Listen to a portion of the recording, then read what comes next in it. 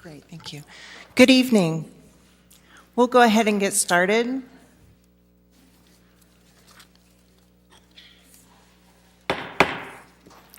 The first portion of the meeting is the annual town meeting of the Peoria Township. The annual town meeting of the town of the city of Peoria is now called to order. Please rise for a moment of silent prayer or silent reflection and pledge of allegiance.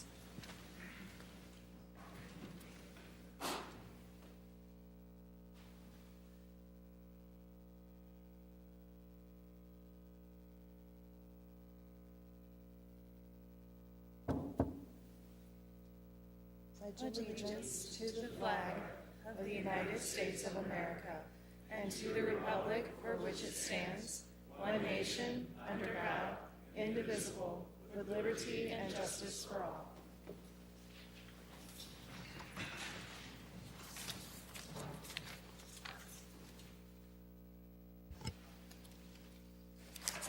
Thank you. So the first portion of the meeting tonight is the annual town meeting of the town of the city of Peoria. The township clerk, which is myself, is the only township official acting in any official capacity at the annual town meeting. Everyone else present, regardless if they are elected official or not, are here as electors or voters, and each has an equal vote in each matter voted upon. So as you entered into the chambers this evening, someone was checking to see if you lived within the town of Peoria. Each of you will have an opportunity to vote, and when you vote, you can go ahead and raise your hand. It's only registered voters of the township may vote at the annual town meeting. The township clerk, which is myself, obtained a list of the township's registered voters from the Peoria County Election Commission prior to the meeting.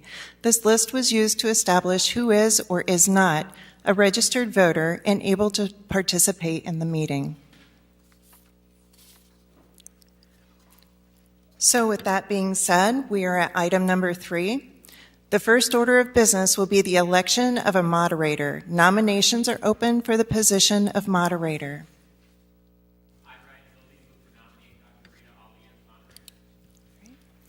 Can I have a second?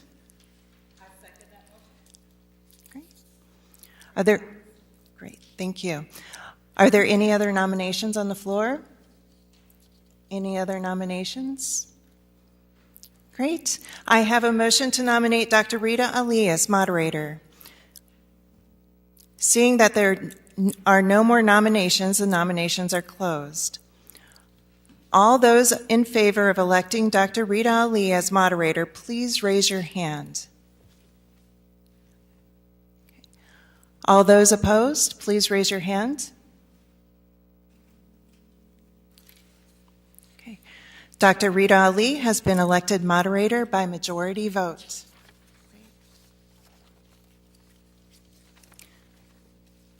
Dr. Rita Ali, if you could please stand and raise your right hand to be sworn in.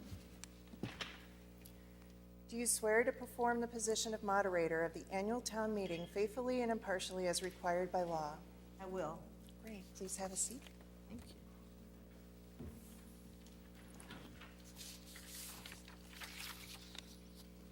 I would like to recognize Madam Tarr, Clerk Tarr, to read the items, please.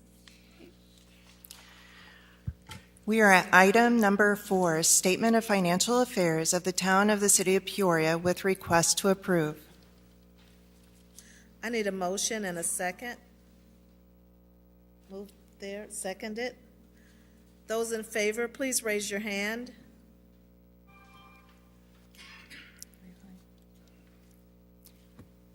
If you live within the township, you can raise your hand to vote on this item. Anyone present? Great, thank you. Those opposed, same sign. Please raise your hand. Okay. Motion passes by majority vote.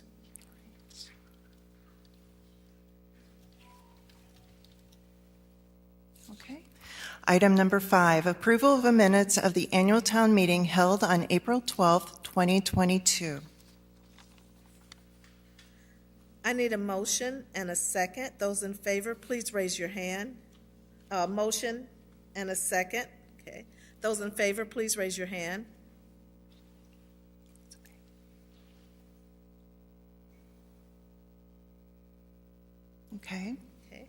Thank you. Those opposed, please raise your hand. Motion passes by majority vote. Okay. Madam Clerk? We are at item number 6, citizens' opportunity to address the electors.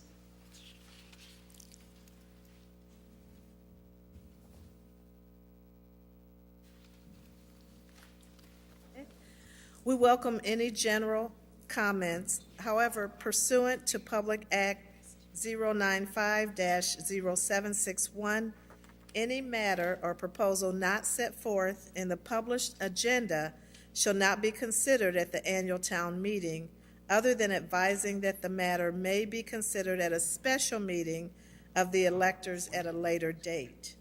Any 15 or more registered voters residing in the township may request an agenda item for consideration by submitting it in writing to the town clerk, signed by 15 town electors. Madam Clerk?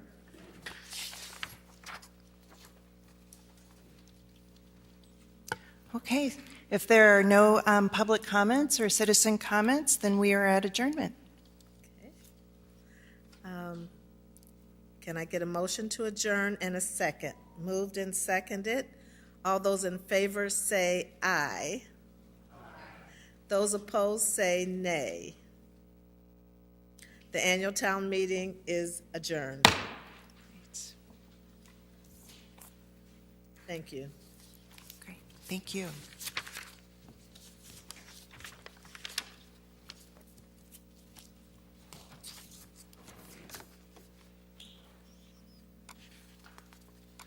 At this time, I'd like to call the meeting of the Peoria City Council to order. I'd also like to welcome everyone in our City Council audience, as well as our listening audience at WCBU. I'd also like to welcome the audience watching on cable channel 22. Madam Clerk, the council mics are open. Please call the roll. Mayor Ali, Present. Councilmember Allen, Councilmember Sear, Here. Councilmember Graham, Councilmember Jackson, Here.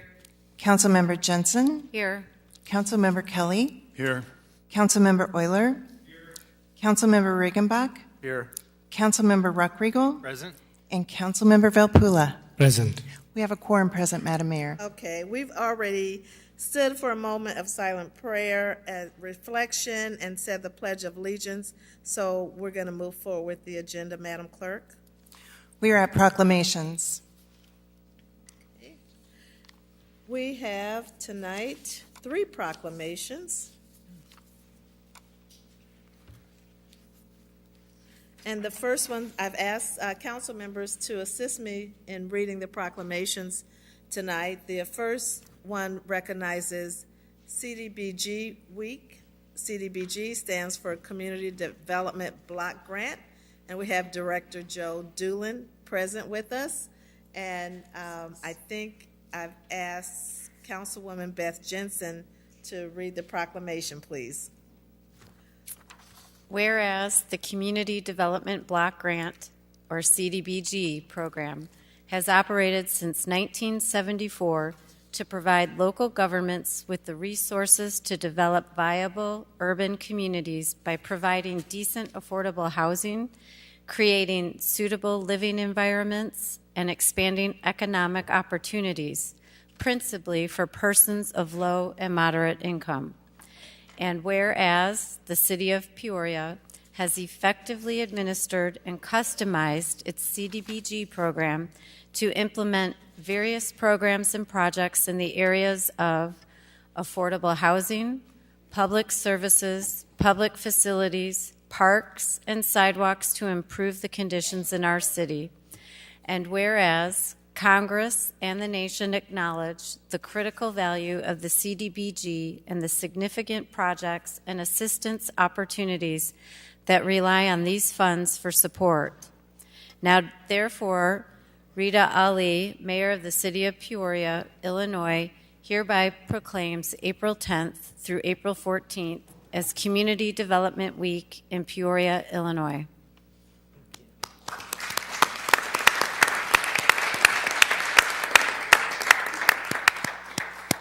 Director Doolin. Thank you, Mayor. Thank you, Councilwoman Jensen. Thank you, Council. So this week marks the National CDBG Week. CDBG stands for Community Development Block Grants. Over the last many years, the city, because of its entitlement community through HUD, receives an annual allocation of funds specifically for the city of Peoria to use for all those things Councilman Jensen highlighted.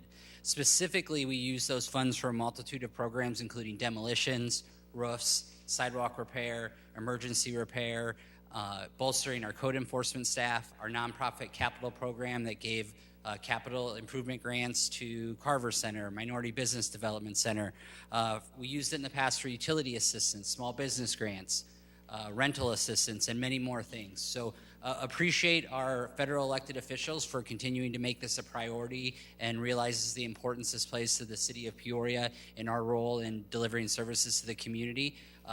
But with all that said, all of the money in the world would be great, but one of the special things that we have at the city of Peoria is a fantastic staff that delivers those services and comes up with those programs.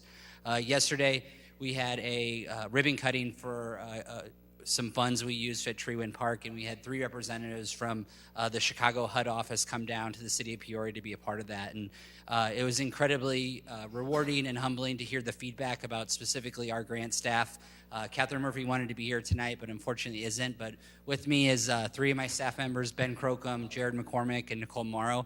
And the daily work they do to administer these programs with the rest of the community development staff really speaks. And to hear that feedback from HUD officials who work with city officials all throughout the United States, and for them to be able to praise our staff, just really appreciate it. So thank you everyone for that, and really thank our federal officials for continuing to fund these programs. So thank you. Director Doolin, where are those other staff that you mentioned? Can they stand up? Can you stand up, please? Thank you. Great work.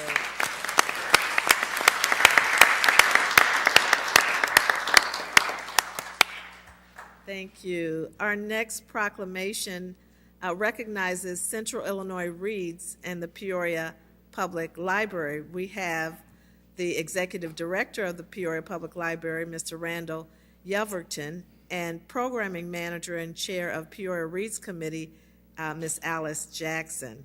Our proclamation will be read by Council Member Euler. Thank you. Whereas April 23rd through April 29th has been recognized as National Library Week by the American Library Association, and the Peoria Public Library has endeavored to celebrate this momentous occasion with the kickoff of Peoria Reads, our One Book, One City initiative. And whereas this year Peoria Public Library has chosen to partner with several sister libraries to create Central Illinois Reads, a special partnership focused on the freedom to read, which is essential to our democracy, yet consistently under attack.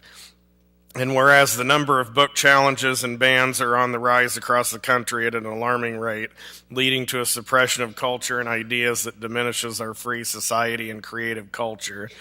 And whereas area libraries, including Peoria, Chillicothe, Dunlap, Fond du Lac, Illinois Prairie, Morton, and Pekin, and additional partners, Bradley University, Methodist College, and Neighborhood House, have joined together to shine light on the harmful impacts of censorship with special programs and events, and plan to bring nationally known and best-selling authors to our city.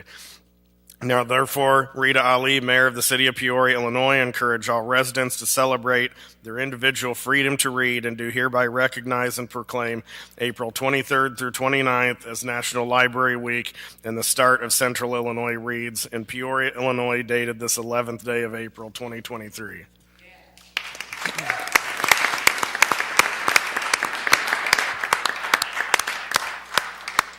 Mr. Yelverton. Thank you, Mayor Ali, and members of the City Council for taking the time to highlight what we believe is an incredibly powerful partnership here in Central Illinois. For the first time, Peoria Public Library, 6 of our sister libraries, and community partners, including Bradley University, Methodist College, and Neighborhood House, have created a special partnership focused on the freedom to read, which is essential to our democracy, yet under attack via soaring book challenges and bans nationwide. Just a couple of weeks ago, the American Library Association released new data showing that book challenges nearly doubled in 2022 over 2021. They are also the highest they've been since the American Library Association began keeping track of these things more than 20 years ago. One of the greatest freedoms we enjoy is the freedom to read. The Freedom to Read statement, as crafted by the American Library Association and others, was first adopted 70 years ago this June. It reads in part that free communication is essential to the preservation of a free society and a creative culture. Together, we will be shining a light on this essential right and encouraging everyone to read outside their comfort zones and unite against book bans. Now I'd like to introduce Alice Jackson, Head of Programming, and our Peoria Reads Committee at Peoria Public Library. She's going to introduce our community partners and talk a little bit about some of the exciting program we have coming up over the next few months. Alice? Thank you. We've come before you year after year and talked about Peoria Reads, our One City, One Book program. This year we've reached out to our sister libraries in the area and created Central Illinois Reads to discuss this very important topic of challenged and banned books. In addition, like we said, to our longtime partners of Bradley University Methodist College and Neighborhood House, we also have Chillicothe Public Library, Dunlap District Public Library, Fond du Lac District Library, Illinois Prairie District Public Library, Morton Public Library, and Pekin Public Library. And we do have a couple representatives here this evening from some of our sister libraries. We are committed to celebrating our freedom to read beginning this week and culminating the first week of October, which is Banned Books Week. Between now and then, we'll host a variety of programs, including nationally known authors whose books have been banned. We'll have movie screenings of films based on banned books, discussions with librarians who are pushing back against intolerance, and talks with high school students who are standing up for their freedom to read as well. We are kicking off things this Thursday at 6 p.m. at the Main Library with Dr. Emily Knox.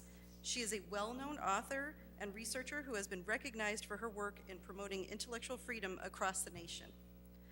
As I said, we'll continue this series of programs throughout the summer, wrapping up in early October.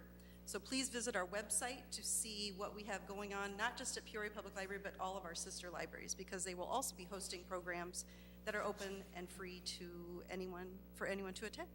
So thank you very much. Thank you.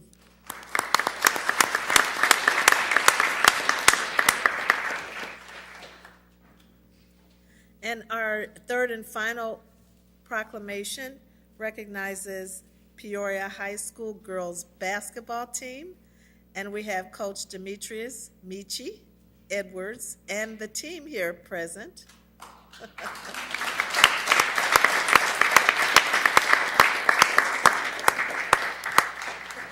We're going to have Councilman Chuck Graham to read this proclamation. Thank you, Mayor Lee. Whereas we are here tonight to honor the Peoria High School girls basketball team on their third place Class 3A win, making this achievement the highest finish in school history. And whereas female Lions, known as Lionesses, hold an important role in the pride of Lions, Lionesses are responsible for protecting the young, providing for the family, and above all, the Lionesses always look out for each other. It's no wonder that in literature they're seen as symbols of the divine sisterhood, strong women supporting each other. And whereas with 29 victories, the Peoria High School girls basketball team set the record for the most wins in the school's history. And boy, Peoria High has quite a storied history. Whereas the team conquered at both the Limestone Holiday Tournament and the Manual Holiday Tournament, and were the Big 12 Conference champions for an astounding 4 consecutive seasons. And whereas these student athletes here today demonstrated hard work, commitment, dedication, determination, and teamwork throughout the season, on and off the court, exhibiting their academic prowess with a cumulative grade point average of 3.97.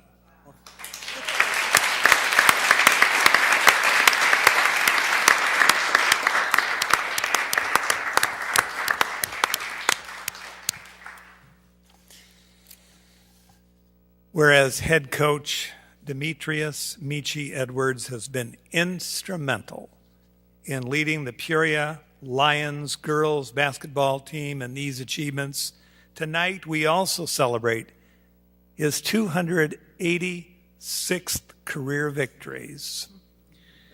Now, therefore, Mayor Rita Ali, Mayor of the City of Peoria, does hereby celebrate and acknowledge the successes of Peoria High School girls basketball team dated this 11th day of April, 2023. Wow, congratulations.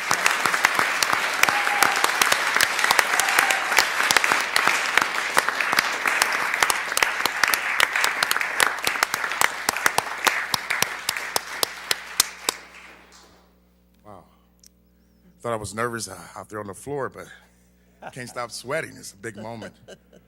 Rightfully so for these young ladies. They work really, really hard throughout the season, not just on the court, as you said, right off their grade point average in the classroom as well. That's one of the things we really focus on. Not only are you a great role model on the floor, but first of all, you got to be a student athlete, not athlete student. They rose to those occasions throughout the year.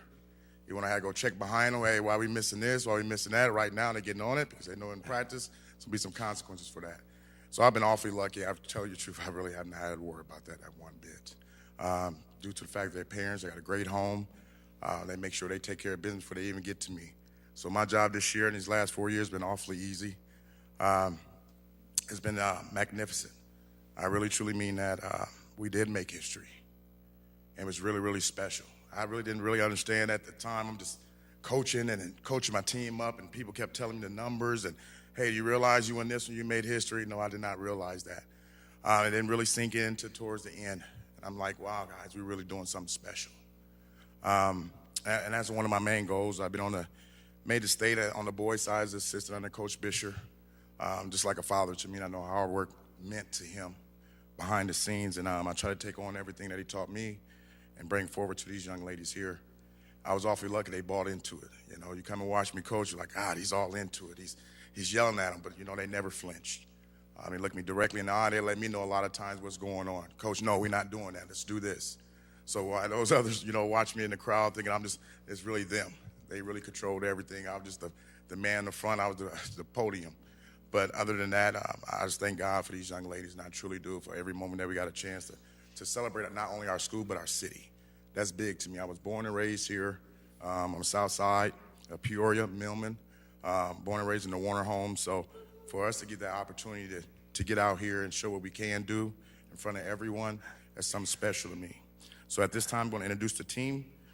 Number one, Nyjah Rutherford, Jr. Raise your hand. Step forward, please. Unbelievable. I remember when I coached her sister, and she was really little. I keep telling this story, and I will to the day I'm gone. She tugged my leg and told me, Coach, one day I want to play for you. And rightfully so, she did. And she's a very awesome young lady, first of all, before we talk about basketball. Awesome student, just unbelievable. One of the biggest things her mom was scared of because she didn't talk very much. She was awfully quiet. So before she leave me, she will communicate and talk. Now she's laughing and giggling, talking, and doing all the good stuff. It's Nyjah Rutherford.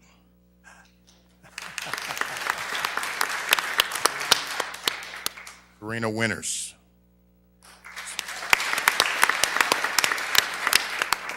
Senior, did whatever it took for our team. Always smiley, call her smiley face. She works hard. Always want to know what's going on. She's not that type of kid. Don't go out there and do something, don't have a clue what's going on. She might ask you 20 times, but before she get out there, she'll make sure she knows what she's doing. Unbelievable student. Very proud of her. She was getting on her. She didn't blink not one time. Awesome family. So I just thank God for Serena and a lot of these young ladies. Serena Winters. Simone Jackson, number 4. Moni Moan. See, that's my assistants. All right. See a sophomore, come up here real quick. I'm going to go through this real quick, okay, guys? I got 56 seconds. All right, she's a sophomore, awesome kid. She probably should have played this a little bit more, but we had a lot of veterans ahead of her, and she did really well. Simone Jackson. Allie Craig Edwards, senior, my daughter. Easy not only as a coach, as a dad too. I learned a lot from her. She's a hard worker. We were in super sectionals. She goes home and submit a paper to her professor. So that's the type of kid she is. So thank you very much. Coach, senior, number 13, unbelievable, works hard. She's very, very crafty, does a little bit of everything. Alana Jackson. Action Jackson, she's unbelievable. Best defenders. Kennedy Smith, a freshman, so she got a long way to go. But she works hard. Thank you.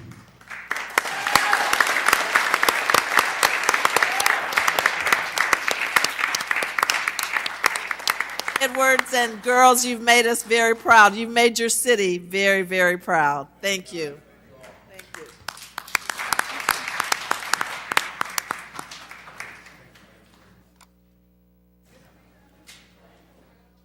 Madam Clerk? We are at the approval of the minutes. Councilmember Euler? Thank you, Madam Chairwoman. I move to approve the minutes of the special city council meeting held on March 21st, 2023, and the minutes of the regular city council meeting held on March 28th, 2023, as printed. Seconded by Councilmember Allen. Any comments or questions? Please cast your ballots. Motion passes unanimously. Madam Clerk? We are at the town board portion of the agenda. 23-102 is a public hearing regarding the 2023-2024 budget for the town of the city of Peoria. Trustee Graham? Mayor Lee, I move to open the public hearing regarding the 23-24 budget for the town of the city of Peoria. Thank you. Is there a second? Seconded by Trustee Allen.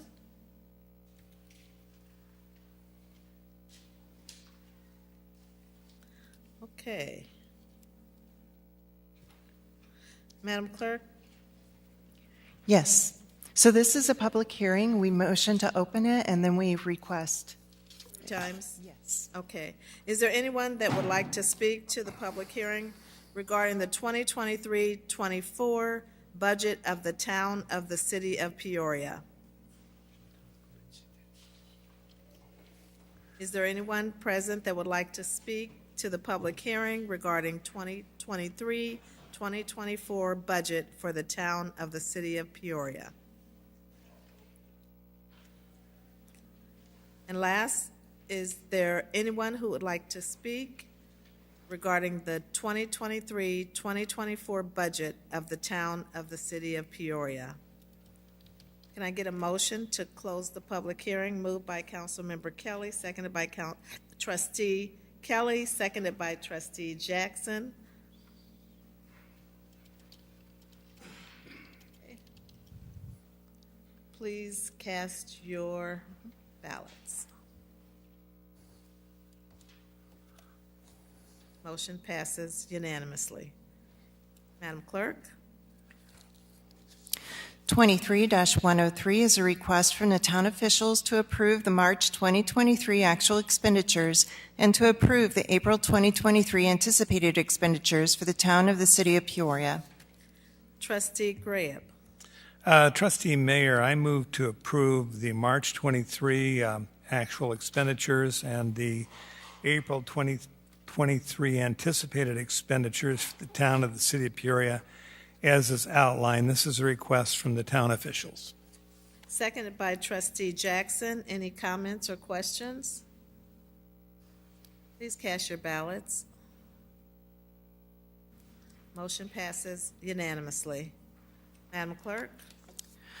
23-104 is a resolution consenting to the employment of Mesher, Reinhardt, and Redling Schaefer as town attorneys with request to approve. And on your desk, there is a yellow handout of a letter from Mesher, Reinhardt, and Redling Schaefer, signed by John Redling Schaefer.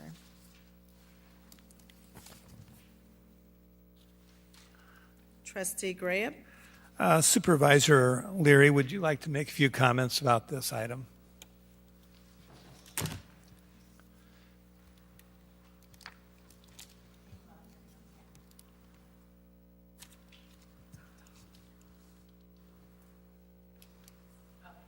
guys hear me now? All right. Yes, as the supervisor of the Peoria city of the town of Peoria Township, I spoke with my colleagues, our fellow township officials, the Madam Clerk, Stephanie Tars, Stephen Morris, Max Shafley, and myself. We had a committee meeting, in which we all agreed it was best to retain John Redling Schaefer as our township attorney. He has been with the township for several years. He has expertise and is very versed in township law, township codes, and has done it for several, I believe, close to 2 decades. So I think it's in our best interest to have someone with that type of expertise to be, working alongside Peoria Township. I think that is all that I have in regards to him being our attorney. So all we're asking is just the consent to continue to work with him. Yes, and Trustee Mayor, his rate has remained the same now for 3 years, the hourly rate. Each year, we evaluate the situation, and he certainly is well qualified. I believe Attorney Birchie is considered to be an expert in township law, and he came out of that law practice to help us. And so I would certainly be pleased to move to approve the employment of Mesher, Reinhardt, and Redling Schaefer as town attorneys. Move to approve, as outlined. Is there a second? Seconded by Trustee Riggenbach. Any discussion? Please cast your ballots. Motion passes unanimously. Madam Clerk?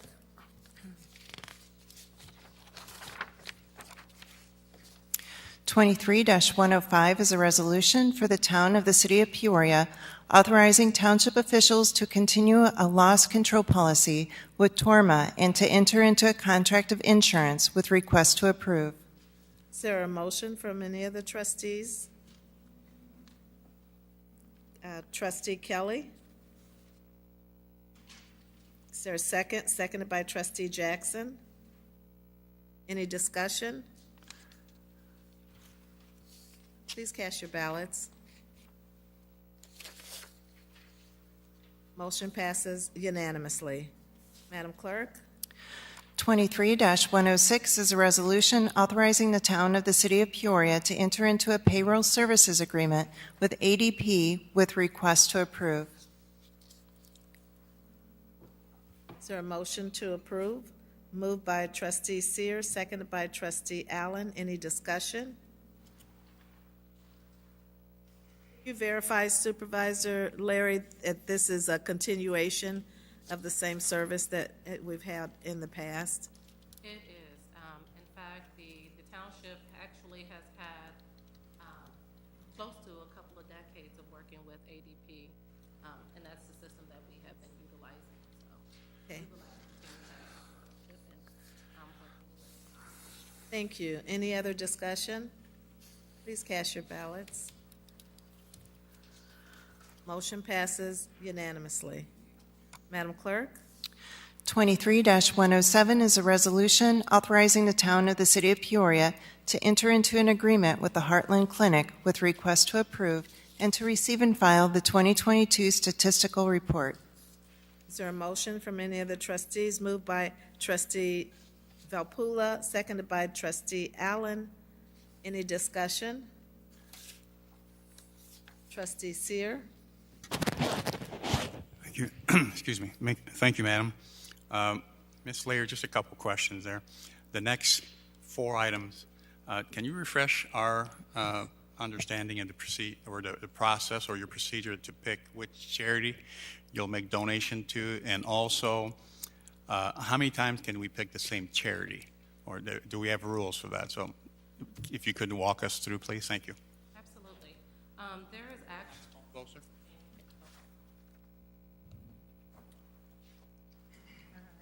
Well, the township has adopted the emergency assistance guidelines, and that's what we abide by. There are no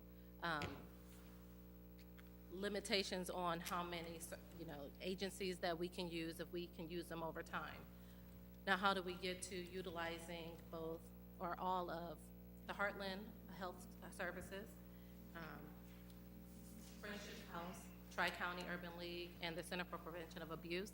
Is one of the things that we want to do is stay very close to what township law is. Our townships are there to do, and they're there to serve the community. In fact, our logo is to serve the people where they live. And with that, I had some notes here on the things that we are addressing with the agencies and organizations that are picked out, that we are making donations to. With the Heartland Health Services, we are addressing healthcare services for those who do not have accessibility to healthcare in the community. With the Friendship House, we are addressing food insecurity in the North Valley, in which they have a food pantry, but not only that, they also provide services for residents in the community that may not have access to food. And they provide food, or I should say lunches, for the kids, especially during the breaks, school breaks, summer breaks, as well as additional programs. But it's to help supplement some of the food insecurities on the North Valley of town. The Tri-County Urban League, what we are donating for, or to contribute to, is to help them reach at-risk youth in our community. They have a program that they are rolling out. Actually, it's going to be rolling out here really soon, right before the kids are out of school. And it's going where it is addressing issues with our youth not having, things to do, or to kind of keep them off the streets and keep them out of trouble. And it's using it in the form of gaming. They have a very, very interesting technique, but not only that, a lot of kids like to play games, and video games especially, but it is also to encourage them to learn other skills and other job skills or skill sets that will make them more employable as they get older. And they are targeting ages 12 through 17. And so that is one of the things that I thought was very helpful in serving the community. And then lastly, with the Center for Prevention of Abuse, we are assisting in addressing the needs for residents. That includes men, women, and children who have been victims of violence, assault, abuse, etc. And they are providing shelters, stabilizations, and supportive services to help them move forward to being more self-sufficient. So those are, in a nutshell, the reasons for those 4 agencies being picked. And it also adheres to different areas of our town as well. Thank you. Thank you, Trustee Dr. Ali. You're welcome. Trustee Sear. Trustee Jensen. Thank you, Madam Trustee. I have a question related to the present resolution on Heartland Clinic. I do notice all the other grants that we're being asked to approve are for specific programs or initiatives, and kind of more narrow, whereas this Heartland Clinic agreement is asking us to approve money just for general operating expenses. So I'm wondering if we've done that in the past, and whether that's a factor when you come forward with recommendations, because I just don't remember doing that in the past. Supervisor? Yes.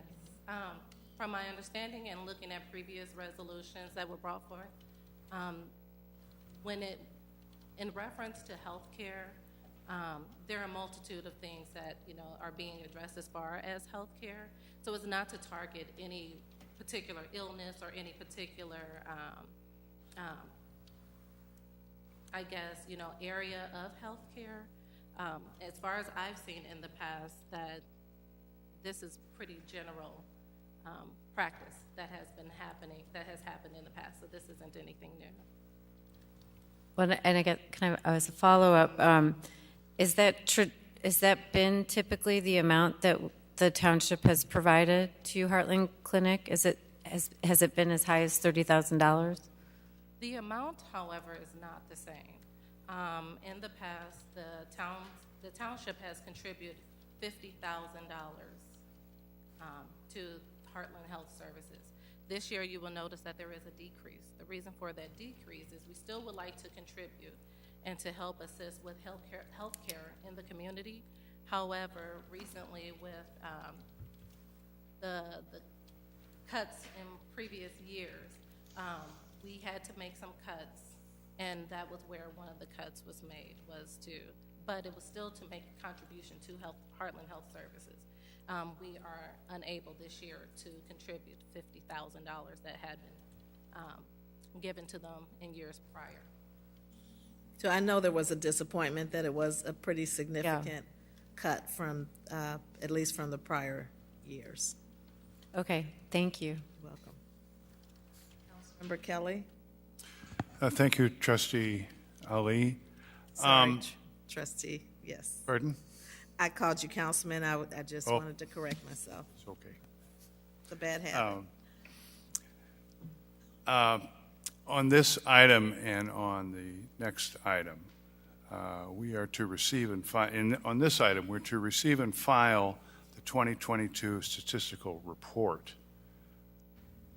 At least on my iPad, I don't have that report.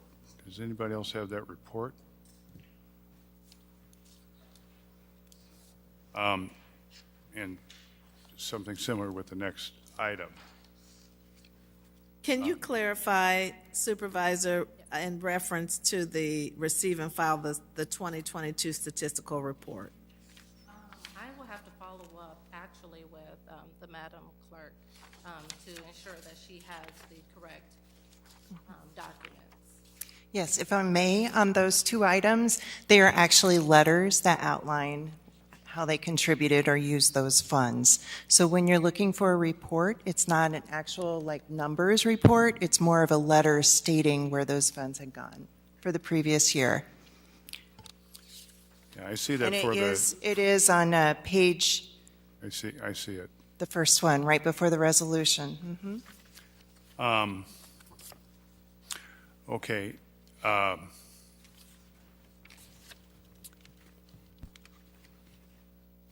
Okay, that's fine. It looks like we're going to get some real info here, and we're not. I don't know why it's called the 2022 Statistical Report, and this is also on the next item.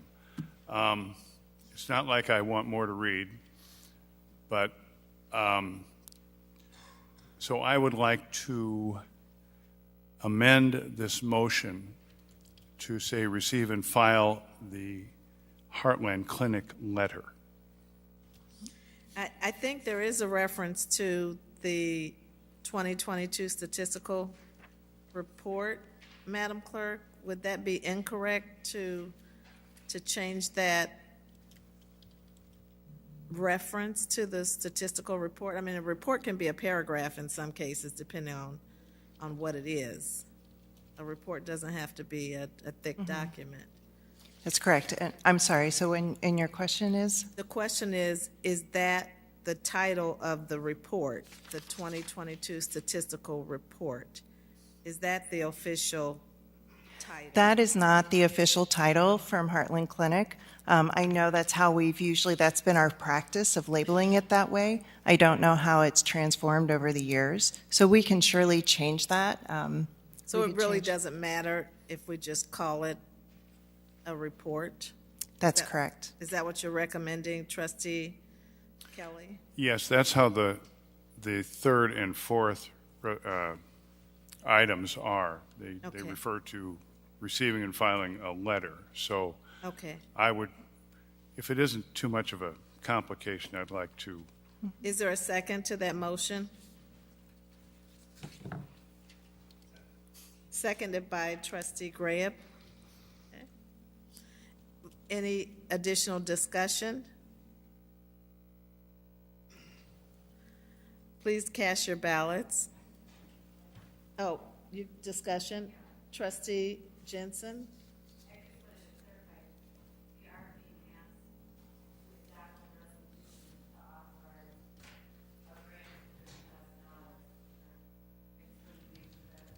That's not missed, right? No, You're no, not. that's- He's not. It's just the title of the report. Okay. Please cast your ballots. Motion passes unanimously. Madam Clerk? We're at 23-108 is a resolution authorizing the town of the city of Peoria to make a donation to the Center for Prevention of Abuse with request to approve and to receive and file the 2022 report. Is there a motion to approve? Moved by trustee Allen, seconded by trustee Reckriegel. Any discussion? Trustee Jensen? So that was on from before. Oh, okay. Please cast your ballots. Motion passes unanimously. Madam Clerk? 23-109 is a resolution authorizing the town of the city of Peoria to make a donation to Friendship House of Christian Service with request to approve and to receive and file the letter included with the resolution. Is there a motion to approve? Moved by trustee Jackson, seconded by trustee Riggenbach. Any discussion? Trustee Jensen? Thank you, trustee Ali. One note, I guess, I make here, in all the other resolutions for the grants that we're being asked to provide, it specifies what the money's going to be used for, whether for the Center for Prevention of Abuse, it was for mental health services, and for Friendship House, for the Heartland Health Clinic, it was for general operating expenses. I believe the request here is for the grant to be used for the Friendships House food pantry program or food pantry services. That, however, is not clarified in the resolution. So it's just for the future to make sure that's clear, because we're just granting them $10,000. It doesn't say what it's specifically for.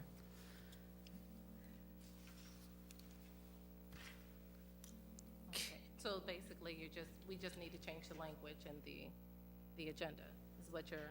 It doesn't have to be on the agenda, just in the actual resolution. Since it should be consistent with the other ones, we're specifying specifically what the grant is for and what it can be used for. If we approve this resolution as is, we're just giving the organization $10,000, which they could use for whatever purpose they decide, not necessarily just for the food pantry. I think the motion was made by trustee Jackson. Would you want to move to also amend the motion to include the purpose? Yes, trustee Ali, I'd be happy to do that. I was just kind of looking to see, were you referencing the first page? Because I'm looking on the actual letter from... It's on the resolution that we're being asked to adopt. Okay. Trustee Ali, I would like to make a motion to amend the resolution so that it reads to include these funds would be used specifically for the purpose of food distribution at the Friendship House. Trustee Riggenbach? I'm just not sure if that's really appropriate in this case, because it says Food pantry services. but the donation is to empower them, and it is open-ended, and it says that the stipulation is they provide a report next year as to how they've spent that money. So I think we might be tying their hands unnecessarily here, because the 2022 report shows that food pantry and food relief was how they used it, but that I don't see where we're coming up with the idea now that it needs to be that way again for the coming year.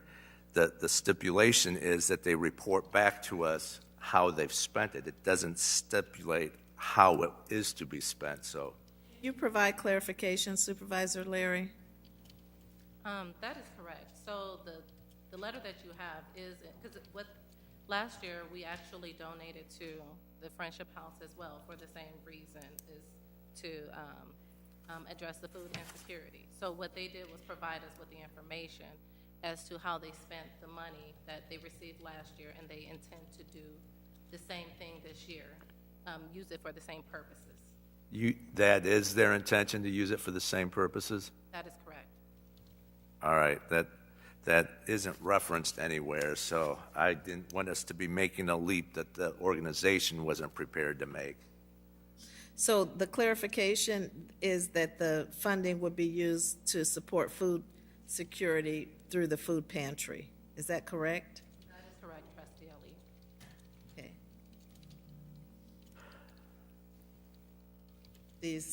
Do you second that, or I mean, are you uncomfortable with that? I'm uncomfortable with that, honestly. Okay.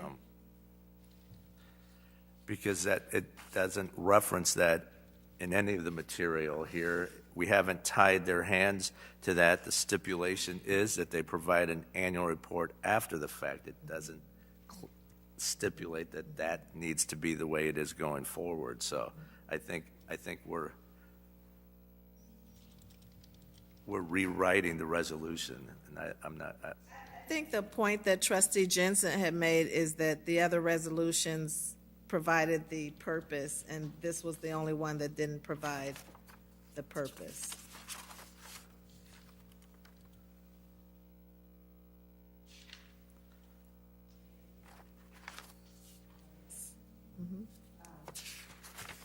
All the other resolutions provide a specific purpose, and then they also say that they'll file a report at the end of the year.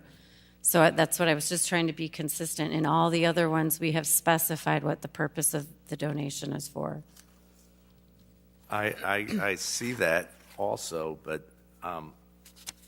is this just a Scrivener error that left that out? Well, perhaps that's a question for, I don't know. I'm not trying to be difficult, but I don't want to tie their hands.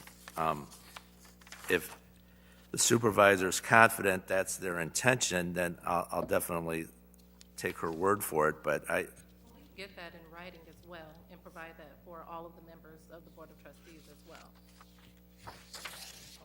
I think it's the question is to you, Supervisor, is do you see a problem with amending the ordinance to say that it's for food security or the food pantry, that's the purpose?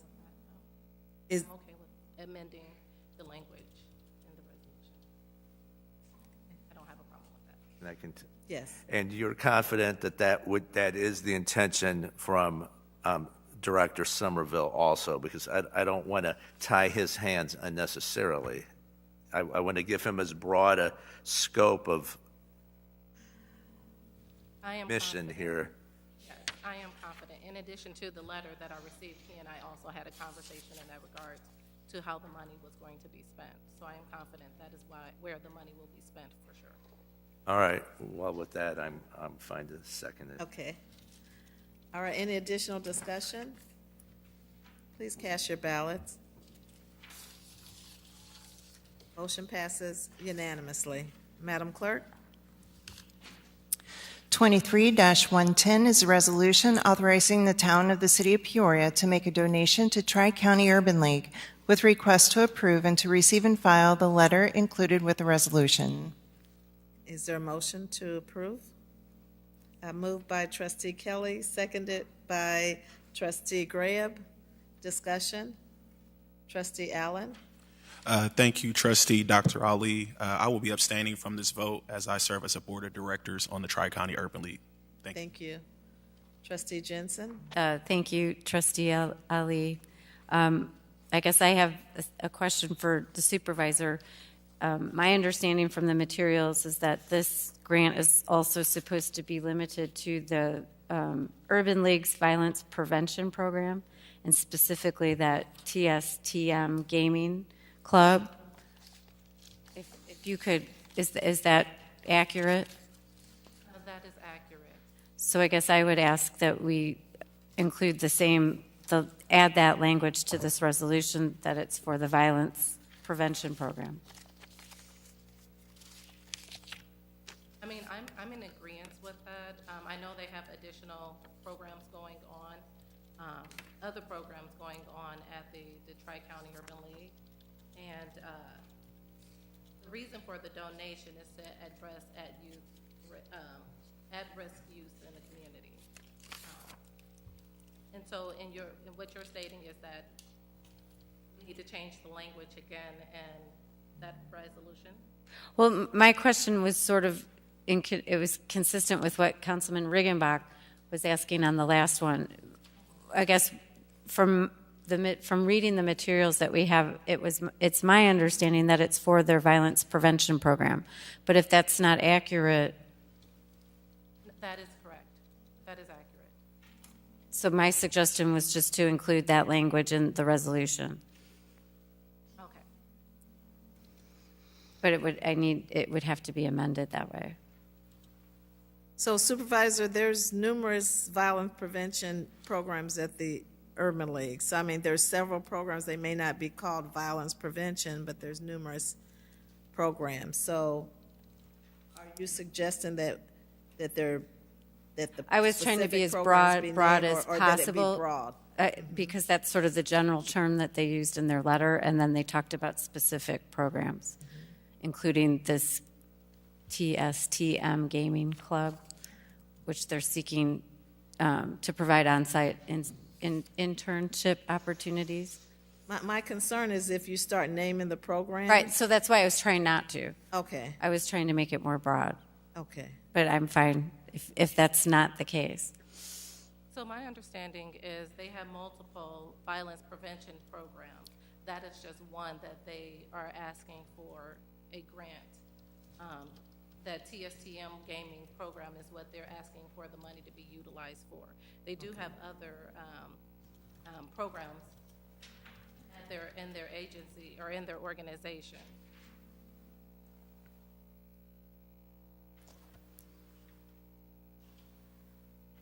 So the way that it's written is the way that it was requested. Is that right? That is correct. Okay. So why wouldn't we honor the request? Pardon? The way that it's, she says that the way that it's written is the way that it was agreed upon. The way that the resolution was written, or the way that the letter was written? The way that the letter was written. So that's why I'm suggesting we amend it so it's for violence prevention programs. You okay with that? Yeah, I'm okay with that. Okay. I don't think you made the original motion. No, I didn't. Okay, the motion was made by Trustee Jackson, I believe. I think Madam It Clerk. was, I'm sorry, it was Trustee Kelly, seconded by Trustee Kelly. Graham. Trustee Kelly, and it was seconded by Trustee Graham. Trustee Kelly, do you want to amend to include violence prevention?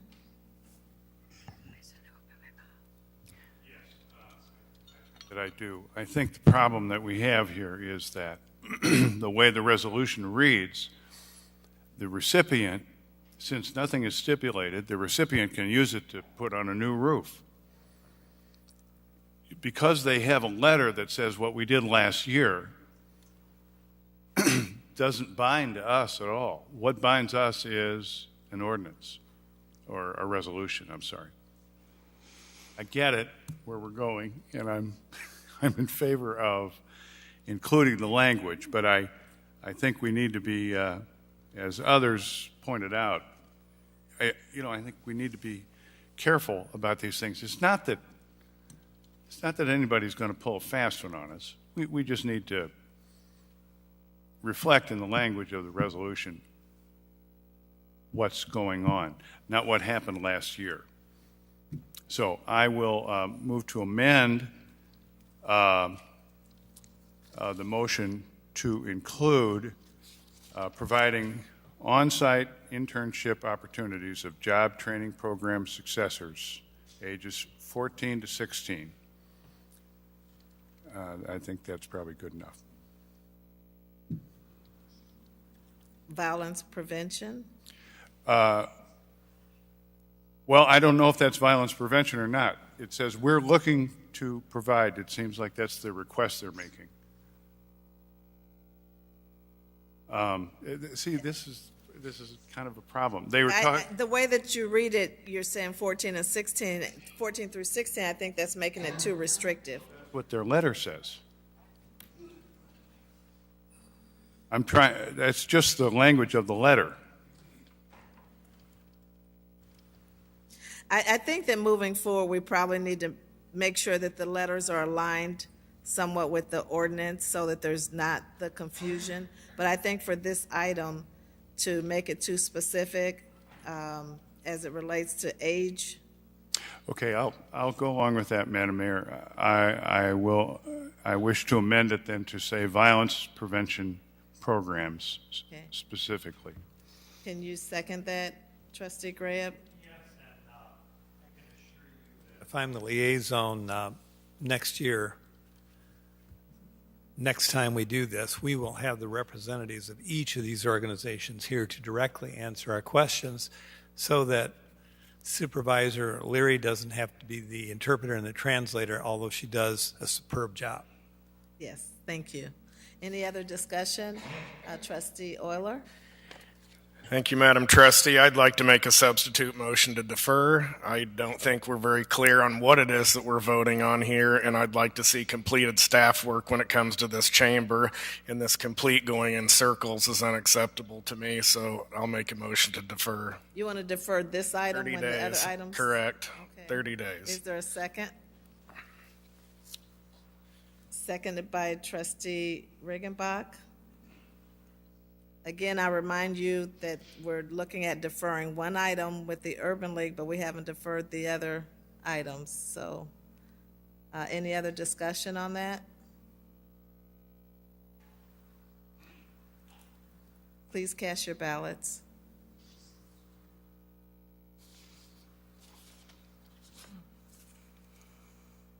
Motion fails with 6 nays. Ali, Sear, Graham, Jackson, Jensen, Ruck, Riegel, and 1 abstention, Allen.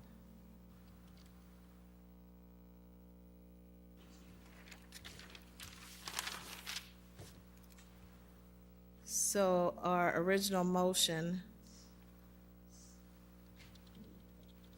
has still not been voted on, and that was to approve. It was moved by Trustee Kelly, seconded by Trustee Graham.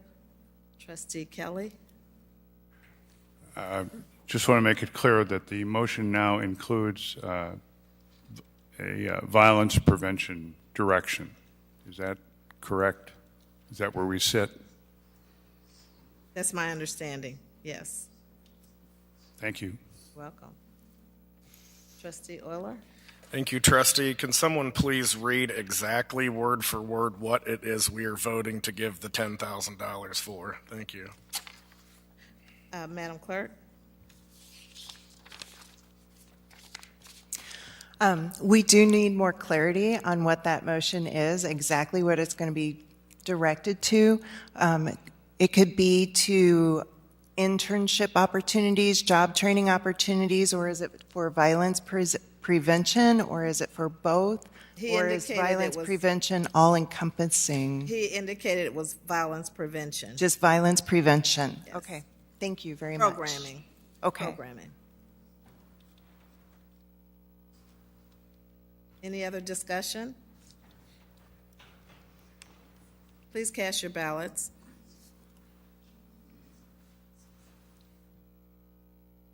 Motion passes with 1 abstention, Allen. Madam Clerk? 23-111 is an annual town budget and appropriation ordinance for 2023-2024 with request to adopt. Trustee Graham? Move to approve that budget and appropriation ordinance for 23 and 24, and also with a request to adopt. Can I get seconded by Trustee Jensen? Any discussion? Trustee Seer? Thank you, ma'am. Madam Supervisor, question about the budget would be, number one, I asked you earlier, tell us a little bit about the cash reserve. I'm sorry, can you repeat? Tell us a little bit about your cash reserve. What is the cash reserve right now? Because I don't see it on the statement. Yes. Currently, our cash reserves are sitting, and I have a rough estimate. I don't have an exact number, but we're sitting at about 15 to 16 months of reserves. We were anticipating that reserves to be reduced significantly. However, just like other taxing bodies, we have been impacted with an increase in the personal property replacement taxes.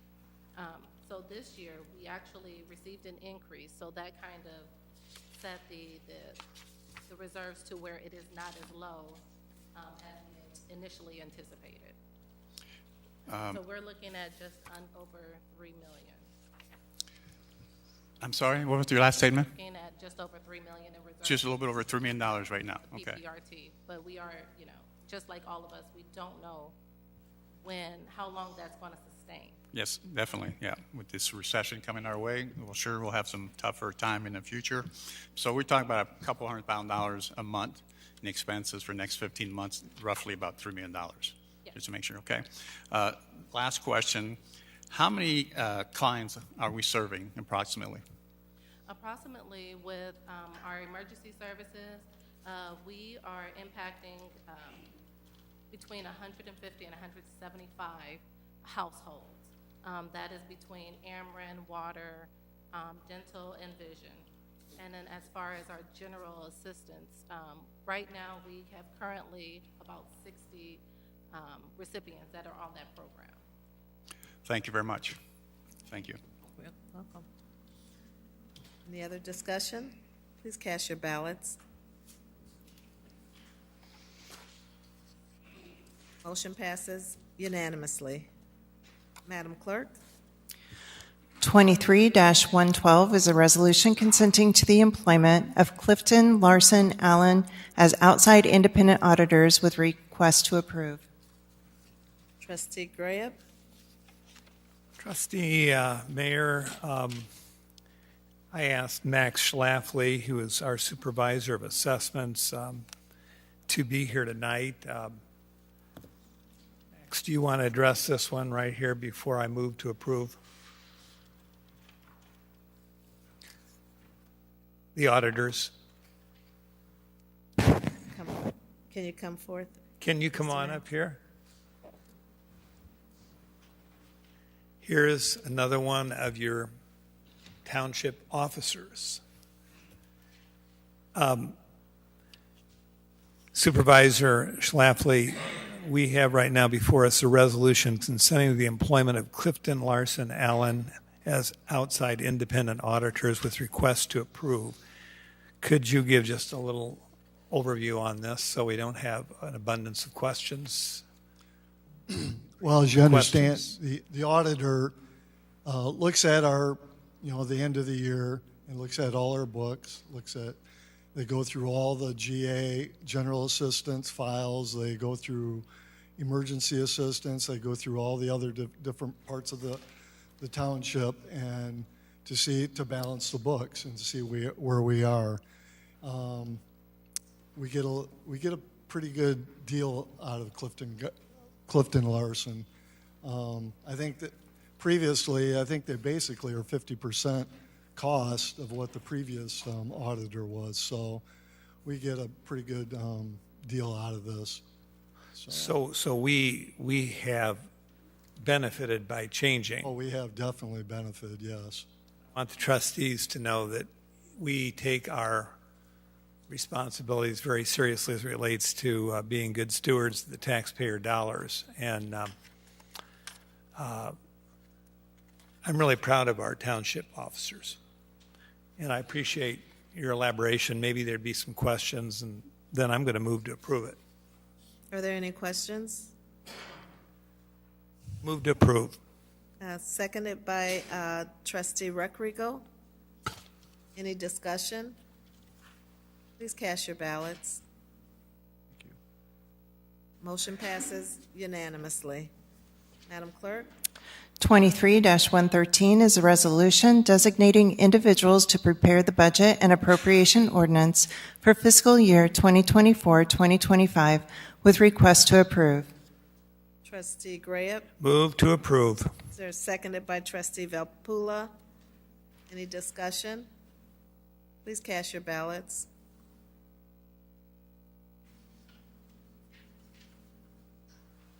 Trustee Seer? Motion passes unanimously. Madam Clerk?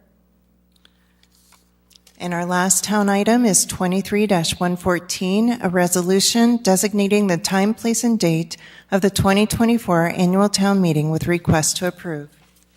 Graham? Can you believe we're looking at April 9, 2024? So I'm going to ask that you approve the resolution designating that time, place, which would be right here, and date for the 2024 annual town meeting. I'm asking that you approve this. Seconded by trustee Riggenbach. Any discussion? Please cast your ballots. Motion passes unanimously. That's the end of our town meeting. Thank you. Thank you, Supervisor. Madam Clerk? We're at the city portion of the agenda, and we're on the consent agenda. 23-115 is a communication from the Mayor and Corporation Council with a request to approve the declaration of local state of emergency, and on your desk there is a handout with an updated declaration. 23-116 is a communication from the City Manager and Director of Community Development with a request to concur with the recommendation from the Community Development Block Grant Public Services Commission to approve the 2024 CDBG Public Service Application. 23-117 is a communication with a request to approve the low bid of J.C. Dillon, Inc. and award a contract in an amount not to exceed $200,000 from the base bid of $41,276.40 for the concrete repairs contract 2023. 23-118 is a request to approve a low bid of R.A. Cullinan, a division of UCM Inc., in the amount of $610,480.85 and award a contract for the Nebraska Avenue Overlay Project 2023 with an additional authorization of $61,019.15 for contingencies for a total contract award of $671,500. 23-119 is a communication with a request to approve a one-year contract with Fire Recovery USA with an optional year-to-year renewal. 23-120 is a communication with a request to approve a resolution to increase the base salary of the city manager by 3%. 23-121 is a communication with a request to approve a resolution releasing the minutes of closed meetings listed on Schedule A and for confidentiality to remain as to the minutes of Schedule B. 23-122 is our appointments by Mayor Ali to the Advisory Committee on Police and Community Relations with a request to concur of Jennifer Farrell, Sarah Smith, and Justin Talavera. 23-123 is an appointment by Mayor Ali to the Mayor's Advisory Committee for the Disabled with a request to concur of E. Doug Gathers II. 23-124 is an appointment by Mayor Ali to the Construction Commission with a request to concur of David Maroon Jr. 23-125 is an appointment by Mayor Ali to the Peoria Housing Authority with a request to concur of John Ray Jones. 23-126 is an appointment by Mayor Ali to the Public Arts Advisory Commission with a request to concur of Shirlise Lewis. And that concludes our consent agenda. Are there items to remove from consent? Can I get a motion to approve the consent agenda? Moved by Councilmember Recreago, seconded by Councilmember Allen. Councilmember Jensen. 23-123. 123. Correct.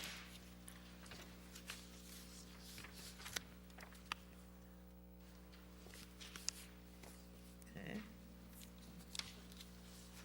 All right, it's been moved and seconded to approve all the other items on the consent agenda. Please cast your ballots.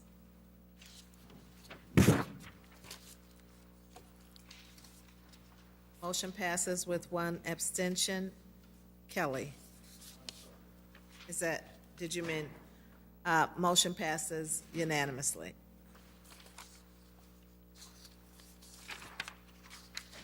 Councilmember Jensen?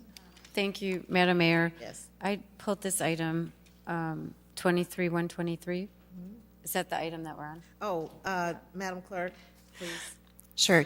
23-123 is an appointment by Mayor Ali to the Mayor's Advisory Committee for the Disabled with a request to concur of E. Doug Gathers II.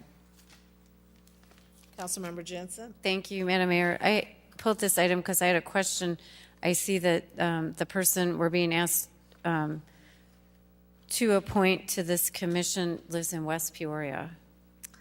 He does. He lives right on the border there of Peoria and West Peoria. There's been a vacancy for a bit with no other applications on file. There's been, in some cases with certain commissions, there has been some individuals, depending on their occupation, depending on certain circumstances, that have been permitted to serve, and that's why he was given consideration. Okay, so I was just wondering if that is the case. Does he work in the city, or is he, See if a the big profile is included. advocate for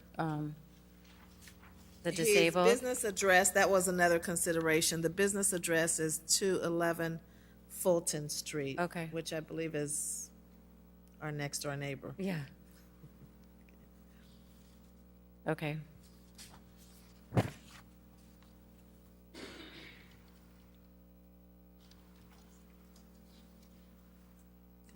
Okay, thank you. Yes. Councilmember Kelly? Nothing like beating a dead horse, Madam Mayor, but it is, Mr. Corporation Counsel, it's fine that someone is not a citizen of the city of Peoria. Is that right? Serving on one of these commissions? I'm looking at those provisions right now, and I'm sorry I didn't anticipate this question. If I could just have a moment. Thank you. Sure. I know that we have individuals on certain other commissions that don't live in the city, that work in the city. I don't know how long that's been going on. I think it's been a practice for a bit. Mr. Manager, can you speak to that at all? I can. For example, our construction commission has members of the commission that live outside of the city of Peoria, but they have businesses in the city or do business in the city of Peoria, and they serve on that construction commission. That would be if we have any type of determination made by our building officials that a developer or a building owner wants to challenge, it would come in front of the construction commission for their vote. Okay.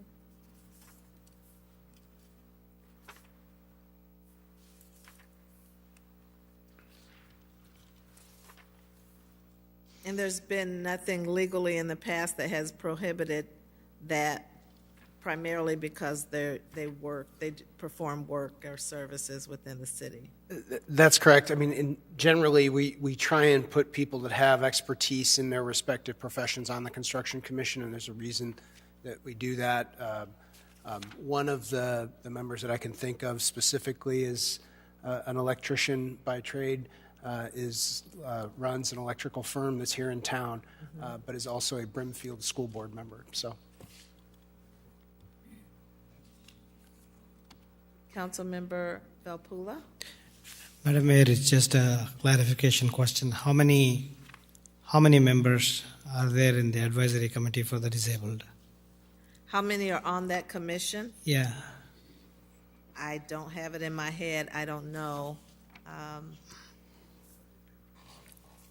I don't recall the number of individuals that are on that commission. I mean, if you want to defer this to the next meeting, I don't see any problem with a deferral so that we can get you some additional information. Yeah. And also, just a clarification, this gentleman has a MBA in finance and he's a corporate banker.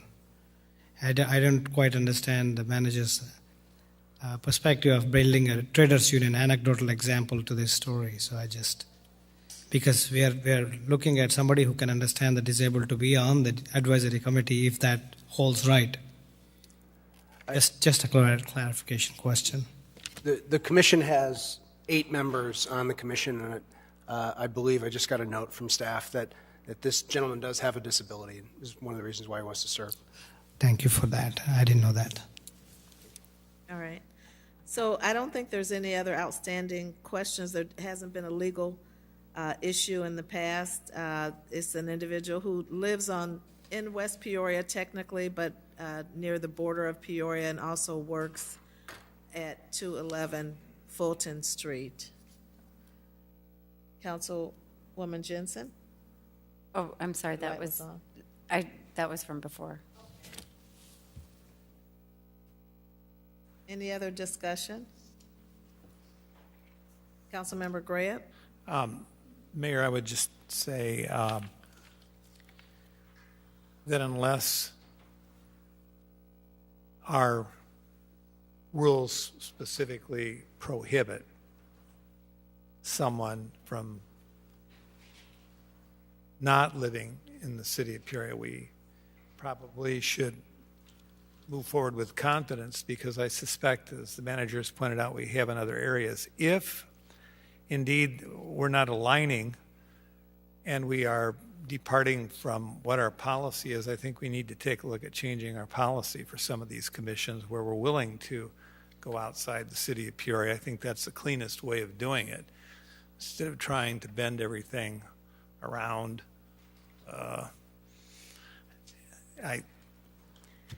Could we, Corporation Council, get a report back on if there's any mandate that the members of this committee have to live within the corporate limits of the city of Peoria? And maybe we could do some research across the board as it relates to any others where that is not the case. The mayor has a huge job. Mayor, you have 300 appointments to make? It's not easy finding people who are interested and who are motivated to do it.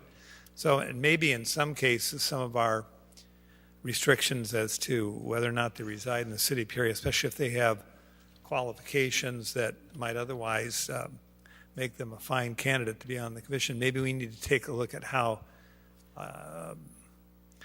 stringent we want to be on these. That's all I'm saying. I totally agree. I think that people that work in the city, in case of, some of the exceptional situations, are stakeholders as well. So. Corporation Council, can you get that for us? Yeah, I would welcome the opportunity and apologize I didn't have that information for you tonight, but I'd be happy to provide that at the next council session. Thank you very for that much. opportunity. Yes, sir. Okay. So what's your pleasure, council? Are you comfortable moving forward, or do you want to defer for the next meeting?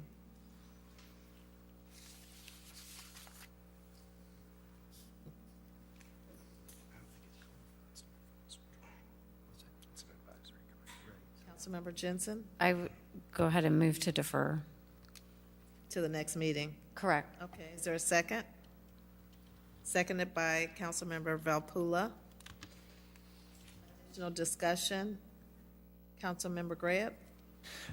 No, I don't. I just don't think there's an immediacy in terms of staffing this commission that it couldn't wait for 2 weeks. So I'll be supporting it. Okay. Please cast your ballots.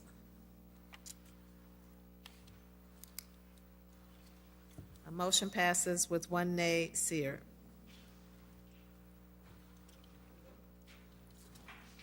Madam Clerk?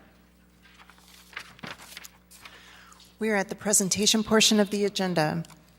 23-127 is a communication from the city manager and police chief with a request to receive and file a presentation on ShotSpotter by ShotSpotter staff. Mr. Manager? Thank you, Madam Mayor. We have representatives from ShotSpotter, who we have used in the city of Peoria for a number of years, that are here to give a presentation. I'd like to turn over some of the introduction to our chief of police. Chief. Good evening, Madam Mayor, Council, City Manager.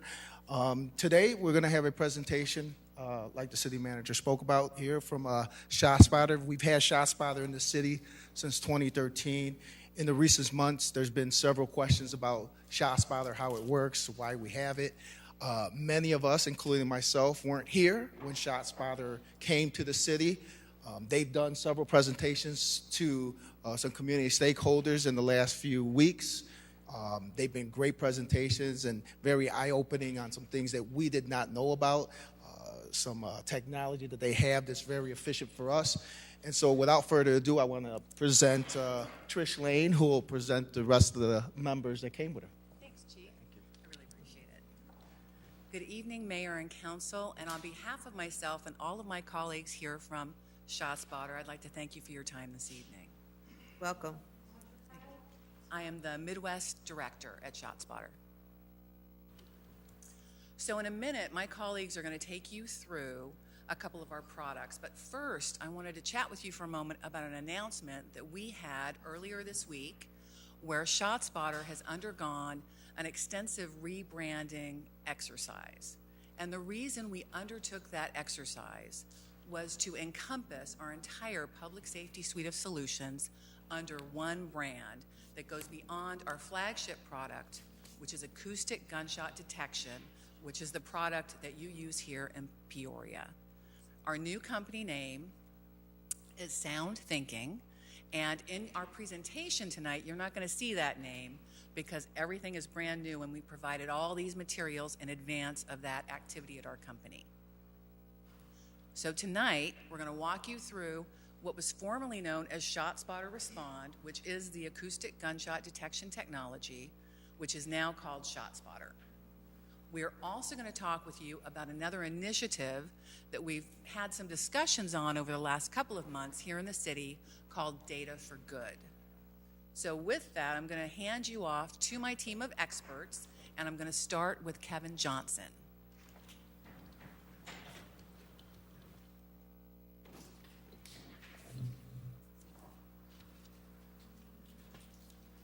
Good evening, Your Honor, members of the Peoria City Council, and representatives of the City of Peoria.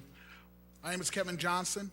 I'm a Customer Success Director with ShotSpotter, and I've been employed with ShotSpotter since May of 2020. Prior to that, I spent 30 years with the Chicago Police Department. I retired as a rank of Deputy Chief with the Chicago Police Department. I was in charge of our community policing strategy with the department, and I was also the Deputy Chief for our Education and Training Division. And also, I was a commander in 2017 when ShotSpotter onboarded in Chicago on the west side. With that, I'll turn this over to my esteemed colleague, Paul John. Appreciate that, Kevin. Happy to be here. Trustees, my name is Paul John, Community Engagement Director at ShotSpotter. Have been working in gun violence prevention and reduction for about 10 years now. I wanted to really bring the expertise to this company to figure out what we can do with our technology beyond law enforcement to help reduce gun violence in communities across the country. So I'm going to turn it over to my colleague Ron, who's going to begin our presentation.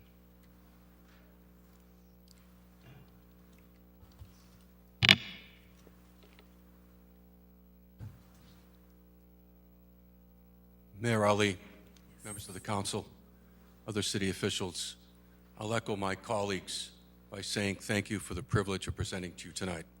I'll try to keep my comments brief. I've got a lot of slides to go through. They were submitted mostly for reference. I know some are concerned that there were many slides, but I will try to get through some of the material. Just a quick overview of the company. ShotSpotter has been in business for over 27 years. We're serving over 150 cities with the gunshot detection technology, which is our focus tonight.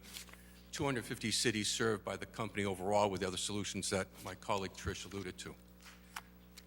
We have over 1,000 miles under contract, 40 patents that distinguish us, and over the last 3 years, we've had an extraordinarily high retention rate among our customers. In my time with you tonight, I'm going to briefly describe what ShotSpotter does, how it does it, but I want to take a couple of minutes first to talk about the why. Why is this something that was brought to Peoria years ago? Why is it something that the chief, his command staff, and the police department, and many of the people of Peoria want to see continue? So tonight, it is possible in some neighborhood that there might be gunfire. What happens next? Well, particularly at night, it might awaken the residents in the immediate area. They might get out of bed, they might comfort a child who's crying, and at some point they will probably go to the window of the front of their home or apartment. What are they expecting to see? They probably expect to see a law enforcement response from your police department. The reality is, without ShotSpotter, that response will not happen. And that's not regarding the police department, it's because no one would have called. What happens across the country in cities like Peoria, gunfire doesn't get reported to the police. What the police get is a small slice of what's really happening, on average, 20% or less. And as we look at our police department to save lives, solve crime, engage the community, their chance of success is well below that. Now, that may seem counterintuitive. You might say, if I heard gunshots in my neighborhood, I would call. But let me briefly tell you, and I've been with the company 7.5 years. I'm a former chief of police twice. I've installed ShotSpotter in both cities where I served, New Bedford, Massachusetts, and South Bend, Indiana. Cities about the same size as Peoria, right around 100,000 population. Why don't people call the police? When I explain the things that I hear from community meetings in the 7.5 years I've been with the company, maybe it makes sense to understand you're only getting 20%. People aren't sure the noise is gunfire. They don't want to cry wolf. They think someone else is going to call. They don't see anything out their window, and it sounds like it's down the street. They're afraid if they call the police will come and the shooter will see that, and they'll be the target next time. Fear of retaliation. Or they've given up because they don't see the police, and they've just accommodated it. They normalize it. They desensitize to it. But if this doesn't get addressed, the gunfire becomes persistent, and shooters are emboldened, and that increases your likelihood of homicides and non-fatal shootings. And it spreads fear in the community. And worse, the residents who don't see a police response, they think the police are omniscient, like the cops on TV that solve every crime. And they wonder, why aren't the police coming to my neighborhood when there's gunfire? They look out the window. From their perspective, as they look out, thinking the police know, but the police don't show, from their perspective, they might think the police don't care. Lawyers call that deliberate indifference. And this creates a vicious cycle. The gun violence continues. There's a negative perception about your agency, even about city officials. This erodes community trust and puts officers at risk. But ShotSpotter asks the question, what if there was a way to address all these concerns? Officer safety, public perception, community trust, and violence reduction. We say you can detect, protect, connect. And time doesn't permit me to go through all of these, but I'll just briefly explain how we do what we do.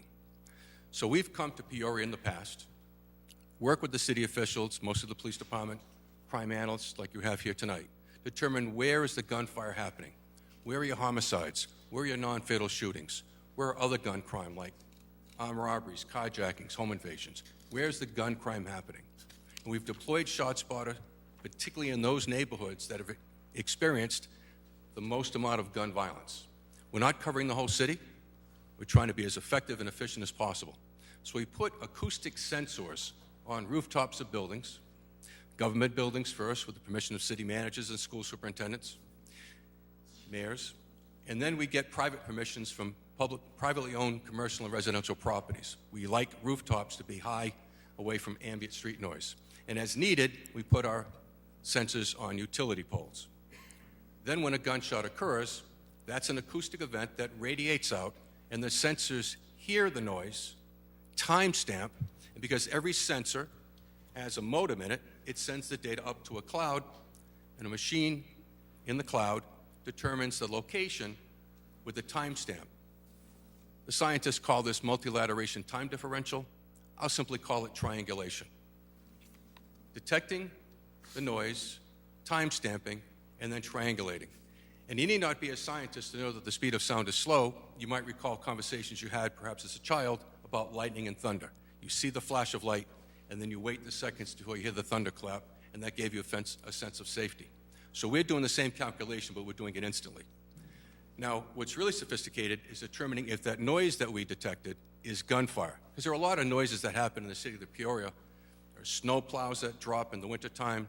There are garbage dumpsters that are dropped when the truck picks up the dumpster, jackhammers, fireworks, and all sorts of noises. How do we know it's gunfire?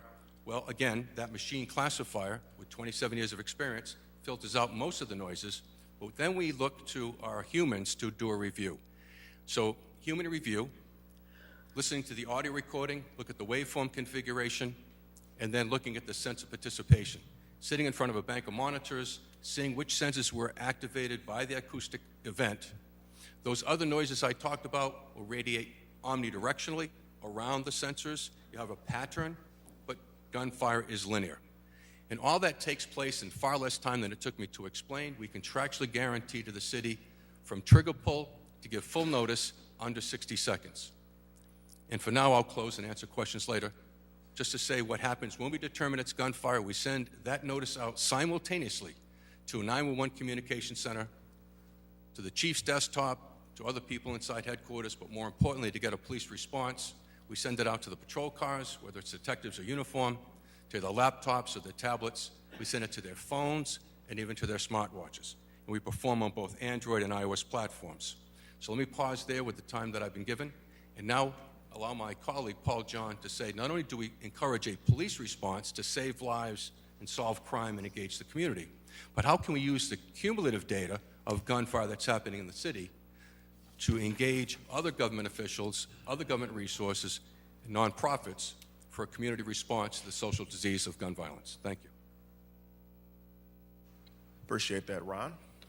So I started at ShotSpotter a couple of years ago, and one of the main things that I realized was the potential of this technology, right? The potential of the data that we collect across the country, and not only sending officers to the locations sending notifications to officers within 60 seconds of shots fired, but what can we do to follow up in those specific areas that probably need help more than other parts of the community? So we'll start off with some of the information that we do know about what's happening across the country, and that's 41,000 Americans dying from gun violence every year. And in this country, 25 times more likely than other countries, other high-income countries, to suffer from gun violence as well. In addition to the deaths, there are people living with these injuries every day. 200 people in America suffer from non-fatal gun injuries every single day in this country, and nearly 1/4 of those individuals will suffer a non-fatal gun assault at least one more time in the next 10 years by the age of 24.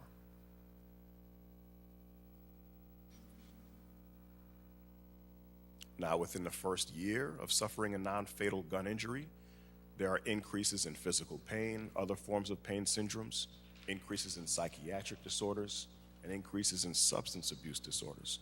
So gun violence is not just gun violence. Gun violence is affecting people across the country and across these communities in ways unseen.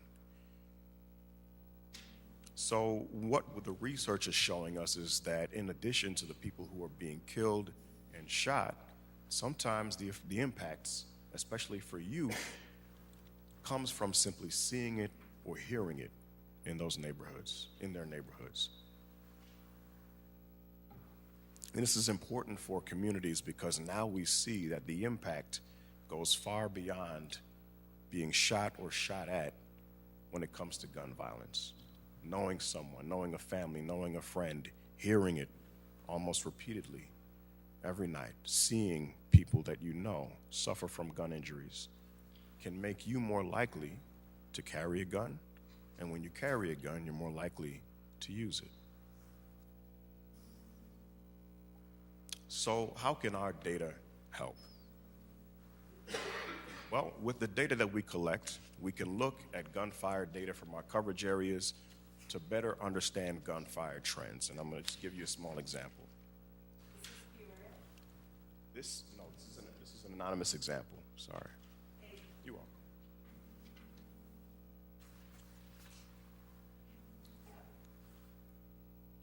So we can identify schools and communities most in need of support in addition to the support that they may get from law enforcement. And within schools, we think about what I think exists here in Peoria, which is a Handle with Care program, what we would call precision handle with care. And that's a way that we can layer ShotSpotter data on top of information that schools are already getting from law enforcement to show you which students may have been exposed to gunfire within our coverage areas. This way, we can try to make sure that those students are handled with the care that they need, and not necessarily diverted to the criminal justice system. We can identify and monitor trends, times of the day, days of the week, and when there is a rise in gunfire alerts. Now, what you'll see here is that this data in this specific community, I go back here, indicates that a lot of the gunfire is happening on Fridays and Saturdays, but also at night in the wee hours of the morning. And specifically, these two schools are suffering the most from gunfire. This is the kind of analytics and data we can provide to Peoria. You could also see specific incident details without disclosing any personal information to protect the privacy of your residents.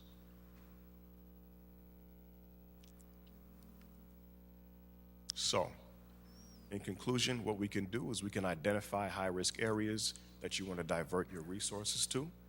We can help local authorities gain insights into when gunfire is happening and how often. We can monitor trends when a gunfire is increasing or decreasing. We can work with stakeholders, such as the folks in your safety network, to develop support strategies for those who need them the most. And we are happy to present in front of the safety network again and any other stakeholders that are working to reduce gun violence in Peoria. Now, these are the 6 categories of stakeholders that we work with: offices of violence prevention and neighborhood safety, school-based Handle with Care programs, hospital-based violence intervention programs, city and county victim services programs, departments of public health, and federally qualified health center outreach programs. And here's a nice little animation that they added to the presentation. So if you want to learn more about this program, please go to our website, which is probably now soundthinking.com/community/data-for-good. It's sound, S-O-U-N-D, thinking, T-H-I-N-K-I-N-G. I hear some whispers. Thank you very much. Is there anything you wanted to add, Ron? What I'd like to add before Ron fields any questions that you all may have is that it's important to note that this Data for Good program are working with all those other stakeholders and consulting with you on those efforts is part of the ShotSpotter package you already have. That's not an additional package, it's part of your Respond package today. Thank you again for the time you've given us. It's been a privilege to be with you tonight. Mayor, members of the council, questions, please. Yes, thank you very much for the presentation, and it's great to hear that the Data for Good tools are available to us without any additional cost. That's a very, I think, appealing tool that we have not had access to or didn't realize that we had access to previously. And if I could follow, not a question, but if I could follow up with that, it has been the practice of this company for the 27 years we've been in business and the 7.5 that I've witnessed that any improvement we make as to software, technology, the sensors that we build, and certainly the programs that are collateral to our service are all given to our customers for free during their subscription period. And we've done the best we can to hold the price for the city of Peoria for as long as you've been a customer. And when you say subscription period, our past subscription period was for 1 year, is that correct, or was it longer? I'm going to have the experts field the questions as they go. Madam Mayor, members of the council, my name is Jacob Mushan. I am the crime and management analyst for the Peoria Police Department. Our previous subscription was for 1 year. Before that, we had a 3-year subscription. The one that is coming up that we're discussing now is for a 3-year subscription. Mr. Mashan, can you tell us why it was moved from, was it budgetary that it was moved from 3 years to 1 year? Why did we do that? So when we went from the 3 years to 1 year, we were looking at other technologies at the time. We were looking at installing flock camera systems and other things. We are also under lockdown and everything with COVID. So during that time, for budget restraints to be considered of the budget and taxpayer money, we went with the 1 year. And now that we're going forward, we're looking to redo that for the 3 years as we had done initially. Okay, great. Thank you. Questions from the council? Councilmember Allen?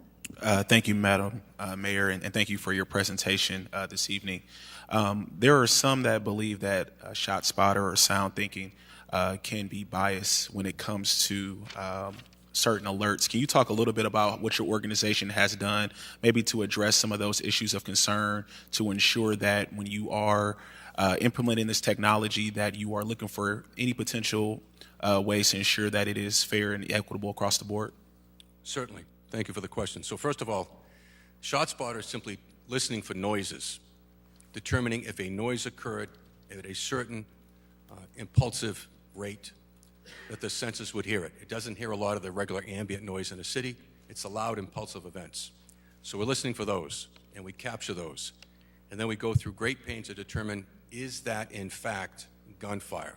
And just as a reference point, looking back at 2022, our system across our customer base, not just in Peoria, heard almost 13 million bangs, booms, pops, the fireworks, the backfires, and all that. The system itself filtered out about 58%. The rest went for human review.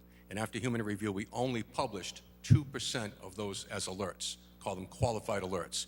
So great pain to take all those noises and filter out that is not relevant to the police and only dispatching the police and doing that in 60 seconds with high accuracy.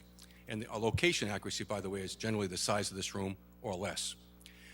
In addition, we have engaged the policing project out of New York University School of Law, brought them into our company, kind of looking under the hood, if you will. And they made a couple of suggestions about our protocols, but at the end they gave us, I would call the good housekeeping seal of approval, and said, we don't see any issue here regarding privacy that be of a concern. We've also been submitted to, I think, of the 2 high water marks for privacy, the San Francisco and the Oakland Privacy Commission, and they unanimously supported us as well. But it goes back to the idea that this is a system that is being deployed in neighborhoods that have historically been underprotected and underserved. Because the police didn't know about the gunfire, it gives them an automatic notification. I would analogize it to sprinkler systems and smoke detectors that alert our fire department to come and save lives. We help the police department go where the gunfire occurs, where someone may be shot, and give them the opportunity to save those lives in real time. Thank you. And if I can ask a question to our police chief, Chief Echeverria, can you tell the public what does the process look like when the police are summoned to an area that has been alerted by ShotSpotter, and they get there and they don't necessarily see the evidence, but how do they go about, again, conducting the investigation in a way to try to get the information related to the ShotSpotter, but also not being abrasive enough where those who may just be around at the time aren't feeling harassed? Well, it's an interesting question that you asked, because while we were sitting here, we just had 2 ShotSpotters occur right in front of, I think, somebody's house that's sitting, or in that area, somebody that's sitting in the council chambers now. Officers we get an alert on our phones, on our watches if you're connected. We respond to the area. I've responded to numerous. I'll ask the assistant chief to come up here as well. He's responded to numerous of these as well. We respond to the area, looking exactly to where we need to start looking. When we look on our phone, it gives us a pinpoint of where we need to start looking. At that point, we're canvassing for cameras, we're looking for witnesses, we're looking for victims. Oftentimes, we don't have people to call in, and we don't have any witnesses till we knock on the door and find a camera. But it's just nobody is showing up on scenes with guns hanging out of their hands, unless there's a situation that we know we have a gunman out. That's not the response. The response is to get there, find a victim if we have it, render aid, get them emergency services, and find evidence and find witnesses to the crime. Yeah, thank you, Chief. I believe that this is a good tool to have in our toolkit, along with establishing great community and police relations, which I know that our PPD works hard towards. Thank you, Madam Mayor. Very welcome. Councilmember Graham? Well, I can remember the years before we had this technology, we had serious officer safety issues when they would perhaps get out of their car and try to determine if there were ballistics in the street or whatever. And frankly, this technology, I think, has revolutionized things to the point where we're probably, without a doubt, saving not only police officer lives, but also the lives of citizens by getting to the point where the shooter is with more efficiency than before we had this technology. This is another one of the examples where technology can be very useful when it's put to use. And I can't imagine losing this tool or going back to a pre-shot spotter Peoria, especially with all the people who are indiscriminately shooting, many of whom are juveniles in our city right now. We have an epidemic, in my opinion, all over the country of people firing guns. I want our officers in the city of Peoria, and I believe all of my colleagues do, to have the best tools available to help them investigate who is shooting the weapon and as quickly as possible get them to the point where the shots are being fired. And yes, before we had this, in some neighborhoods, people wouldn't call the police because the gunfire was so common, and they lose faith very quickly in, I think, the community's leadership as well as the police department. Nobody cares. Nobody's coming. But now we have a way of pinpointing it. And obviously you're not going way, way out into North Peoria, although it'd be nice if we had an infinite amount of resources, because that's not where the majority of our shots are fired. So that answers that question. It's like, why would we build a dam or a levee in the middle of a cornfield in the 5th District when there's not likely to be any Illinois River flooding through there? I appreciate very much your presentation tonight. It was excellent, and I'm fully supportive of continuing with your organization. Thank you. Councilmember Jackson? Thank you, Madam Mayor. Well, thank you all for this presentation. It's very helpful. I was just kind of wondering how effective, or do we know, and Chief, you describe circumstances all the time that usually happens. You show up and, folks nobody saw anything, but how effective? Does the data help at all in eventually leading to arrest? And we know a lot of times, you talked about the range that the shot spotter covers. We know a lot of times that sometimes folks that are firing guns are moving. Is this effective in any way, shape, or form in helping you, the data, to make arrest eventually? Yes, and when you talk about moving, it does also show if it's multiple shooters, if it's moving, if it's fully automatic, if it's single shot. But I'm going to have our data analysts give you a little bit more on the data, more specific. So we looked at, is the system effective? We're getting gunshots. Sometimes we don't get evidence. Does that mean that the shooting didn't happen? Does it mean it was alert that we shouldn't have gotten? So just because we didn't get evidence doesn't mean it didn't happen. So we look at a lot of things. We look at victim statements. We look at suspect statements. We looked at witness statements. As did somebody say they see the shooter and things like that when they were talking. Somebody look out their window and say it. When we looked at all those different forms of evidence, we got a 92% result in getting evidence from an alert. So that could have been, like, again, as I said, a statement, or it could have been shell casings, it could have been vehicle damage, a building damage, or something like that. And that's how we would prove, and is it effective? Not only that, it helps us tremendously in our investigations. Before ShotSpotter, we didn't get calls for roughly 80% of the shootings that happened in Peoria. Now that we're getting those alerts and we're collecting those shell casings, we're using those through the system called NIBIN, which helps us relate gun crime incidents from one to another. So what this machine does is if we get shell casings from one shooting, it analyzes it and looks at what's called a ballistic fingerprint. That will relate to another one. And then that can tell us if the same or the same gun that was used in multiple different shootings, if it is in fact the same gun. Then that information goes into our special investigations and to our detectives, and then they start looking for that trigger puller and all those commonalities between those cases to go out and make arrests. Okay, thank you very much. Thank you, Madam Mayor. You're very welcome. ShotSpotter, we know you might be impressed with Mr. Rashad, but he belongs to us. Don't try to steal him. Councilwoman Jensen? Thank you, Madam Mayor. And thank all of you from ShotSpotter for coming here to present this. I've been on this council since 2013, and so have been familiar with the program and have seen it as a real game changer. And I appreciate the police chief coming forward and explaining how effective it's been and how it's helped us. My question is, because I am a big supporter of this program, I think I may have heard at the beginning of the presentation that perhaps we're looking into expanding the ShotSpotter locations, or am I off on that? Come on over here, Sean. I don't want ShotSpotter to steal him either. Yeah. Go ahead. We are expanding north 1 square mile. We were expanding that north, and the way that was determined is, again, we looked at the data and we said, where do we need it? So we went back from square one. We pulled all of our shooting incidents, our crime data, calls for service, determined where's the crime and where do we need it. So not only do we look to extend that border north, but we asked ShotSpotter to say, hey, pretend we're not a customer and look at our coverage now. Would we still be in the same area if we were just now evaluating? They did that evaluation and came back and said we're where we need to be, and that's one of the reasons we're increasing that, and that should be going live fairly soon. I won't give a date on that because I don't know it, but soon.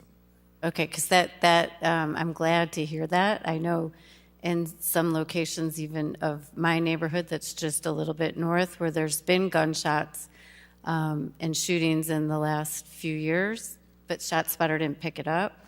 But I know that we've added cameras to some of those locations, so I'm hoping that the ShotSpotter will be expanded. I'm thinking it probably will, since that's some of the locations where we put the cameras in the last year. Correct. Okay, thank you. Councilmember Sear? Thank you, Madam Mayor. Mr. Manager, just a quick question. This is a receive and file presentation. I don't see any numbers anywhere, and you talk about 2, 3, 4 years. Are we going to, the next step, will we receive recommendation from the staff, or is that something we have to wait, or we can talk about tonight? No, the next steps are that we'll come back to you with some action items at the next city council meeting. So that's the plan that we're looking at doing. So all the costs and everything associated with that will be included in that proposal that you'll see at the next council meeting. And you have allocated money to this Yes. project in the current Yes. budget? Okay. Madam Mayor, I'd just like to move to receive and file this presentation. Seconded by Councilmember Ruckrigo. Any other questions or discussion?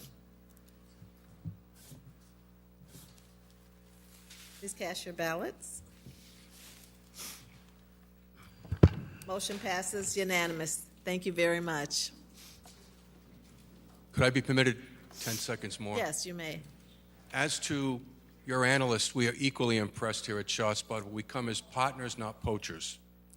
And also, as to the concern about how police respond, whether it's a ShotSpotter alert or a 911 call, however they're sent, we believe, as your chief does, and I've spent several hours with him, he believes in constitutionally correct policing. And I say this without any reservation. We're proud to be partnered with this police department, especially under his leadership, knowing that as we're sending your officers out under ShotSpotter alerts, their response is constitutionally correct with community engagement and transparency. Thank you for allowing me that comment. Thank you, Mr. Teachman. Thank you. Madam Clerk?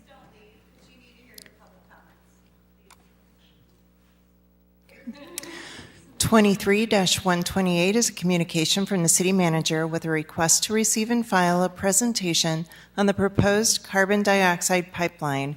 And on your desk, there is a copy of the presentation. Mr. Manager? Thank you, Madam Mayor. At the last council meeting, Councilwoman Jensen asked if we would have a resolution come back to the City Council. And as the Corporation Council and I were preparing a presentation, we realized we needed some feedback from the City Council before we can prepare a resolution. So we wanted to provide you with a presentation and some background information on this, and then get your direction at the end about where Council wants to go with regards to any type of resolution, just based upon the current state of both the federal legislation and the state legislation that's in place. So with that, I'm going to turn it over to Corporation Counsel Hayes to let him walk through the presentation. Thank you. My slides are not as technically neat as the last presentation, but there's only 13 of them. So the map there depicts a proposed pipeline that runs from Iowa to just north of Decatur, very close to Peoria, but the pipeline itself, as proposed, would go through Peoria County and not the city. But at the south edge of the city, coming into the former ADM, now Biourgia plant, there would be a supply line if that's built, and that is not certain at this time.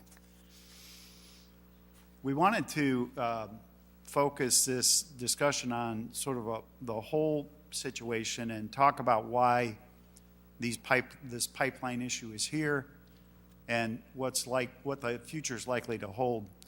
And in order to do that, we wanted to make the council aware that the U.S. has adopted a long-term strategy that would attempt to arrive at net zero greenhouse gas emissions by 2050.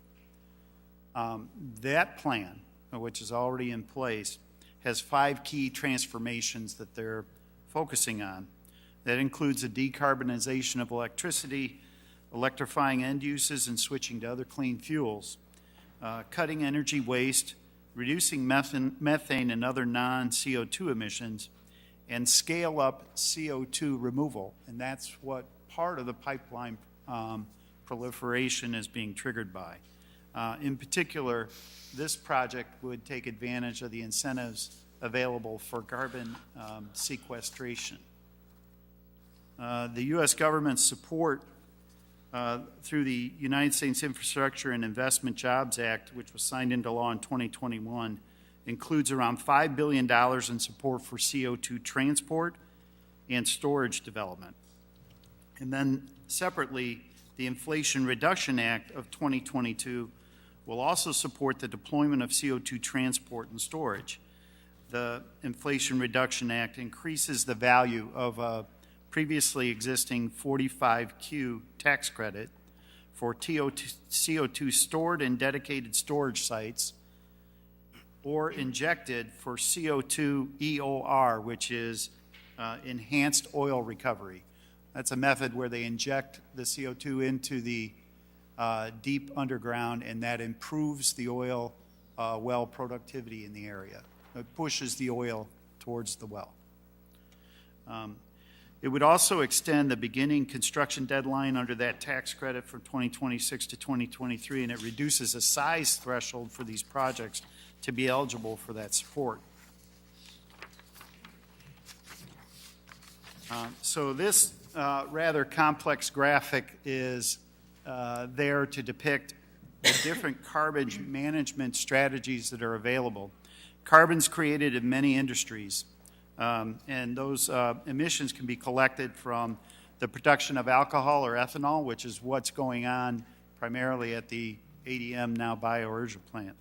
But it also is created in cement factories, coal power plants, fertilizer, and other production activities.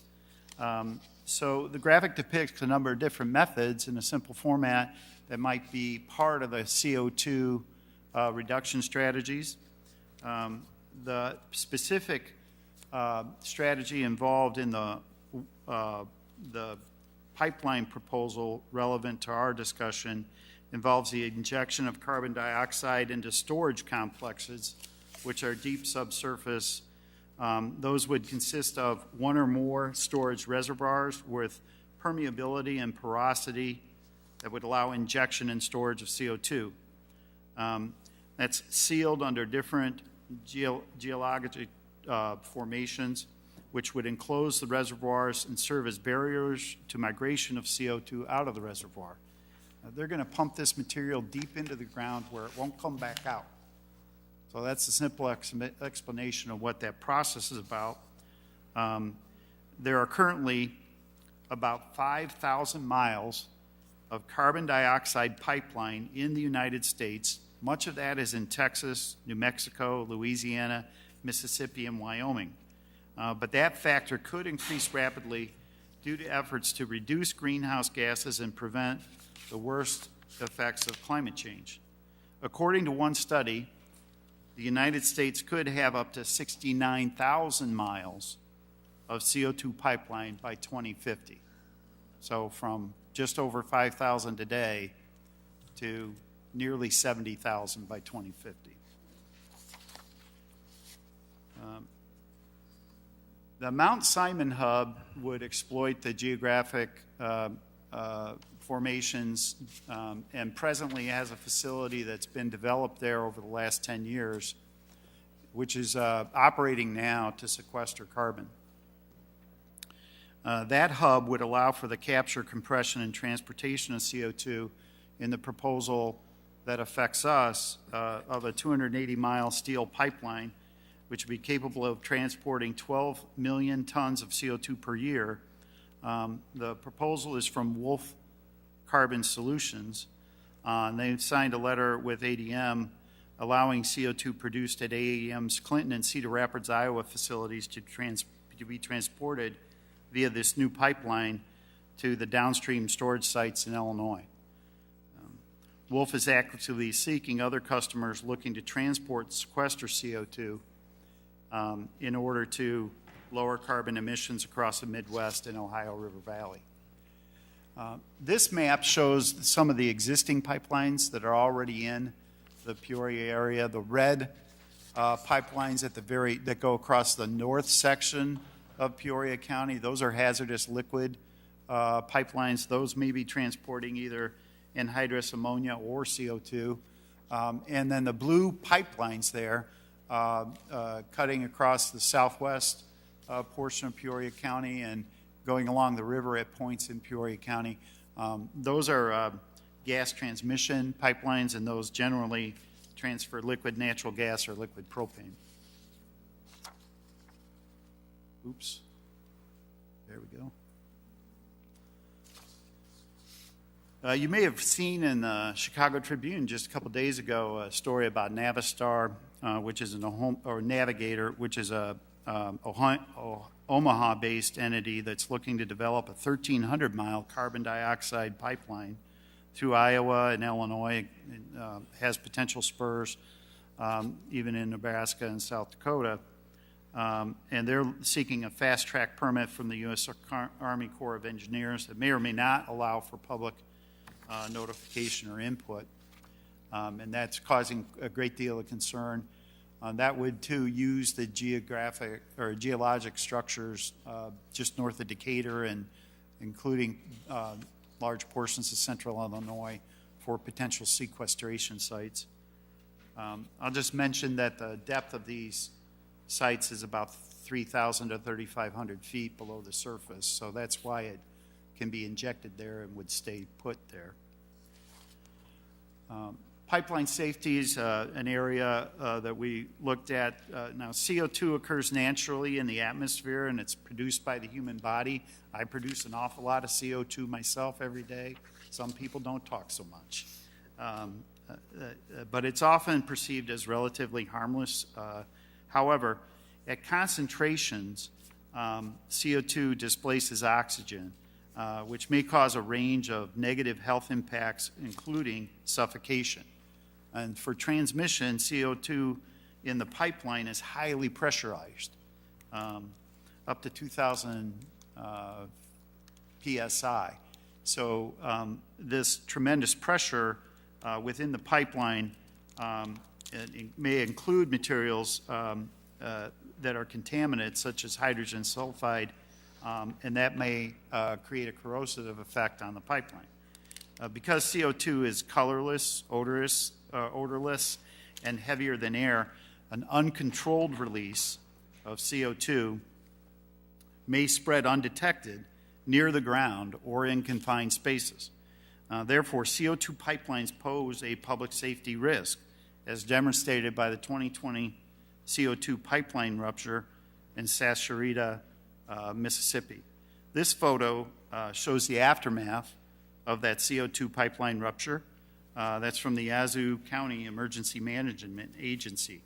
That release was 21,000 barrels of liquid CO2 through that pipeline rupture, and it caused the evacuation of 200 residents in Sassarita and hospitalization of 45 individuals. There were no fatalities in that incident, but there were a lot of hospitalizations and medical aftermath by some of the people affected. Pipeline safety itself, the Pipelines and Hazardous Materials Safety Administration, or PIMSA, with the Department of Transportation, has the statutory authority over CO2 pipeline safety, and prior to that Sassarita accident, according to that entity, CO2 pipeline operators reported only one injury and no fatalities caused by the regulated pipelines over the last 20 years. However, stakeholders have argued that PIMSA's regulations for CO2 pipelines are insufficient with respect to hazard zones around CO2 releases and potential pipeline fractures and corrosion of CO2 pipeline steel, among other things. In response to these criticisms and findings from its own Sassarita accident investigation, PIMSA announced on May 26, 2022, actions to strengthen CO2 pipeline safety. And that includes updating regulatory standards for CO2 pipelines, including emergency preparedness and response, issuing a violation notice of $3.9 million in civil penalties and compliance for the operator there, which is Denbury Gulf Coast Pipeline LLC, completing a failure investigation report for that pipeline failure in Mississippi, issuing an updated nationwide advisory bulletin to all pipeline operators, underscoring the need to plan for and mitigate risks related to land movements and geohazards that pose a risk to pipeline integrity, which was one of the causes of the Mississippi incident, and conducting research solicitations to strengthening the pipeline safety of CO2 pipelines. As these were announced in May of 2022, the regulatory actions are not yet completed. We want to give some information about bioerasure, and there's a couple points of clarity I need to add to this slide because we've been forming this material and it's been clarified, so I have a couple of corrections. But bioerasure plant, as many of you know, purchased the ADM Peoria plant in 2021. It employs nearly 200 people. It has additional projects in the pipeline, but it has not committed to participating in this pipeline that Wolf Carbon Solutions is proposing. They have an option to do so. They're deliberating that, but they haven't made that decision yet. One of their the main product that plant produces is different forms of alcohol, ethanol and alcohol for consumption, as well as alcohol for medical and industrial uses, and CO2 is a byproduct of that alcohol production. The plant has the capacity to capture and commercially sell CO2, but it doesn't do that right now.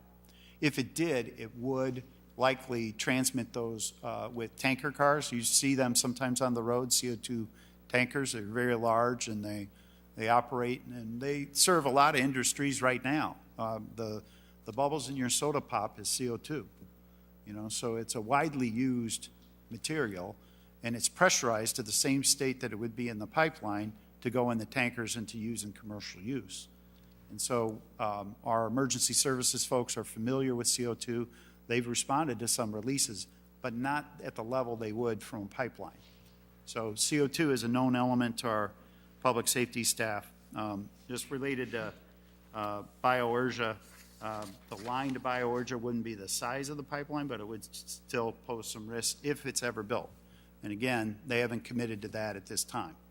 I wanted to also mention, just for context and scale, based on the incentives I discussed earlier, BioUrgia could, they tell us, produce up to 400,000 tons of CO2 a year. That's quite a bit. At $85 a ton, which is the subsidy rate for that, that's $34 million a year. So there's a considerable financial incentive to participate in the CO2 sequestration by producing or developing CO2 processes to get it in this pipeline. So they haven't committed to that, but that is part of the issue. We wanted to just sort of baseline some council considerations, summarize this presentation. CO2 sequestration is part of the U.S. net zero strategy.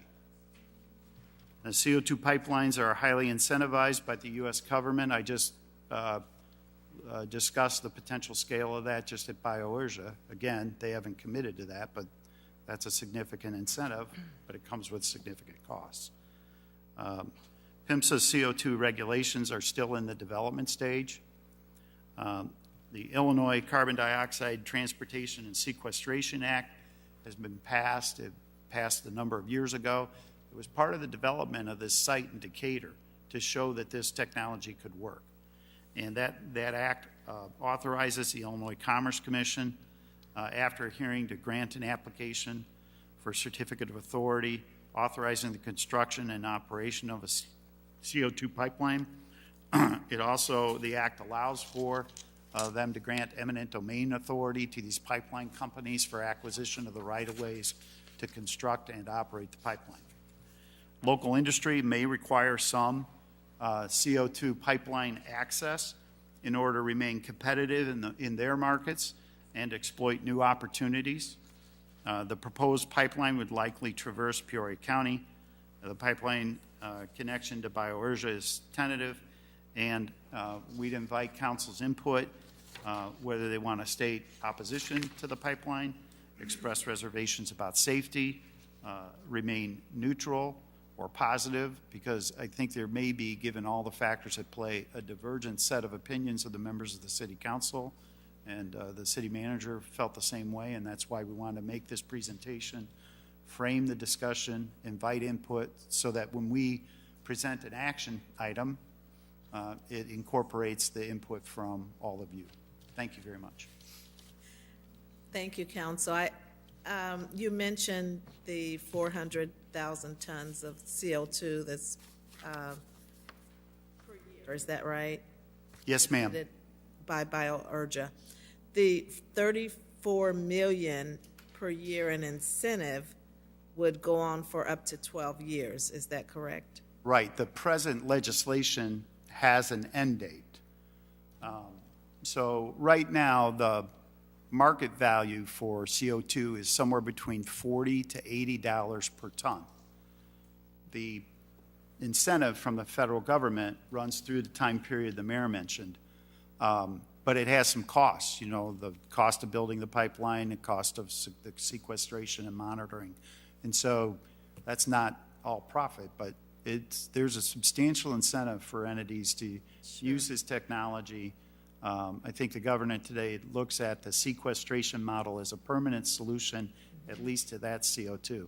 One interesting thing I found out, we're still developing or exploiting CO2, basically mining CO2, pulling it out of the earth today, just pulling raw CO2 out. It's primarily used in the oil industry to use that, to improve the oil recovery. So they pull it out of the earth, put it through pipelines, and then shoot it back into the earth to make the oil fields more productive. So there's a lot of CO2 being developed. One final thing. Right now, all the CO2 that would be produced at that plant is emitted into the atmosphere. And, it's not dangerous, it certainly isn't dangerous or hazardous in that state, but it's released into the atmosphere, and too much CO2 in the atmosphere contributes to global warming. So that's why there's these incentives to reduce the amount of CO2. So, CO2 now is just, being released into the air. So this would at least sequester that if they chose to use that technology there. Thank you. Great presentation, very educational, and this has been an educational month regarding CO2. I do want to acknowledge that the owner, founder, and his team from BioUrgent came to Peoria. There was a meeting that was held with our council, city manager, council member Jackson, council member Euler, and I participated in that meeting. It was good. They had several other meetings in town, but they did come and meet here at City Hall. It was not a public meeting, and that's why there were only 3 council members present. But it was good to hear from them directly that they had not made a decision in terms of a pipeline or how they're going to capture the carbon, but they do plan to capture carbon in some way. I think there's 3 or 4 different options for doing so.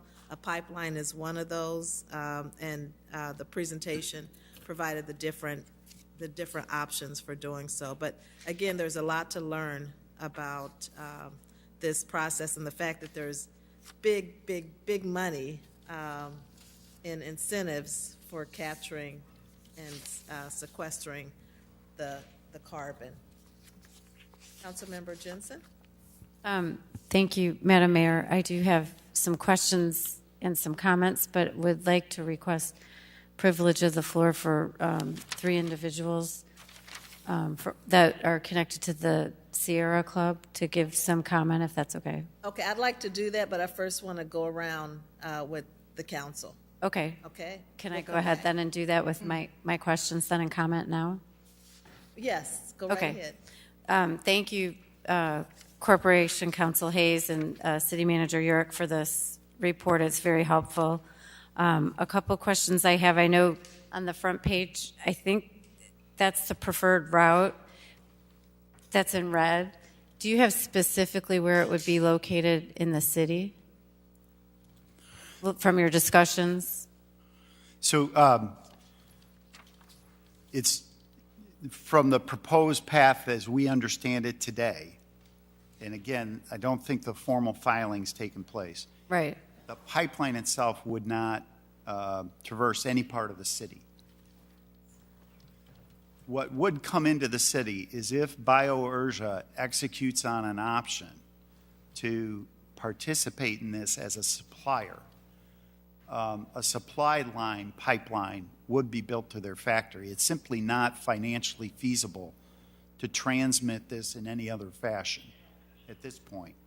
And so the option would be to participate in the pipeline or likely not participate in sequestration. It gets too expensive, apparently, to transmit it by tanker car or rail car. So the pipeline is the part that would come along the riverfront of Peoria, likely along a rail line that's already in existence. So that's where we think they would seek approval to build the supply line to BioUrgent. Again, that entire enterprise would be Wolf Carbon Solutions and not BioUrgent. So the Wolf Carbon Solutions, if they swing a deal with BioUrgent, would build the feeder line from BioUrgent to their pipeline south of the city of Peoria. But that supply line, for if that's what you want to call it, would go through. It would have to go through the city in order to connect to BioUrgent. Yes. And that would be within a mile or 2 of residential. It's much closer than a mile. I think the city manager tried to figure an approximation, but I mean, if BioUrgent owns property along the riverfront that runs all the way to the southern border of the city. So it's likely with without a lot of movement, they could probably run during that area, in that stretch there, if that's one potential path. That's on the east side of Washington Street, so it's running basically along the river, is that potential route that it would take. And as Corporation Counsel Hayes said, we're talking about a smaller pipeline because it's just a service line to the larger pipeline that would be somewhere south of the city of Peoria, probably connecting with the ethanol plant that's in Pekin. So it's probably even further south than Bartonville as well, as we start to think about where it might cross. So. But it would, the supply line would be in city boundaries, and it would be close to residential. As you start to look at the south side, where we do have residences that are along Washington Street, and then you have residences that are further down Adams, as Adams and Washington Street come together, yes, they would be in close proximity. Did when you talked to the representatives from BioUrja, did they give any kind of timeline or idea when they will make a decision and how long it would take to build? They felt that if they're going to participate in this, that they would have to make a decision one way or the other no later than the beginning of 2024. Okay. So within the next Between now and then, they were not specific, but they have internally determined that that would be their, that's the horizon of their decision time. But again, they're not the pipeline operator. It's Right. Wolf Carbon Solutions, who hasn't even filed with the state of Illinois through the ICC yet. That process has to come first. They need to file with the state to say, here's our application. The state then will take its time in going through that hearing process. They'll hold an evidentiary hearing before they would issue any type of certificate or grant Wolf Carbon Solutions a certificate. And it's likely that a lot of these questions that you're asking here would come out, which is, what's the timeline? That's going to take, that process could take upwards of a year before they're done and concluded with any of that. And then then becomes a question of where are the routes. I'm sure that would come up in the ICC's process that they would walk through. I'm not sure they would just simply grant that to the operator. So it would, I think that the state's regulatory process is going to have to step in first, and we're really excluded from that. It's one of the points that we wanted to point out, is that the state back in 2011 adopted a law that basically says that they feel that carbon CO2 pipelines are at the intersection of economic development and environmental preservation, and that they feel that this is a public benefit to the state of Illinois to have carbon dioxide pipelines and to sequester carbon because of what it'll do for the state. So, and I appreciate that. I understand the benefits of it. I just have concerns. I don't, I want us to be cautious. I know I'm not going to be here about, if they're going to build something like this in a residential area in Peoria, we need to just be careful and be cautious of it. I mean, most of the pipelines that carry hazardous materials, such as carbon dioxide, are in rural areas, and they are not near major population areas or residential areas. So I think we should, be concerned and watch it closely. The other thing is, which Corporation Counsel made clear in his presentation and the other materials we got, the national guidelines have not really been set. So there isn't any group, any federal entity that's really monitoring this in a way that maybe it should be. So that causes me some concern. I think PIMSHA is monitoring it under the current regulations that they have, not with any new regulations that have been developed post the 2020 accident in Mississippi. So I thank you for bringing this forward and bringing and getting the discussion going, and so quickly just after my request 2 weeks ago. Well, and I think what we really want to hear from council is knowing that we're limited in terms of options we have.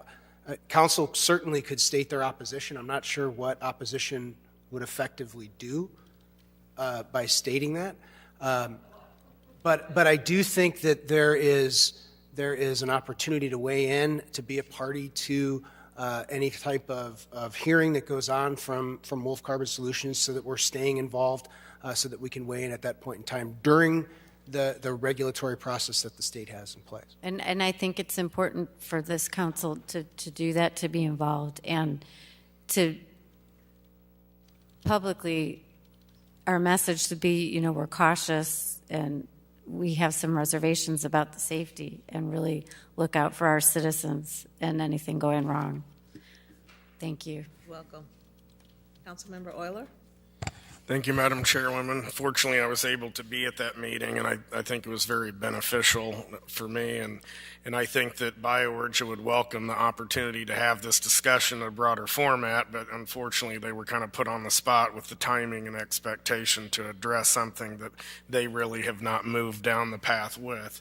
And they're trying to ensure that they're being good stewards of our community and evaluating all the potential options to address this. So they're not at all at a point, and it's my understanding, of making a decision. But I do think we also have to keep in mind the fact that this could be put on rail cars and trucks and sent right down the middle of Washington Street. So I'm hesitant to say that we should have an opposition statement to putting it under the ground prematurely, when I think there's a lot more analysis and conversation to have in terms of what really is and isn't the safest solution and direction here. Not to mention, we've gotten guidance from the federal government that's incentivizing this, and it's $100+ million investment into our economy if they move forward with these activities. So I think that we need to probably have more of a neutral stance at this point as things continue to evolve. Thank you. Thank you. Councilmember Jackson? Thank you, Madam Mayor. And I agree with my colleagues that BioUrgia was, there are too many unknowns at this point. We've also heard that Carbon Solutions, Wolf Carbon Solutions, is moving forward with its application for a permit this month. There are a lot of unknowns, and in my research, I have yet to find one of these in a residential area.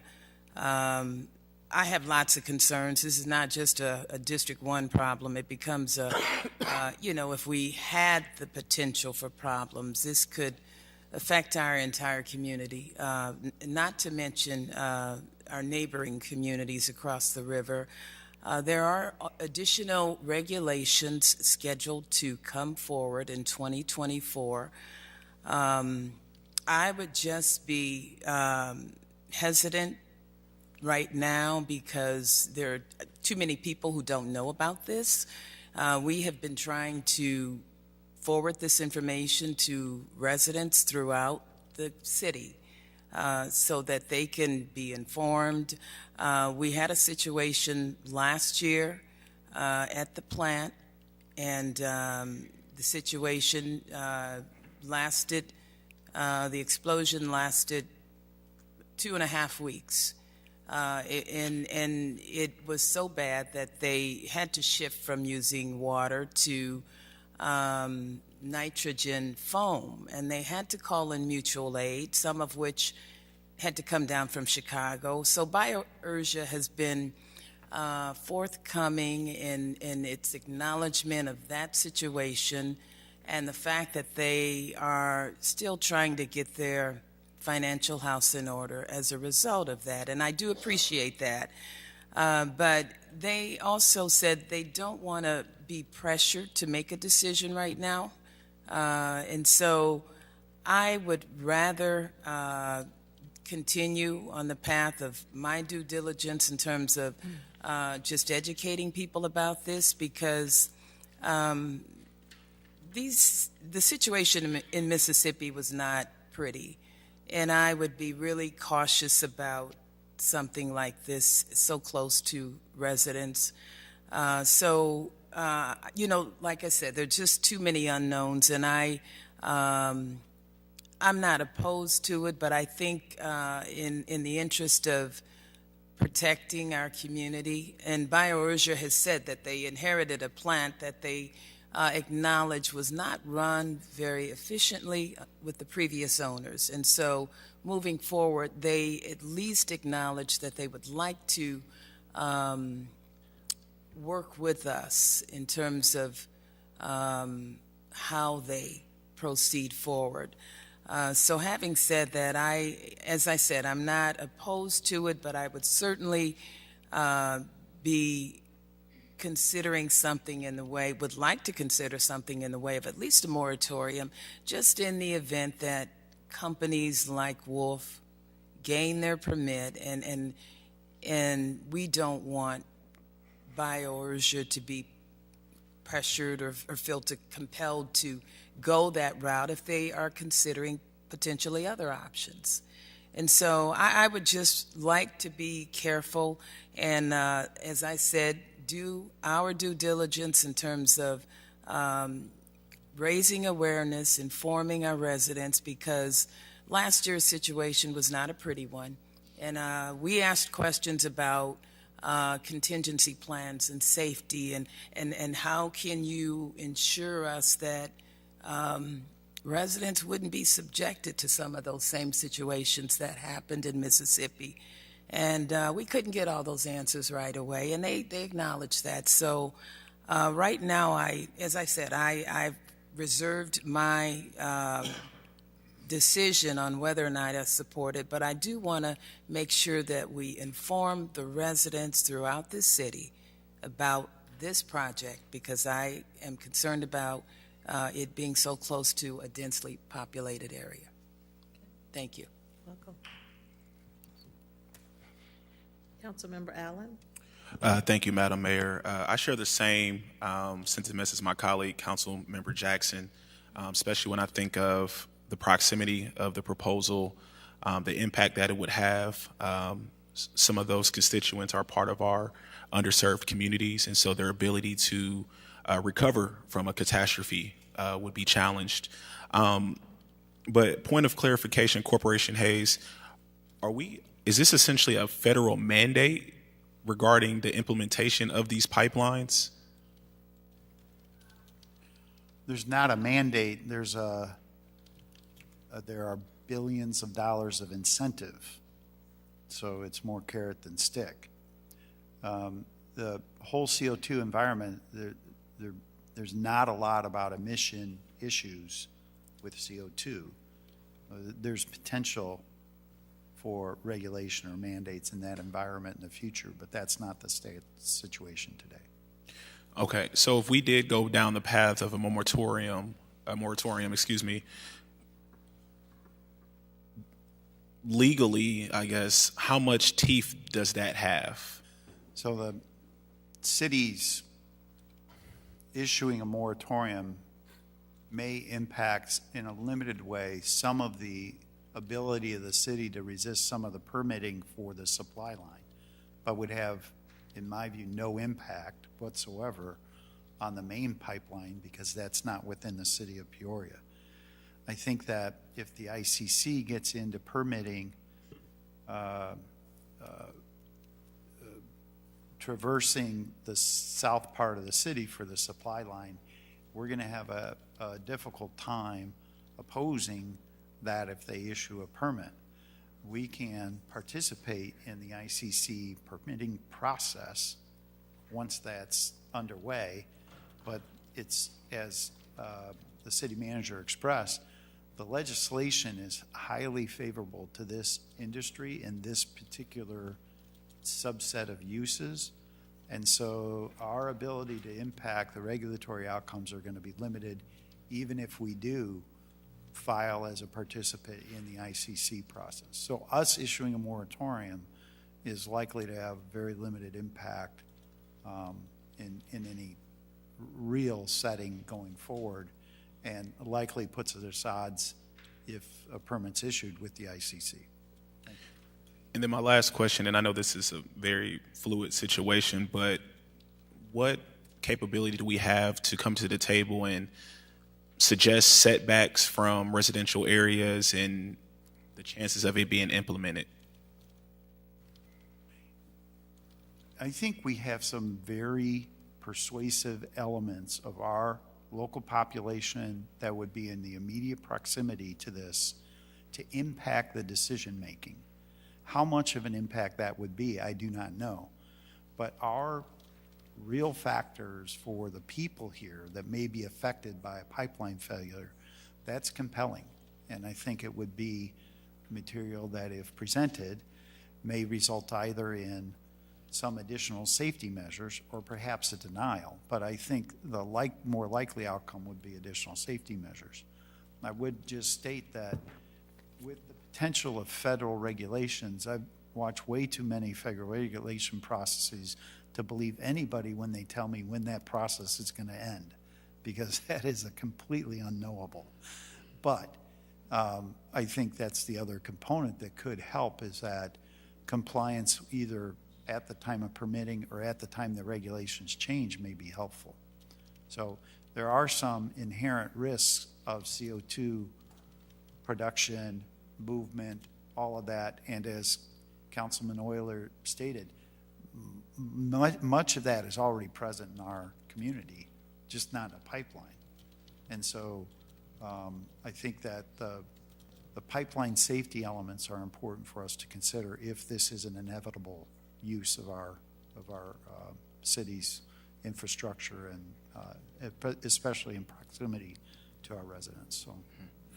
Thank you. Yeah, we definitely want to be very tactful when we think of our population has grown in the warehouse district, but then all the way to, you figure, near the Harrison Homes, near Bartonville, all that's going to be potentially impacted by this project. So we definitely want to make sure that we are considering all aspects, because that's a very diverse population. So many different social economic spheres are going to be impacted. And I just think of my emergency management preparation hat, just thinking if something were to happen, how that would impact our residents. So thank you, sir, and thank you, Madam Mayor. Welcome. Councilmember Riggenbach. Thank you, Madam Mayor. I think this is a great example of the best intentions sometimes have unintended consequences.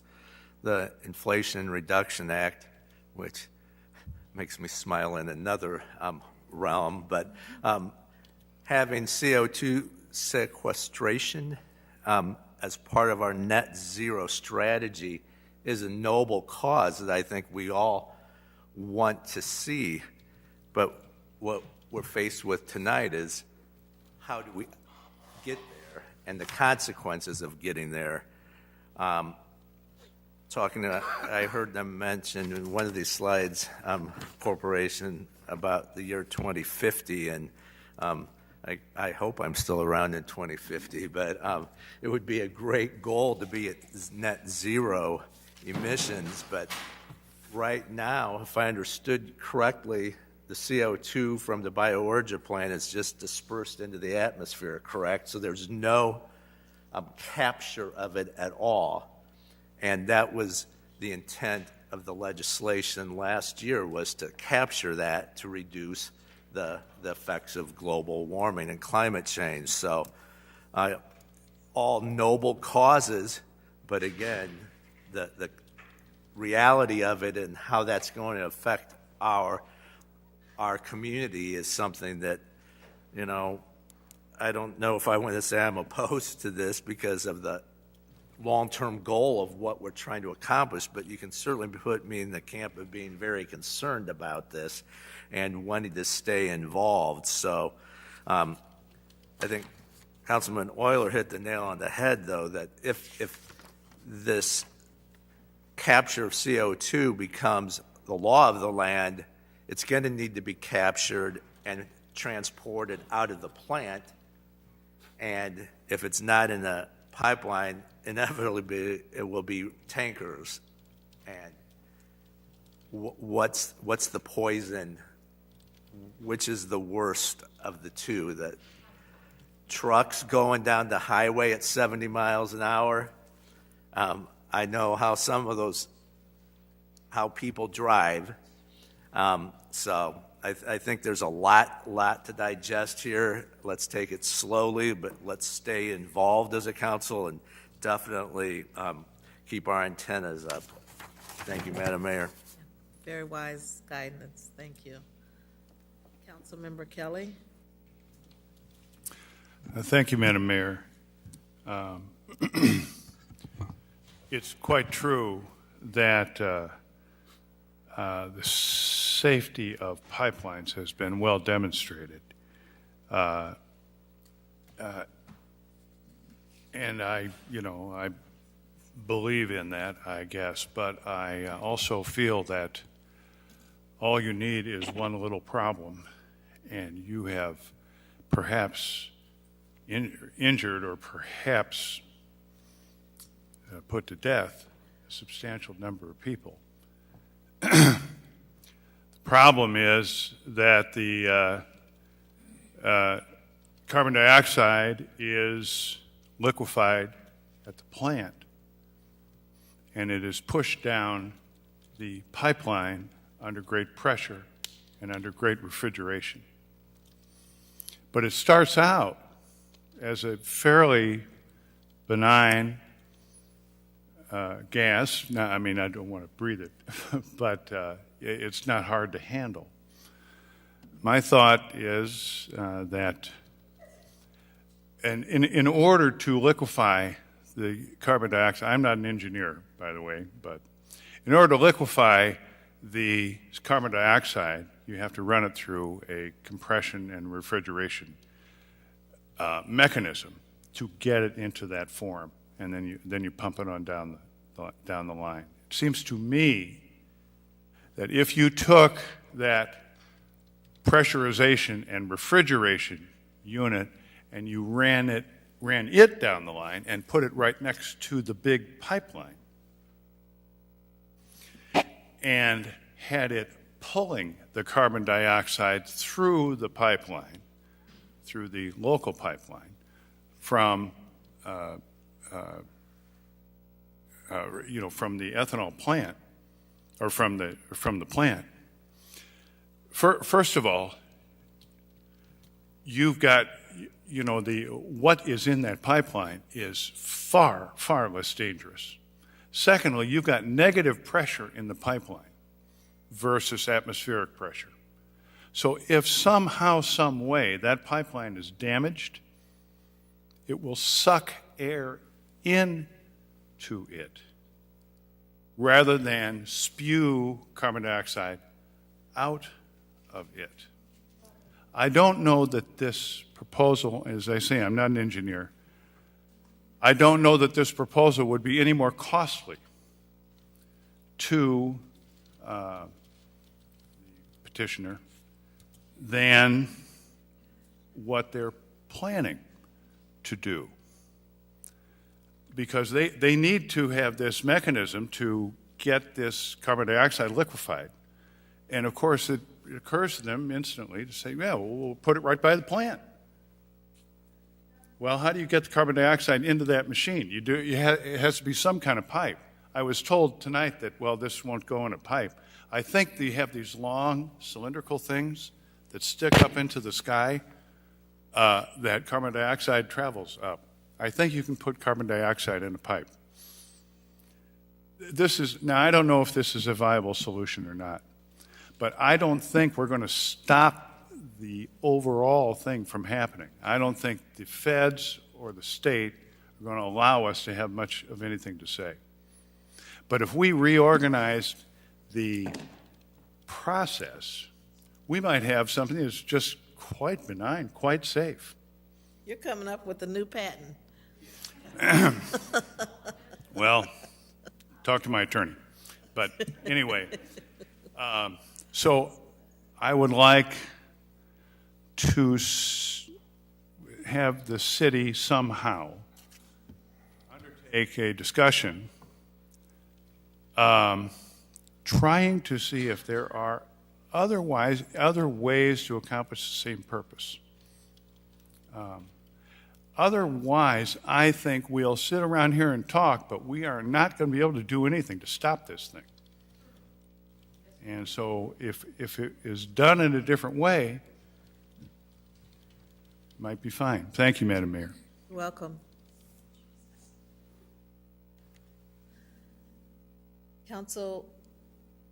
Member Jensen, you indicated that there's, you wanted to recognize one or two people? Okay.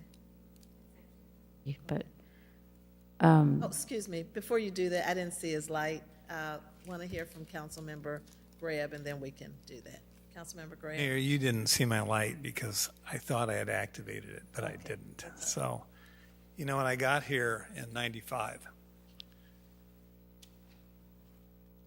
one of the, I think, important things that we did with the new council members, we had a city manager by the name of Peter Korn then, and a civil defense director.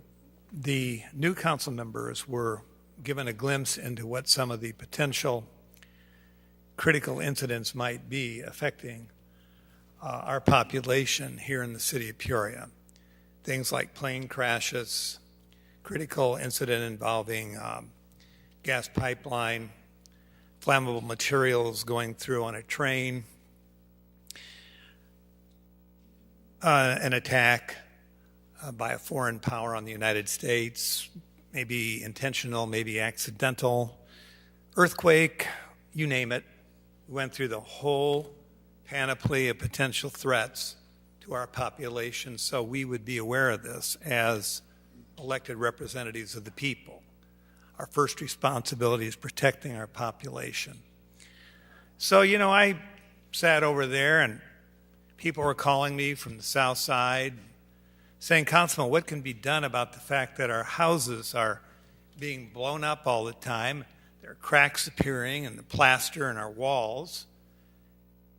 And come to find out, as I investigated it, I was an at-large in those days, they were not emptying the gasoline out of automobile gas tanks before they compressed them down at the junkyards. Isn't that nice?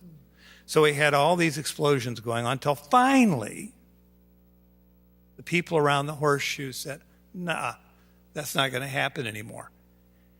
And when it did happen, guess what? The fire chief would go down there and there'd be a fine given out. I don't know how many fines we had to levy because we set the table, Council. We set the table. Now, I don't know how efficacious we always are, but we set the table as it relates to the doubling the size of the landfill because of some of the information we had about cancers that were popping up over there where we were being told, and the county was being told, we need to double the size of the landfill. That barely passed with the county deciding, hey, that's not a good idea. Waste from other states is coming here. We had a really toxic brew with our landfill, and then we're supposed to double the size of it? But anyway, as a novice on the council, I asked, hey, Chief, what do you think, I was talking to the fire chief, what do you think the biggest single threat is to our community? He said an explosion down at 8 a.m. It could take out a lot of the south side, injure a lot of people. Well, it's not 8 a.m. anymore. It's called something else. And we all know what recently happened. Isn't that a message from, well, maybe you're an atheist, but I think it's a message from on high that accidents happen. Now, as a councilman, represents a densely populated area in the entire city, we all do, right over into the county. If something went wrong, if they're bound and determined to do this, they would be taking a look at the decision we made to punt on this tonight or to pass on it or whatever we decide to do. I remember the night Gary Sandberg and I were opposed to the establishment of PMP Pharmaceuticals where it is, right down by Providence Point, right down by the downtown, because of the potential lethality of an accidental discharge, as I speak right now, of chemicals that are used at that plant. But we had it anyway, and we had to go out to dinner. Sandberg and I did not, with the folks who were here from overseas to promote this plant down in the Northern Valley, in this case. I say we do everything we can to, within our power, to send a message: we don't want it. And let's not hold the federal government up to me as being some great arbiter of what's correct or what's safe. I think it's good to have a certain amount of mistrust of all levels of government, federal, state, and local. Maybe that's the Jeffersonian aspect of my way of thinking. But I can't possibly feel that this is a good idea. I can't possibly think it would be. And, you know, as I think Councilor Jensen pointed out, it'd be different if it was way out in the country. Even then, there's a certain amount of risk. But to let this happen so close to our Southern Valley, Northern Valley, downtown, to just acquiesce in it and say, well, it could be a truck going down the street or whatever, that's BS. That's what I think it is. It's BS. Pardon me. It's just to give an excuse as to why this body shouldn't stand up and say, hell no. I'm with the environmentalists on this 100%, and I was with them when we were agonizing about the cancer figures. We had medical doctors coming here pointing out what was going on. And we're talking about doubling the size of the landfill. Come on, folks.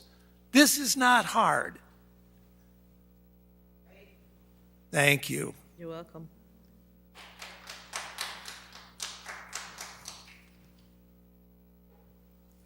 Councilmember Rodrigo. Thank you, Madam Mayor. Thank you also to Councilmember Jensen for bringing this forward, because I know as she and I are going to be maybe sunsetting a little bit, this is an important conversation to, I think, make sure that doesn't get lost here at the end, but is actually starting a conversation into the future. And it's amazing how many unknowns that are in front of us. And maybe that's the time for things like that to hit the council floor, way before everything else is decided in this. And I'm hearing my fellow council members' comments, and a couple of things do stand out. There are a lot of unknowns. There's a lot of things that are going to be happening and coming to fruition. There's going to be some new regulations based on an incident that's happened, but there could be more incidents. I'm going to be interested to see what the Sierra Club presents in a little bit as well, because I want as much information as I can on this. I don't know. I'm thinking it may be safe for then putting trucks on, putting rail cars on, but also too, I'm sitting here going, geological. I remember that when we talked about Peoria, and we're not far from the San Andreas Fault.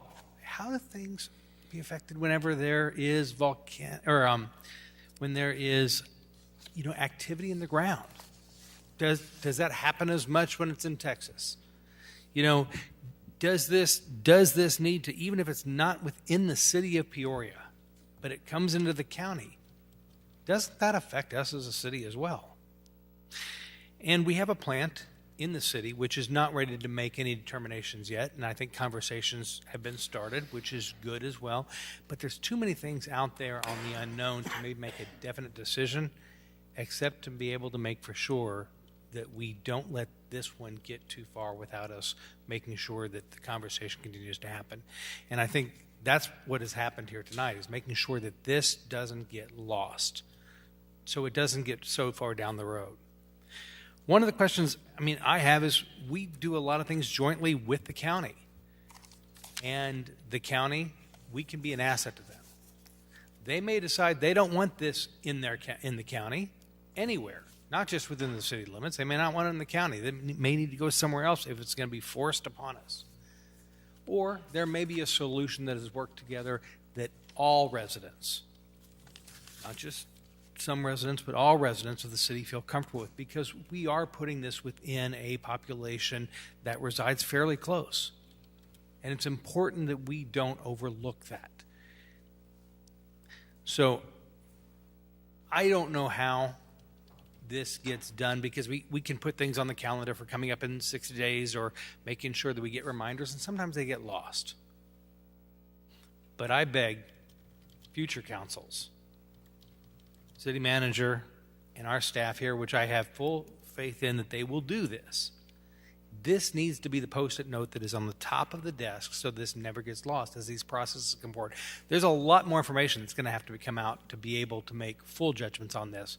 But in the lack of having that information and to be able to question that information, I think cautious optimism has to rule the day, and you don't take chances unless we have surety that things are going to be safe for all of our residents, all of the residents of the first district, and that we have taken into every consideration.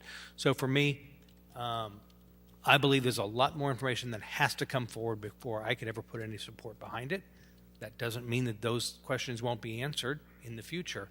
But at this point in time, thank you, Councilmember Jensen, for bringing this forward to make for sure this doesn't get lost. This is the kind of conversation that this council, our county board, and our public need to be having. Thank you. Thank you. It's a very complex issue, very complex.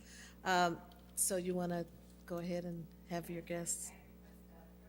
Floor for Nick Furman, and then Amelia Stagg, and then Joyce Blumenshine.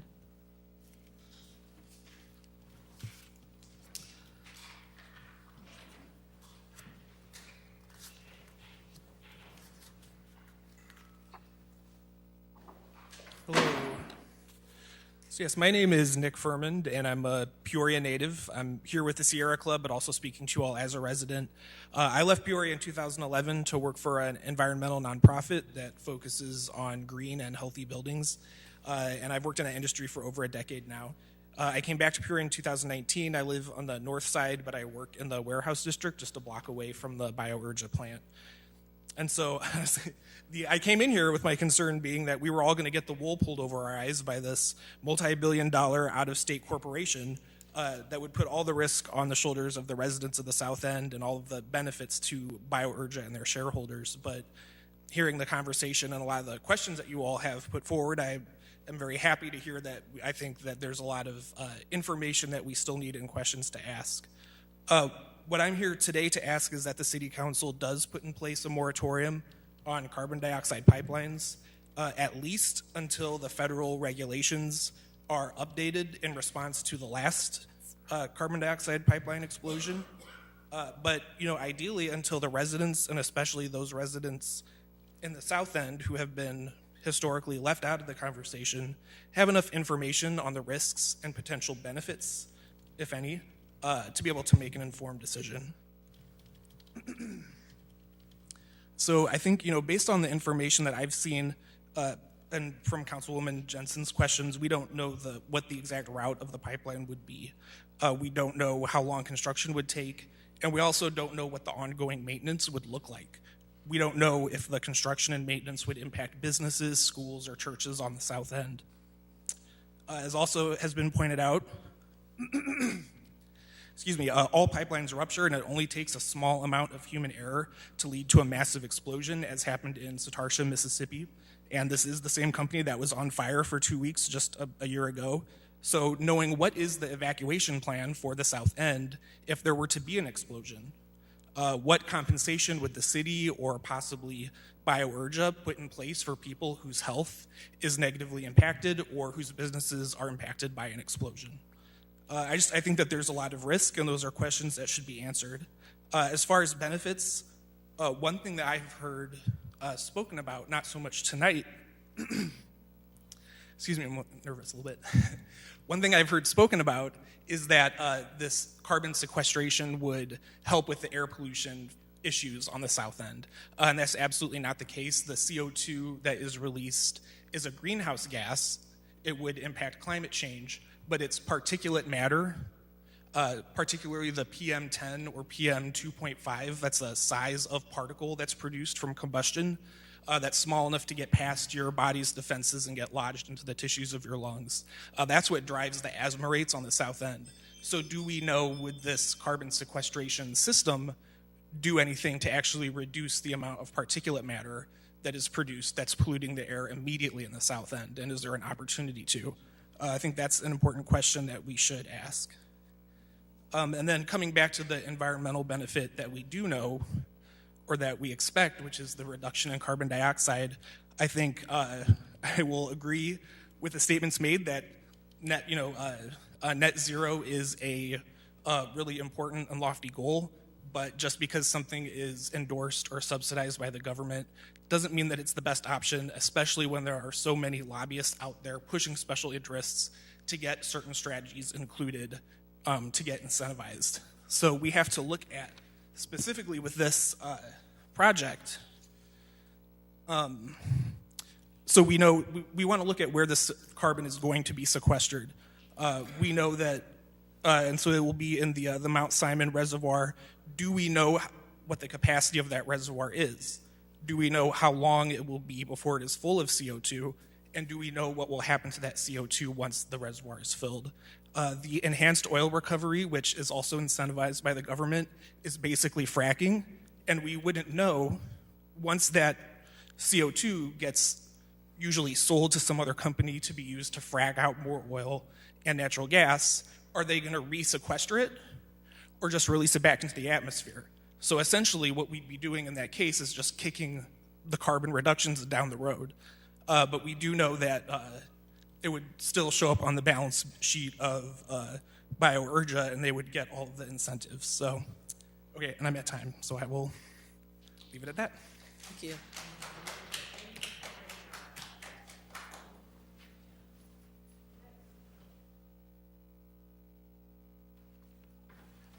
Hello, Council. It's great to get this opportunity to speak with you tonight. I just wanted to touch on a couple points that I've heard you guys bring up. When we're considering this pipeline, we need to consider that this is a piece of infrastructure that will potentially be with our city for decades. I've heard some discussion about what if there were tankers or rail cars that were transporting this material instead. Those methods of transportation are already widely regulated, so there's already been a long process in place about what to do with those risks, and the risks are well understood. Whereas with this pipeline, we still don't have concrete regulations. Again, with the aging infrastructure, if energy goes in a different way in 20 years, we would still be left with a pipeline underneath our ground. This is not something that we can easily remove. It's going to be a big commitment. And I think if we're going to go into any big commitments, we definitely need to explore this issue more and have more opportunities for questions. I would also just like to say that I've heard a lot of discussion about, CO2 is something that's already in our air, it's widely around. Well, oxygen is too, but you also don't want pressurized oxygen. There is definitely a difference between CO2 that we are all breathing and a pressurized pipeline, and the risk of that rupturing is much different than the risk of one rail car rupturing. So I think that's really important that we need to acknowledge. Also, this could have an impact on our property values, what our city is known as, being known as the city that has the pipeline, and what that could do for our legacy. I also just want to bring up that in 2008, there was kind of a similar push. They had about $500 million in federal funding that they wanted to put towards carbon capture and pipelines, and exactly eight projects were accepted by the federal government. 2 of them didn't go anywhere at all because the companies found them financially unfeasible. 5 of them spent millions of dollars on research and development, but ultimately decided it was not in the company's best financial interest to pursue it. And the last one that did go through was the one in Texas, and it required an additional power plant to run the pipeline. So it's not funny. But I'm just trying to do the math in my head, and the numbers just don't really add up, in my opinion. And I think it would be great to get more time to get input from a variety of people, not just the company, but a variety of interests. If this is a technology that can only be sustained with massive financial investment, taxpayer investment from the federal standpoint. If these companies can't make it profitable and the costs keep going up, I don't really see how that's a financially smart decision. If we compare that to wind and solar, since 2010, the costs of wind and solar have dropped by 86%, whereas this has only gotten more expensive. So those are some of my concerns. So I would like to just agree that a moratorium would be great just to get more input. I think it's important that we take a stand and not saying one way or another, but take a stand that we're not just going to let anyone breeze by without giving us time to ask all the questions we want and get all the information we want. Thank you.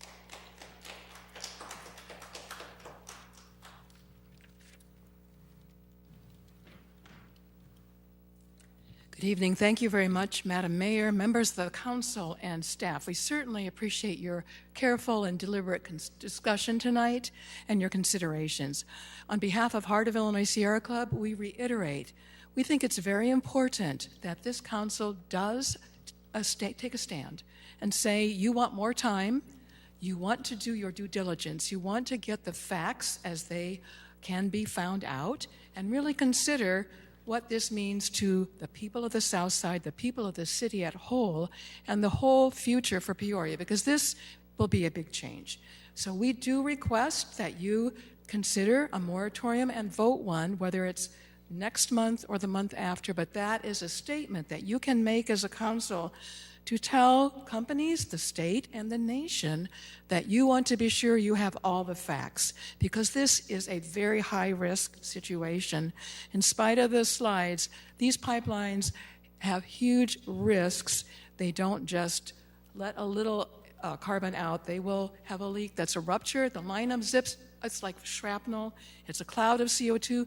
Just a few weeks ago, the U.S. Federal Pipeline Hazardous Materials Safety Administration issued their order to Denbury, the Satartia, Mississippi cause of the people, 200 a mile away, to be evacuated and 45 to hospital. We don't want that to happen in Peoria. And they issued to Satartia, they better reconsider their modeling, because that company never considered where that CO2 would go correctly. So now the distance for a CO2 plume is 2 miles. Will that be the case in Peoria? We don't know. We don't know what the new regulations will be from the federal government based on the Satartia problems.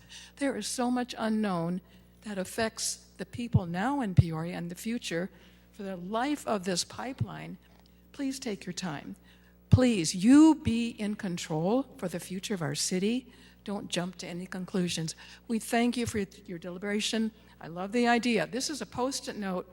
I hope it's on everyone's forehead.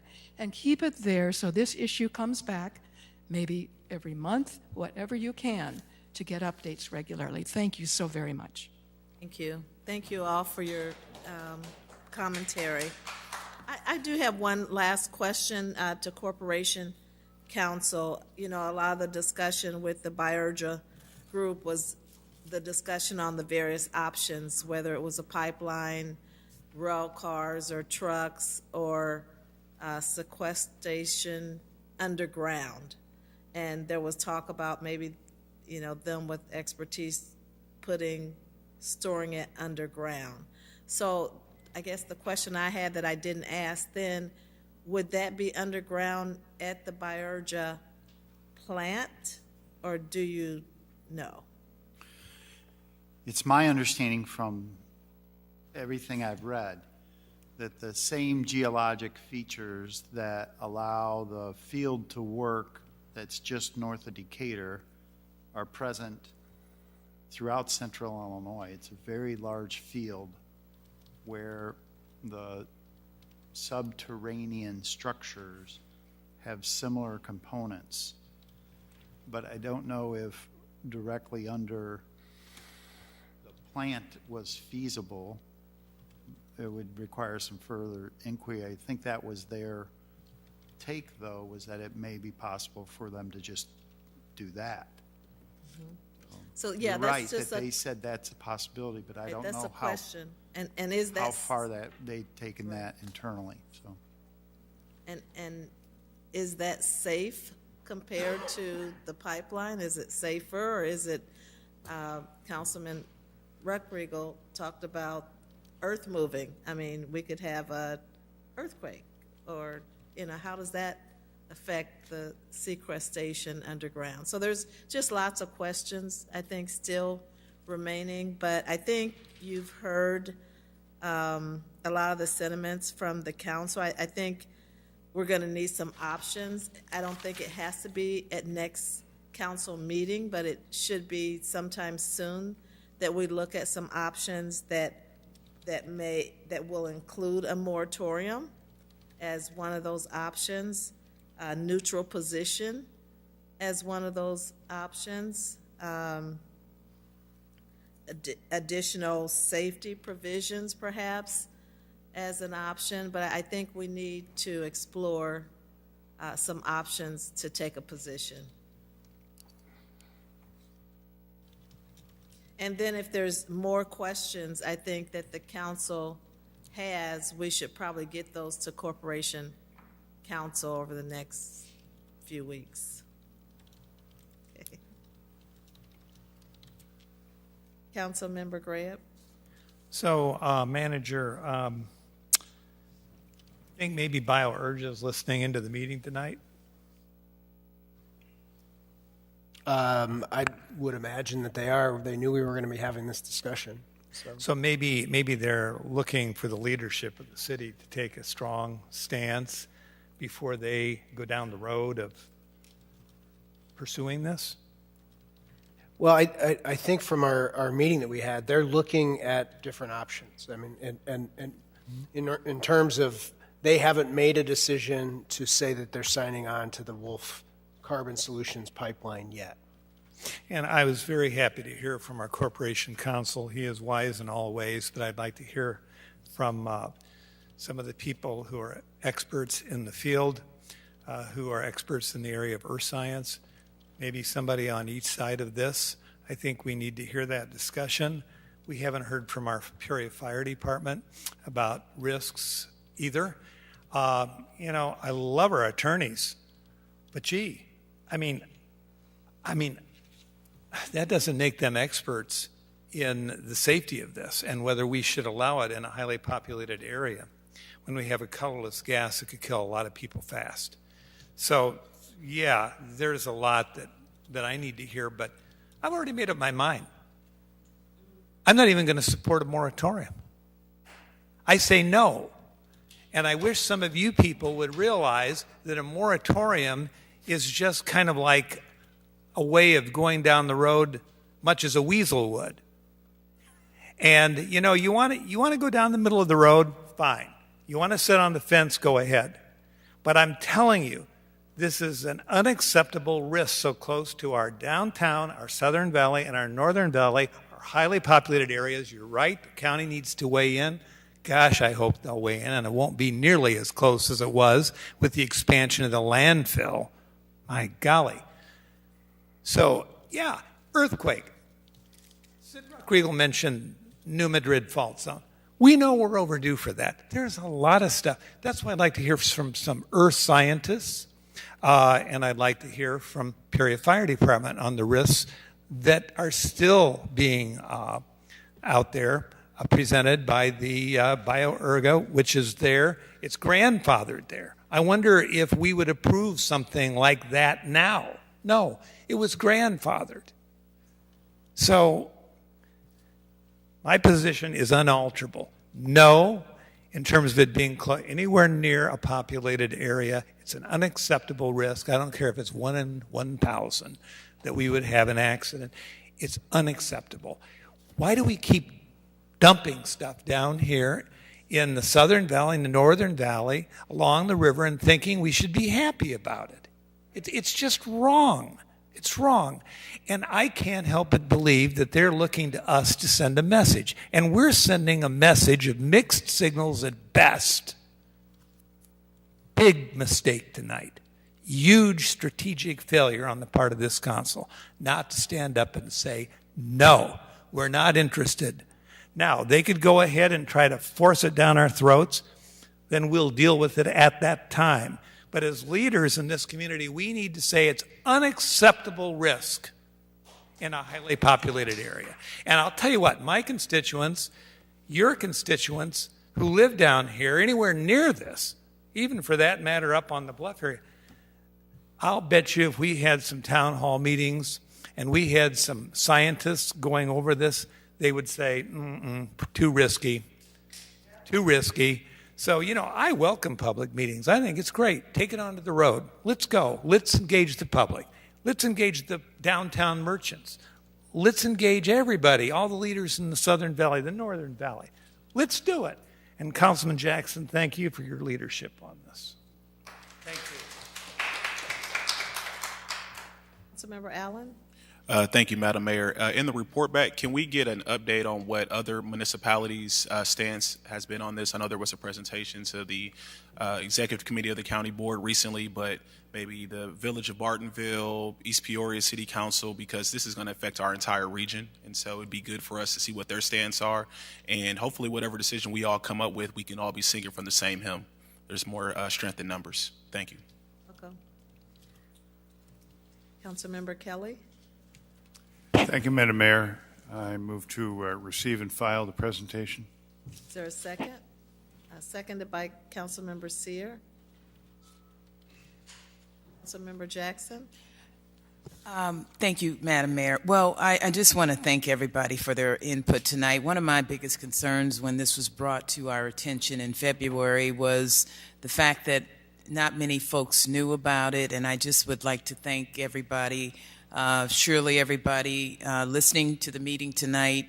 The word is getting out there, and that has been our objective, and I certainly thank the Sierra Club for bringing this to our attention because, Mayor, I keep going back to your social justice, racial equity report that was presented at the last meeting that talked about disparities in everything from employment to housing to transportation and also to health. And we know minorities are some of the sickest people in our community as a result of some of those disparities. So those are the kinds of things that influence my thinking and, moving forward. I'm mostly concerned about the conditions we leave our community and our environment in. So I just want to thank everybody for helping us to get the word out. This is what we've been trying to do, and I look forward to continued debate on this. Thank you. Thank you, Councilman Graham. Councilmember Rodrigo? Thank you. I won't belabor the point, but just on that report back that was requested back, if information from not just the pipeline, because that can maybe make it, and not that that was the intent there, but it should not be just about the pipeline. It needs to be about any spurs that are coming off that pipeline as well. And this may just be a sort of early vision here, but it seems like, at least when you look at this, that there are certain cities where the pipeline is bypassing. So you got to wonder, are they also going to stop spurs coming in? Are they having spurs coming in? So I think when future councils look at this system, they need to look at the whole system, not just where the pipeline goes, because that may give a false sense of understanding. Good. Thanks. Thank you. Corporation Counsel, do you have enough guidance there, input? Okay. Thank you. Madam Clerk? We have a motion, but we don't have a vote yet. Oh, that's right. We have a motion to receive and file. There's no more questions. Please cast your ballots. Motion passes unanimously. Madam Clerk? We're at first readings. 23-129 is a communication from the city manager and fire chief with a request to adopt an ordinance related to fire services recovery with a third-party vendor. Mr. Manager? Thank you, Madam Mayor. This item is the ordinance for fire recovery services that was prepared by the fire department and the Corporation Council. I'll turn it over to the fire chief to simply walk through the basics of the ordinance. Since this is first reading, Hopefully, this will come back for your approval at the next city council meeting on the 25th of April. Good morning, everyone.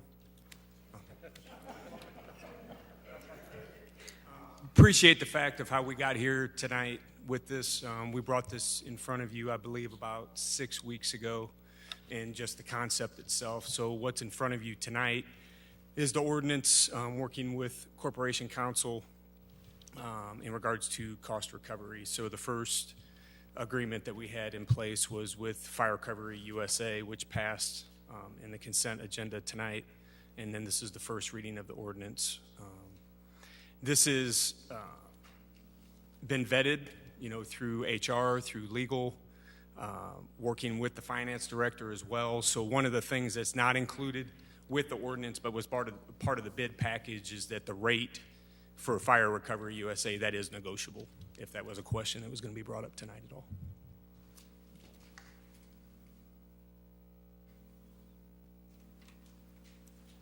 So I'd entertain any questions if anybody has any. But I know that we've spoke about this at length individually and in preparation to for this meeting tonight. But we feel pretty good about the ordinance as it stands right now. Thank you, Chief.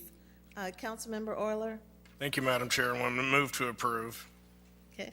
This is actually first reading, so this is a motion to receive and file? Correct. Adopt the ordinance. Thank you. Seconded by Councilmember Sear. Any other discussion?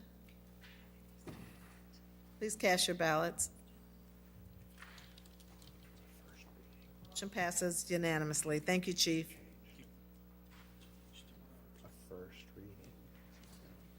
Madam Clerk? We are at regular business.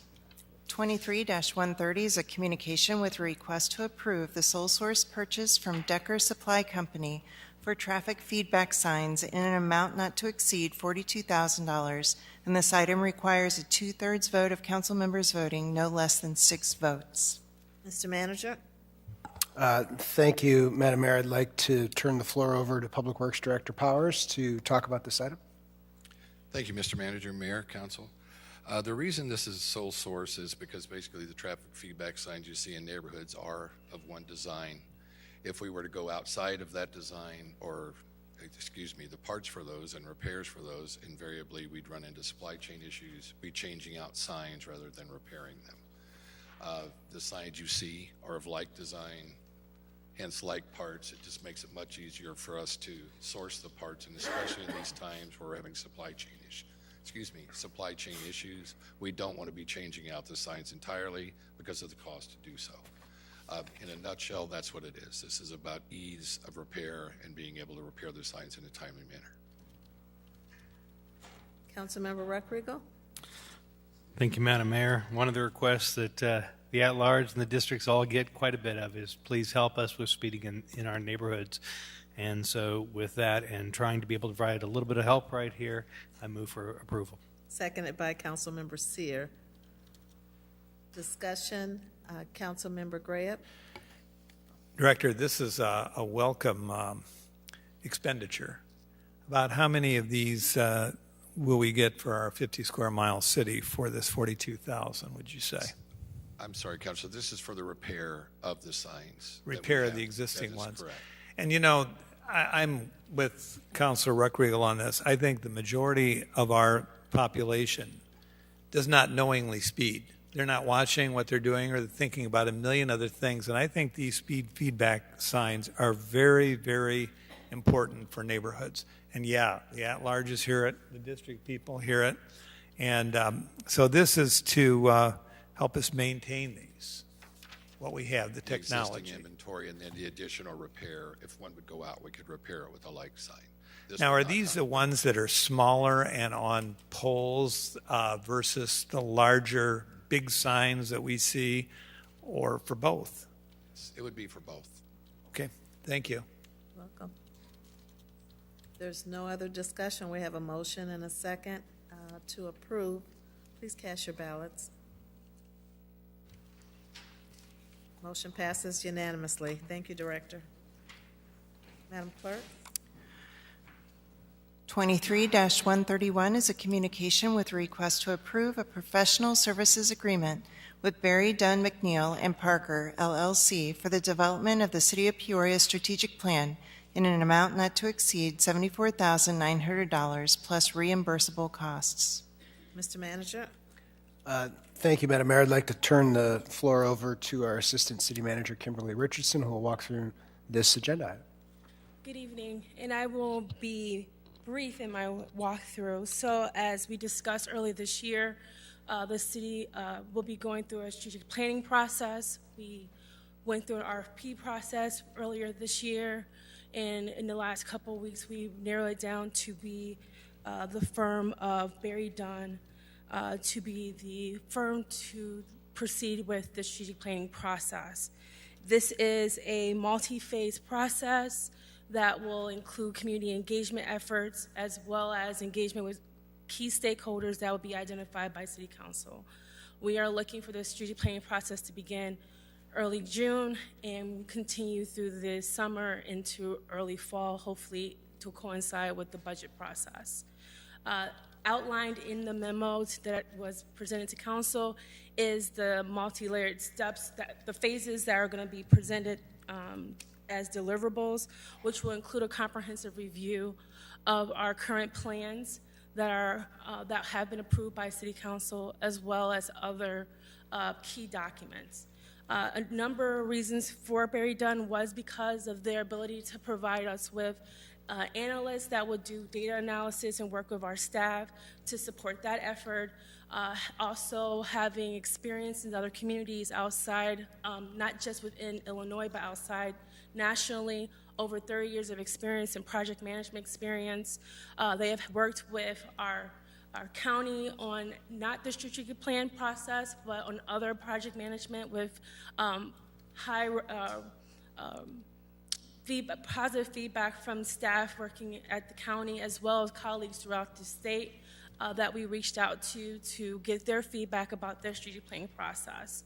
Also, as part of their proposal to the city is after the plan has been established and approved by council, they have offered for additional costs. Of course, the council will have to consider at a later date, support to ensure implementation and review of ongoing plan to ensure that we continue to move forward with the plan and that we are also supporting staff who will be implementing the plan. As laid out, we are looking at having also community facilitators be a part of this process. This is to assist with the community outreach. They will be responsible for training those community facilitators as well as helping staff put together, implement those dates, as well as provide us with some additional support for those meetings. And lastly, I would like to just say that in looking through this process, we had an opportunity to do some interviews. We did invite the mayor as well as 2 council members to participate in the interviews of the final 2 candidates that we ranked. And I would say that they were both very highly regarded. And again, looking at the additional support that Barry Dunn would provide our staff for the costs, which were pretty comparable, we felt that this would be the right group to work with to ensure that our strategic plan is successful moving forward. At this time, I'll give it to the mayor if you want to add any additional comments, mayor or city manager, and I will take any questions from the council. Sure. First, thank you for your leadership in guiding this process, Ms. Richardson. I want to thank Councilmember Riggenbach, and I'm not going to keep doing that mistake anymore. Councilmember Riggenbach, as well as Councilmember Sear, for participating in the selection process. We interviewed those 2 top-notch firms, and it was really close, but in terms of the team that was the council members as well as staff, it was really unanimous. It was close, but it was a unanimous decision that this is the right firm to work with us through this process.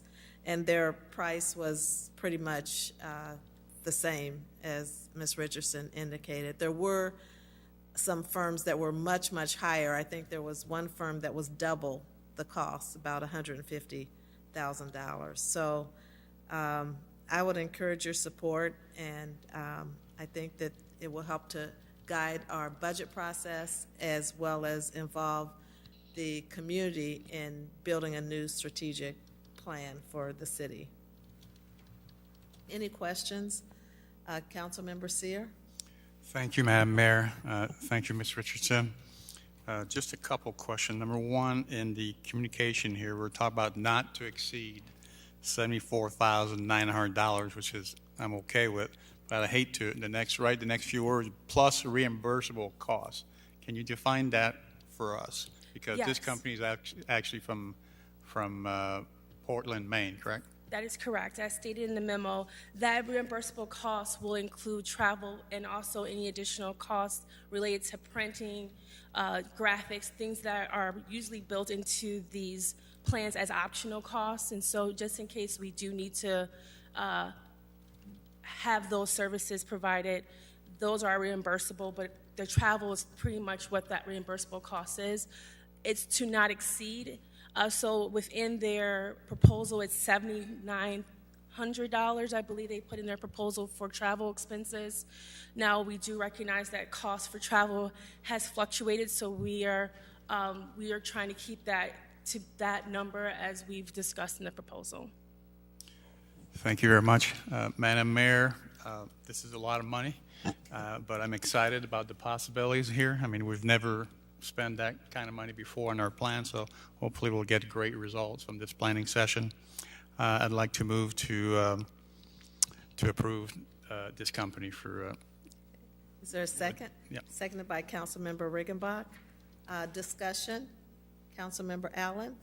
Thank you, Madam Mayor. Assistant Manager Richardson, can you give an estimate of what the duration of this forthcoming plan will be? How long, how many years do you see it reflecting?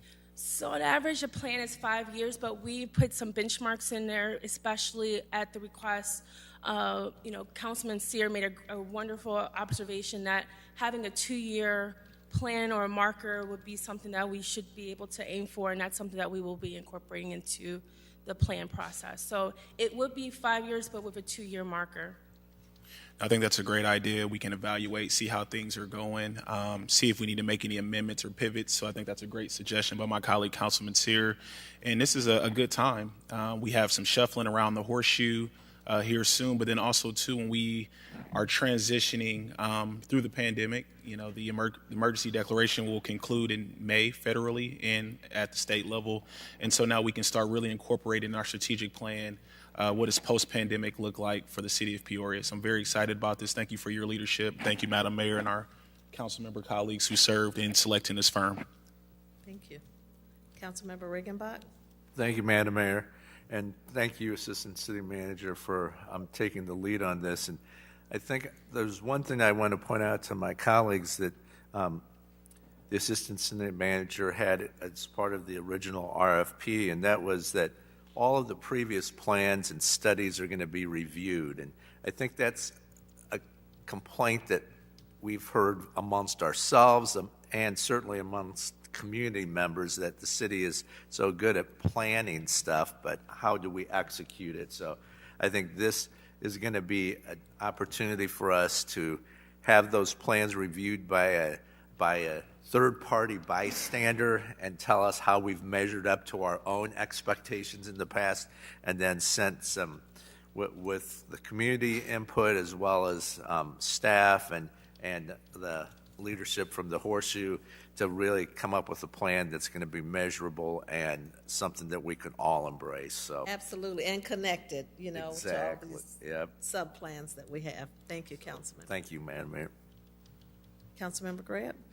Well, I have to reiterate a position I've taken for many, many years on hiring outside consultants to come into our community. Here we're talking about nearly $75,000 to hire people from outside this community to come in here to tell us what our strategic plan should be. Seriously? I've been involved in I don't know how many strategic planning exercises through the years. We end up doing it. We put it on a shelf, and about the only time we see reference to it is when we get a council item some of the items we have, of course, tonight, there's a place where it says, well, how does this fit in with the strategic plan? So again, I'm listening to my constituents. They say they're tired of us hiring outside consultants. Heck, if we have to have somebody skilled in interpersonal dynamics to help us make a strategic urban decisions as it relates to some of the issues that face this community, why can't we get a local professor who is skilled in this? We've done it before. We did it under Mayor Ransburg. And I'm not pushing any particular university, but we had a very, very fine facilitator. If you must do this, have somebody who's familiar with this community come in. And you don't need 5, and you don't need to spend $75,000. If you must do it, have somebody who's local and who understands our community. I just think it's a ripoff to taxpayers, and I'm not going to support it. Okay. Yep. Councilmember Euler? Thank you, Madam Chairwoman. I did, to Councilman Graham's point, I don't know what the right or wrong answer is here, but I did get some pushback today about not using local firm. Can someone give me what the sales pitch is on why this is the company, and we don't have the capability to find that here? We encourage local applicants. We even reached out to Bradley, and they said this was not a good fit for them as within their organization in terms of what we were requesting. So there are both of these firms do work in Illinois. They've done work in Illinois. They've done work locally. I think one has done work with the county. Another did work with I forget what entity. Which was? Sheriff's Office. The sheriffs? No. Oh, he's saying yes. The Sheriff's Office, I believe. Okay. And I would say this would not be the same strategic planning process you experienced Yes. previously. Yes. Having gone through a strategic planning process that's a community-led effort is a costly endeavor, and you're paying for the expertise, but also the time that it's going to take for us to do this as a community-involved process. And so it's not going to be a behind the one weekend, the council's going to get together and have a retreat and get the feedback. It is supposed to be something where we're getting constant feedback from the community, but also it is to inform you as the council members to help us as staff implement an actual plan that we all understand. And I can tell you, coming into this organization and reading the strategic plan, it was an effort that I know that our former staff members and our city manager took time and effort, but it was very difficult for me to understand how I was to relate that to putting goals within my department. So understanding that we want a strategic plan that works, we need to bring in someone that understands the complexity of our city and understands how to then marry that with staff needs as well as community expectations to have a plan that you all can hold us as staff accountable to and the community can hold you as the elected. So it's something that we want to ensure it's an active document. I don't have the bandwidth nor the time to put this much energy into a document that we are not implementing. And so it's important to bring a professional, experienced firm that can adapt and understand our needs and provide us, staff, with expert experience and technical support to ensure a document that's implementable. And that's, at the end of the day, that's what our goal is, and we're going to make sure that happens for the council. I continue. Yeah, you're still on. I appreciate that, but I have a female-owned, black-owned leader in our community who's telling me that she did apply for this. And so if I'm to be able to go back and say that we didn't choose someone in our community, I need to be able to explain why that person was not a selectable criteria, and how do we ensure and educate people in our community so that they can get there. And I do not want to ever again hear that time is the issue. Thank you. Experience. Yeah, it was definitely experience. They're a new firm, and they just did not have any experience in doing strategic planning. So that's why they didn't get an interview. Okay, thank you. Welcome. Okay. I think we have a motion, and there's no more lights, so please cast your ballots.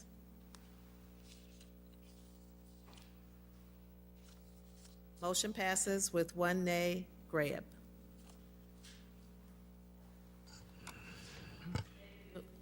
Assistant City Manager, you got something else coming? Next one. All right. Madam Clerk? 23-132 is a communication with a request to adopt an ordinance approving the KM Real Properties LLC redevelopment agreement for the University Ward TIF District redevelopment project area.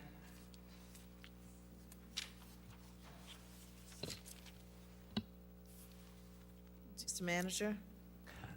Thank you again. I'll turn the floor over to our Assistant City Manager, Okay. Kimberly Richardson. So I'll put on now my economic development hat, and so this is a follow-up to our inducement resolution that was approved by the council on April 27, 2021, as part of our process of going through the TIF for the University War Memorial area.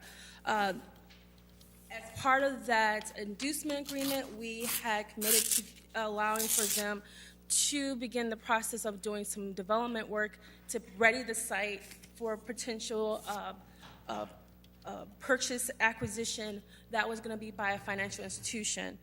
So that site has been readied. It is an access road that would be then directly leading to that potential future site, so that they will be able to begin the process of building. What we're asking in this RDA is for the reimbursement of the TIF increment up to the cost of what the road construction was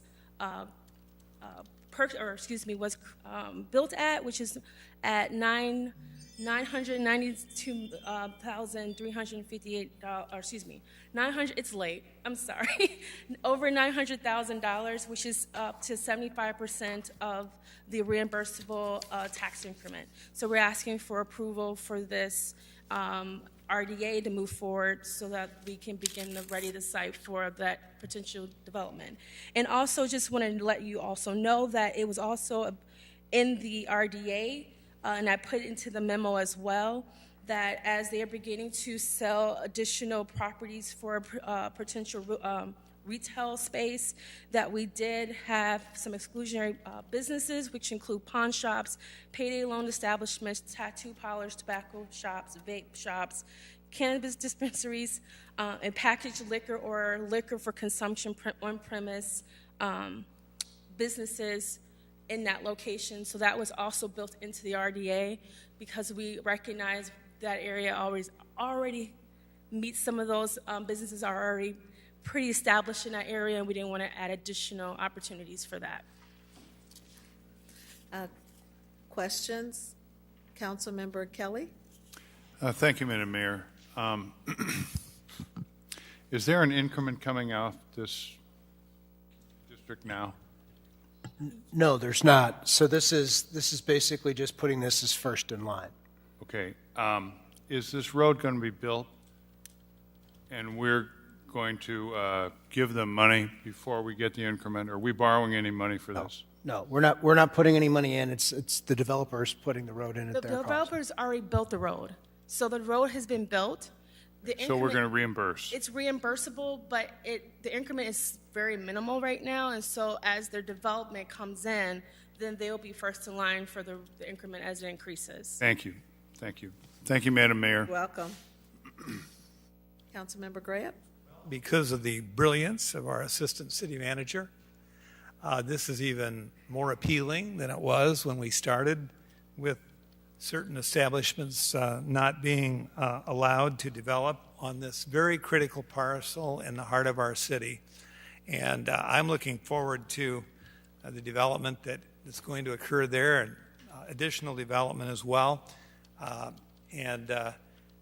Staff has worked very closely, and I've worked very closely with the neighborhood leaders in Biltmore Heights, North Florence, Bigelow, with the business people who are part of this real estate group. And I think it's going to be a home run, and it's a parcel that hasn't done much for us for many, many years. So I think this is an opportunity to get some development going at that very critical, high-profile, high-impact intersection in the heart of our city. And I'd move to approve. Okay, we have a second, seconded by Councilmember Valpula. Any additional discussion? Please cast your ballots. Motion passes unanimously. Madam Clerk? We are at unfinished business.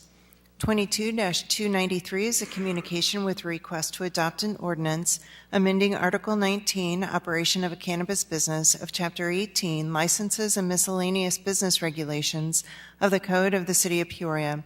And on your desk, there is a revised City Council communication. Mr. Manager or Corporation Counsel? Thank you, Madam Mayor. If I could just speak, what I think is the neatest part of that agreement that was just approved is that TIF is designed to support the renovation of one of our fire stations. So over time, you'll notice that there's TIF increments for certain developments. This is 75%. We'll be windsocking some of the additional increment to cover the public infrastructure costs of rehabilitating that fire station. This really expresses the best of TIF to help us with our infrastructure costs and critical services beyond the business development items. And I thought that that was one point of exceptional brilliance in this TIF that I had nothing to do with, but that is a reason to celebrate TIF as a device, which doesn't happen enough. So thank you. We have corrected the council communication, which had not been updated from one of the previous versions. That oversight I want to apologize for, and we'll try to be better on making sure those details are straight, because that would have had people misapprehending whether the legal department was actually listening to council, and I can assure you that we do carefully, and we miss that opportunity to express that in our work in this instance. In any regard, the ordinance provides for 5 basic implementations as directed by council, which includes a definition of social equity applicants that also requires annual proof of their status, a restriction of dispensaries from locating within 1,500 feet of the property line of a pre-existing dispensary, adding language to strengthen the restriction on transfers of licenses, and specifically prohibiting on-site consumption to make that point of clarity absolutely certain for members of the public that are looking at our ordinances, and limiting the number of adult-use cannabis dispensaries within the city of Peoria to 6, with 3 being reserved for social equity applicants. And with that, I'd be happy to answer any of your questions, and we're looking for a motion to adopt the ordinance changes as presented. Thank you. Councilmember Riggenbach? Thank you, Madam Mayor. Corporation Counsel, under those bullets, it says, in addition, a separate ordinance will be discussed tomorrow at the Planning and Zoning. Would you, I spoke with Assistant Corporation Counsel Kaputska this afternoon. Would you just explain reducing the 2-year period where special use is valid to 1 year? Because we had specifically talked about the 6 months. So explain why it's worded that way, if you would, please. Yes, I could. Thank you for that opportunity. That's the absolute limit. But we asked council to indulge, particularly for the social equity applicants and different elements of the state licensure and approval process, to allow the city manager to exercise the discretion to extend the 6-month limit with an additional 6-month period. And so we had that conversation. I was present. I think the council was okay with that. And so that 1 year expresses that total of the 6 months limit to be extended by an additional 6 months by the city manager for the specific provisions within that ordinance. It's our thought that the ordinance that gets before you after it goes through planning and zoning will fully express all that. And we do have a special planning and zoning meeting this month so that this can be presented on the 25th. Thank you. If I could just clarify, that will be a 6-month, the special use permit will be valid for 6 months with a 6-month extension at the city manager's discretion. Correct. Thank you. Okay. Thank you. Any other questions? Councilmember Allen? Thank you, Madam Mayor. Great clarification there, Councilman Riggenbach. Me and you were on the same page there because we both have been sticklers about reducing this from the 24 months to the 6 months. For those who are out there right now, are they going to be grandfathered in, though, under the previous I guess we didn't have an ordinance. I guess the previous ordinance of being able to have their special use permits extend to 2 years, because I know we do have some outliers out there that have special use permits, but they haven't moved yet. The terms of the ordinance when the special use permits were extended, I think will apply to those already extended special use permits. Some of those may not matter because they've been out there a while, but a few of them have been more recently permitted, and the terms of when they were permitted, in my view, would apply. Thank you. I want to publicly applaud my colleagues around the Horseshoe. I know it took us a while to get to this point, and we had some robust conversation, differences of opinions, but I think we had a pretty good democratic process at our special policy meeting about this topic. I fielded various questions of why we landed where we did, and for the most part, the feedback has been received very well, that our constituents are excited that we do have a strategy in place. Do we need to reevaluate this years down the line? Absolutely, because this is still a very fluid situation when it comes to recreational marijuana, but I feel good where we are at this time. So without further ado, I would like to move for approval, Madam Mayor. There's a second? Seconded by Councilmember Euler. Any additional discussion? Please cast your ballots.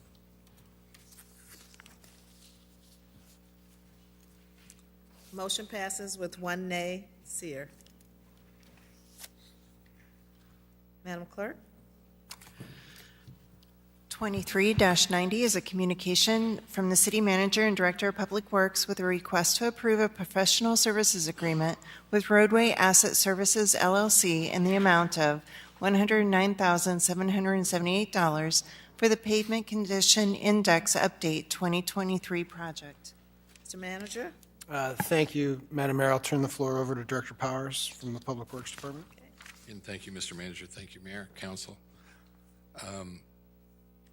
This item was deferred from the last meeting to answer a question that, quite frankly, I didn't have the answer to at that meeting, and now I know why. One, I'd only been here about 6 months when this was done, and meaning who was the previous vendor. This contract was let under Tri-County Regional Planning Commission as a participatory undertaking in the last undertaking. Hence, it was not an RFQ or RFP that the city oversaw the process of. Hence, we were a participant, which is why I didn't know, but I since found out. I also found out that is not the vendor we are using this time. However, I restructured the council communication in a way that I think better would address the questions that came, meaning I simply reformatted a paragraph into an A, B, C, D format rather than commas to identify the vendors that did submit proposals. And you see them before you. I identified the committee members' names and then the criteria that was used for the selection process and how it was weighted. In your attachments, there's actually also a sample sheet of the questions that were asked by the committee of themselves as they were scoring. That being said, again, I will also note that since 2014, we have not used the same vendor twice. So we had a different vendor in every iteration of this. And then just as an editorial note in LIDAR, and as you work through PCI and the ratings, in 2014, when we embarked upon this endeavor, this industry was small, this group of vendors. This has become, and I think a lot of it has to do with the advent of introduction of things like, oh, God, I'm having a brain moment. It is late, it is good morning. The aerial abilities that we have with various technologies where you can do LIDAR and you can fly pavement and you can use those types of things to do bridge inspection. Hence, this has become a very busy market. So we now have far more people competing for this type of work. So that being said, that's where we had this competition is keen. We selected the vendor we thought most qualified, or the selection committee did, and put it before you. So again, if you look at the council communication from last time to this time, the same information is there. It's in a different format. And I hope I provided a good enough explanation as to why we didn't know who the vendor was last time, because it was Tri-County Regional Planning Commission that selected it, and we were a participant in the contract. And I'll stand by for any questions. Questions for the director? Is there a motion? Moved by Councilmember Riggenbach, seconded by Councilmember Kelly. Please cast your ballots. Thank you, Director. Motion passes unanimously. Madam Clerk? We are at new business. Okay. We're at new business. I'd like to recognize Councilmember-elect Mike Vespa, who's in council chambers with us. Welcome. Any new business? Councilmember Allen? Thank you, Madam Mayor. I just want to highlight an event that's going to be taking place this weekend.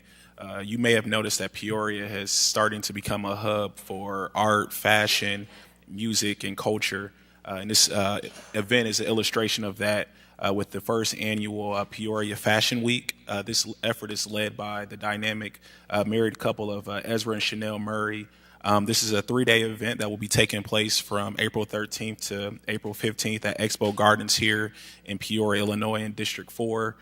They have a lot of great events that are going to be taking place, so tickets are available at peoriafashionweek.square.site. It's a great event. It'll be a family-friendly event as well, too, so get out there and support this amazing event. And again, it's just a illustration of just how our region is just really so dynamic, and we're really becoming this hub for culture and art and fashion and music. And I'm very excited about that, especially when it comes to our talent attraction, to grow our population and retain our population. Thank you. Thank you. Councilmember Grant? Thank you, Mayor. If I could ask our chief to approach the lectern up there, I have a question. I'm quite sure that I'm directing this to the right department. Maybe the fire department has the same memo or alert from the Drug Enforcement Administration.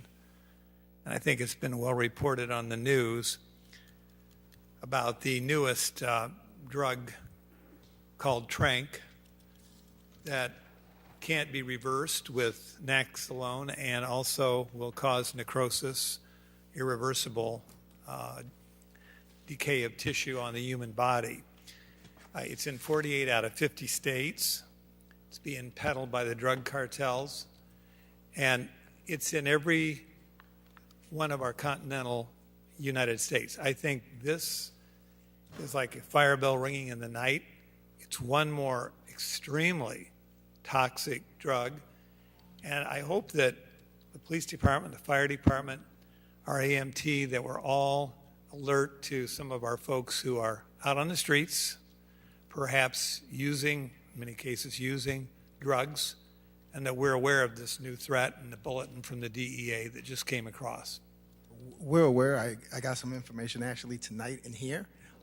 We'll be reaching out tomorrow and figuring out what, if any, we're seeing. I'm told we're seeing some of this in Peoria. I don't know to what extent. But yes, we'll work with JOLT, we'll work with our paramedics and the fire department, EMS, and figure out what we have, what we don't have. And I know that it's the desire of everybody in this room that everybody who is homeless and is unhoused needs to be housed, needs to have the supportive services that they deserve as human beings. And, we need to plug them into our continuum of care. I can't say too much good about our administration. Joe Doolin, I think you're in the back there. We have been working very, very meticulously, one person at a time, to get them help. And we've seen some real progress. But, the weather's nice now. Some folks are not, who might have gone in before are now back out. But we need to be watching for this new threat and the new irreversible condition for some of these drug overdoses. And so I've talked to many of you around the Horseshoe in recent hours and days about some of the encampments we have for the unhoused and what we can do to get them housed and get them the services they need. This council has made a very strong commitment to providing services for the unhoused, and we've been successful. One of our newer projects even was aimed at the LGBTQ community, which Phoenix did. We need to put this really on steroids, reaching as many people as possible. Director Doolin, maybe we need to have a duet here with you and the chief. Can you come and brief the council a little bit on what you, staff, and the Homeless Continuum are doing to reach these people and to get help for them who need their lives turned around? Thank you, Councilman. Most of the credit goes to our nonprofit community and the work they do on a daily basis. One of the things that we do really well is understanding that there are experts in the community that are members of the continuum of care.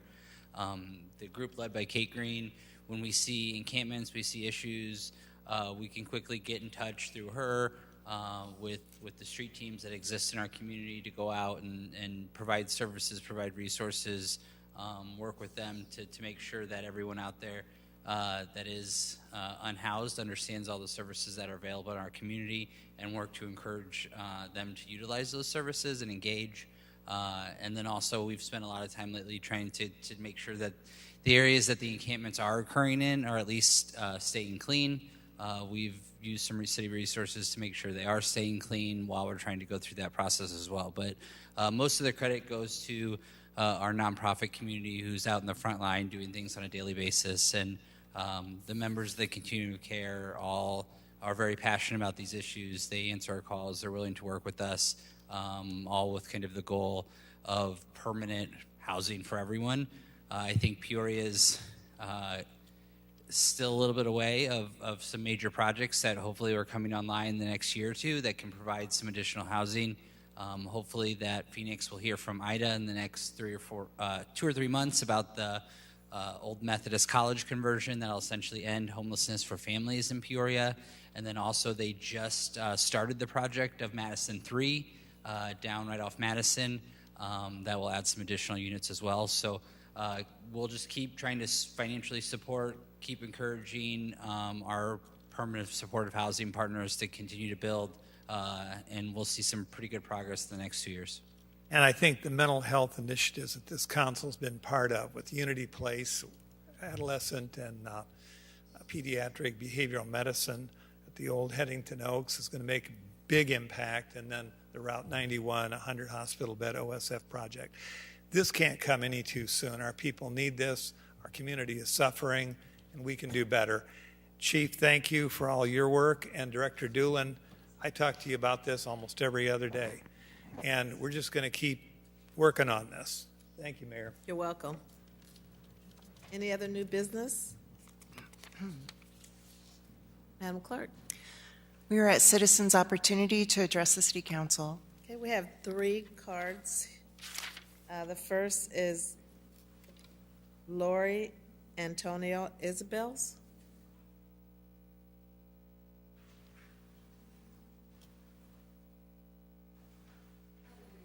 Hi. My name is Lori. I live at 1515 Southwestern in Can you Peoria. pull that down a little? Yep. Yeah, there you go. I live at 1515 Southwestern in Peoria. Our sewer has been backed up, and I did call Denise and talk to her. It has been backed up for 2 months now. Ever since the road construction from the city, they did the street, they did the wall. It looks good. I mean, it looks really, really nice, but our sewer has been backed up. We have had a couple sewer people come out, and it's all the way out in the middle of the street. It smells really bad in the house. We did have to get a porta potty to put in the house, but we do have a grandbaby that's 10 months old, and now he's sick. I have called everywhere to try to get help. I didn't know. I did talk to one of the city person, the constructor, yesterday, and asked her if she wouldn't mind helping us. And she said no, that they don't have any funding. So I didn't know what to do. I just wanted to speak to see if there's anything anybody could try to help us Well, out with. thank you for bringing that to our attention. We'll have staff talk to you right after the meeting. Okay, thank you. Thank you.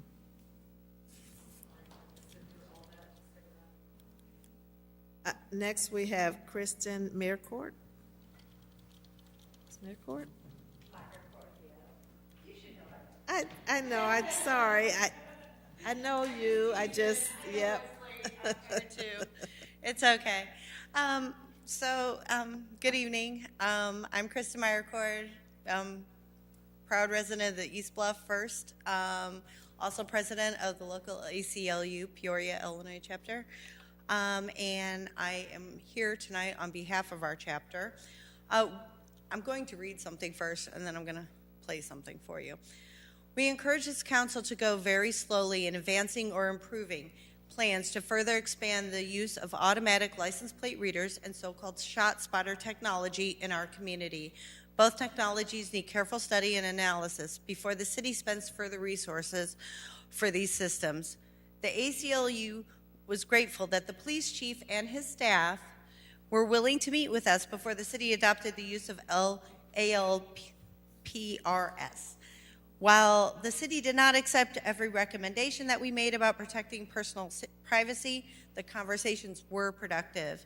One element of our request was that the city do a periodic audit of the use of the ALPRS. Such as an independent audit would address two fundamental areas of concern. First, an audit would provide public transparency about whether or not any of the privacy provisions were violated in the course of a year, and if whether anyone was disciplined. Given the powerful surveillance technology contained and the ability to track someone across the city, this understanding is critical for the public. Courts have demonstrated that if one knows where someone goes, they know a lot about them. I pass at least 6 of them in my maybe 4 to 5 minute drive to work each day. We should be assured that our movements are not being tracked unnecessarily. But an audit should also tell the public about the effectiveness of the cameras. We were told that when the cameras were being installed and deployed, that they would not only be used to monitor and track those involved in violent crime, and that was it. How is that working? Have the cameras actually provided any additional public safety to the city of Peoria? Any decision about expansion or extension should be based on evidence and analytics, not anecdotes and assertions.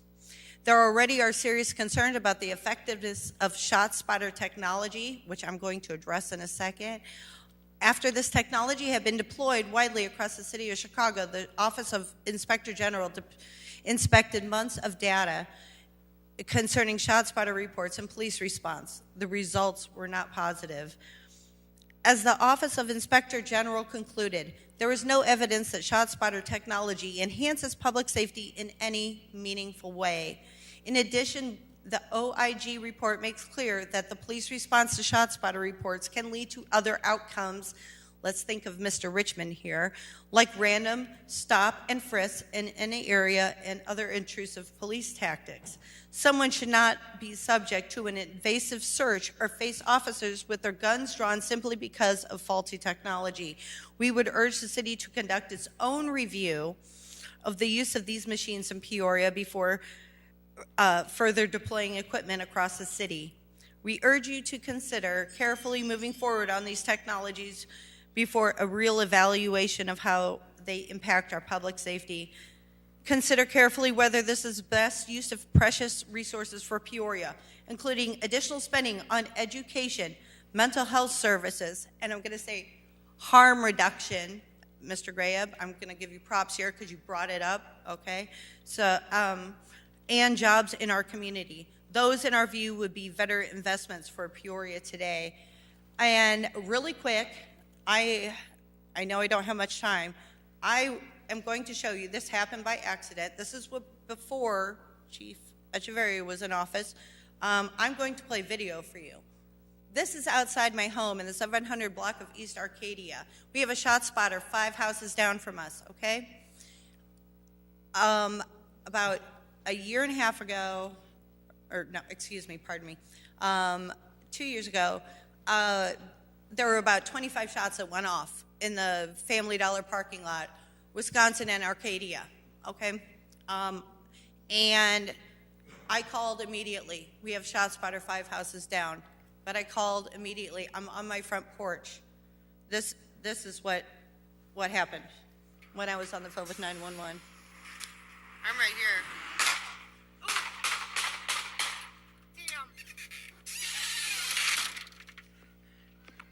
You hear the mama in the background? That's my little girl. She was about 6 feet away from where the bullets hit. The police showed up. I FOIA'd all the shot spotters. No shot spotter information for the 20 plus rounds that were fired there that were right across the street from the shot spotter, nor from what happened in front of my house. The officers refused to look in front of my house where I was shot at because I was on the phone with 911, and my daughter, who is now 10, who was then 8, found one of the bullets, and Jesse McGowan found the other. I know you all know Jesse. I just want to tell you, it is not always accurate. Please think before you spend resources on things that we are not sure of. We need violence protection in the city. I mean, it's apparent, but we have to do better, and let's focus our resources on what really matters, because we're going to end up like Kensington, Philadelphia. If you haven't looked it up, look it up, because it reeks of rotting flesh from the xylazine epidemic right now.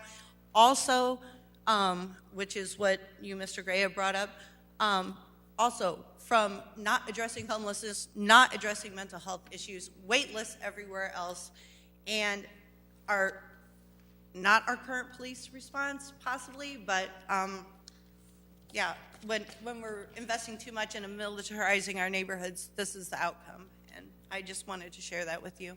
And I thank you all. Thank you, Ms. I'm Meyercourt. tired. Next, we have Dr. Vivian Taylor. That was a wake up. Hi, I'm Dr. Vivian Taylor, new resident, homeowner, and entrepreneur in Peoria. Where is the person that lowers this when I need them? Oh, right, it's almost midnight. There he is. Hi, thanks for having me to speak on behalf of thousands who oppose ShotStopper, ShotSpotter. Oh, wait, they changed the name of it last night when the stock plummeted. 1/3 of their stock over the last 5 days since April 5th, it has dropped 1/3. Now, I own a successful business, so I offered them outside a business, I'm available for business consulting. So just so you know what's happening out here in the real world as it's happening with y'all.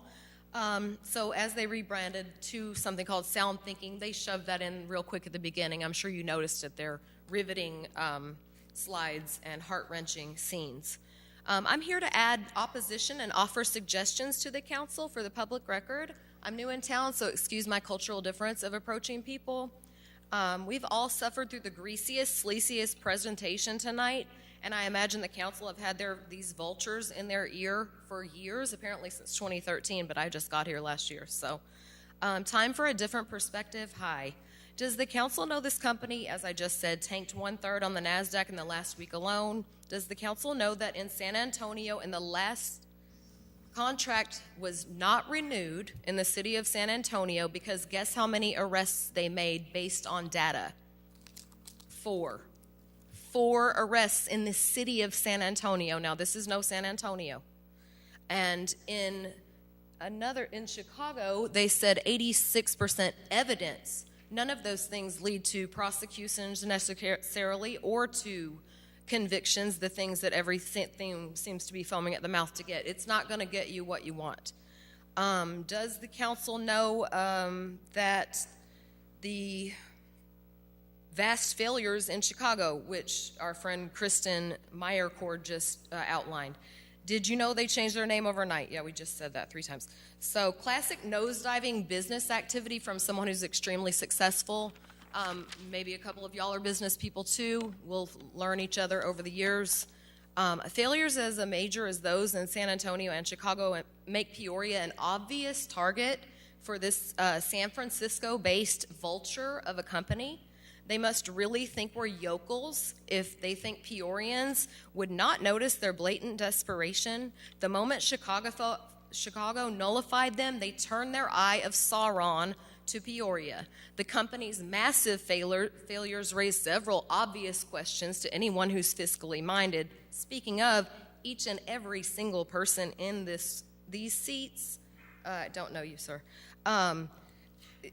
From your social media to your websites, from your campaigns, cited that small businesses and fiscal responsibility is super important to you. Well, this is your time to prove it, even though it seems like you've already acquiesced to this weird contract. Not one of you can rationalize renewing the contract, much less expanding the square mileage toward my home and business, by the way, lowering my property rates and values. Free, quote, metadata. That's one of the things they outlined in that, what was that? Services with a dying business from California. None of you can tell me why that would be fiscally responsible. We should be wary of vultures circling our budget. There is not a single successful business person, I just said this. We don't give free promotions. That's not a thing. We don't do that. We fully expect some return on investment. We don't give free services. You can keep a straight face or you can, laugh in your mind. They need good news to take back to their board and stockholders. Further, we need to avoid another Ameren situation. Everyone hates the company. It's nothing. It's the only thing everybody ever talks about. Let's get rid of Ameren. Ameren. How do we get in this Ameren situation? Okay. So we want to get in bed we want to get involved, contractually obligated to another Ameren. Surely securing our city water. I remember that was up in the debates as well. Vespa spoke on it and supported it. Surely some of you do too. I could take some guesses. Surely that's a priority above all. Whoever supports what, surely the water and the electric is more important than more surveillance. Spending money on these vultures is ridiculous and reckless. Another issue, fetishized by all of y'all, is small businesses. That's me. Well, I'm here. Sorry about that. I'm here. I'm staying for 20 years. And instead of working on my business, I'm here doing your job, frankly, because you didn't know any of the things that you learned from me right now. I moved my successful business from the South. It cost me $157,000 cash plus triple tax hike. And yes, I see I've gone over 10 seconds. I will proceed. I waited 4 hours. Thank you. I didn't move to have a city council making rushed, irresponsible decisions. I didn't move here to be monitored and surveilled. I moved here because it's nice, the people are friendly, and because you all swore repeatedly to support new small businesses. Well, here I am. Where's my support? Why hire from San Francisco if I can hire you someone locally tomorrow? What if we vet some security companies here? Well, where's the tech? Where are all these tech labs we're writing all about? Lastly, the Second Amendment is already being trampled upon in this state. Several on the council are self-proclaimed supporters of the right to bear arms. Can you see that spots? Thank you, Dr. Taylor. Yes, ma'am.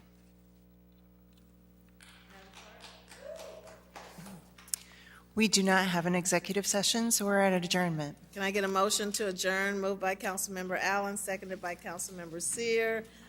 Please cast your ballots. Thank you for your service.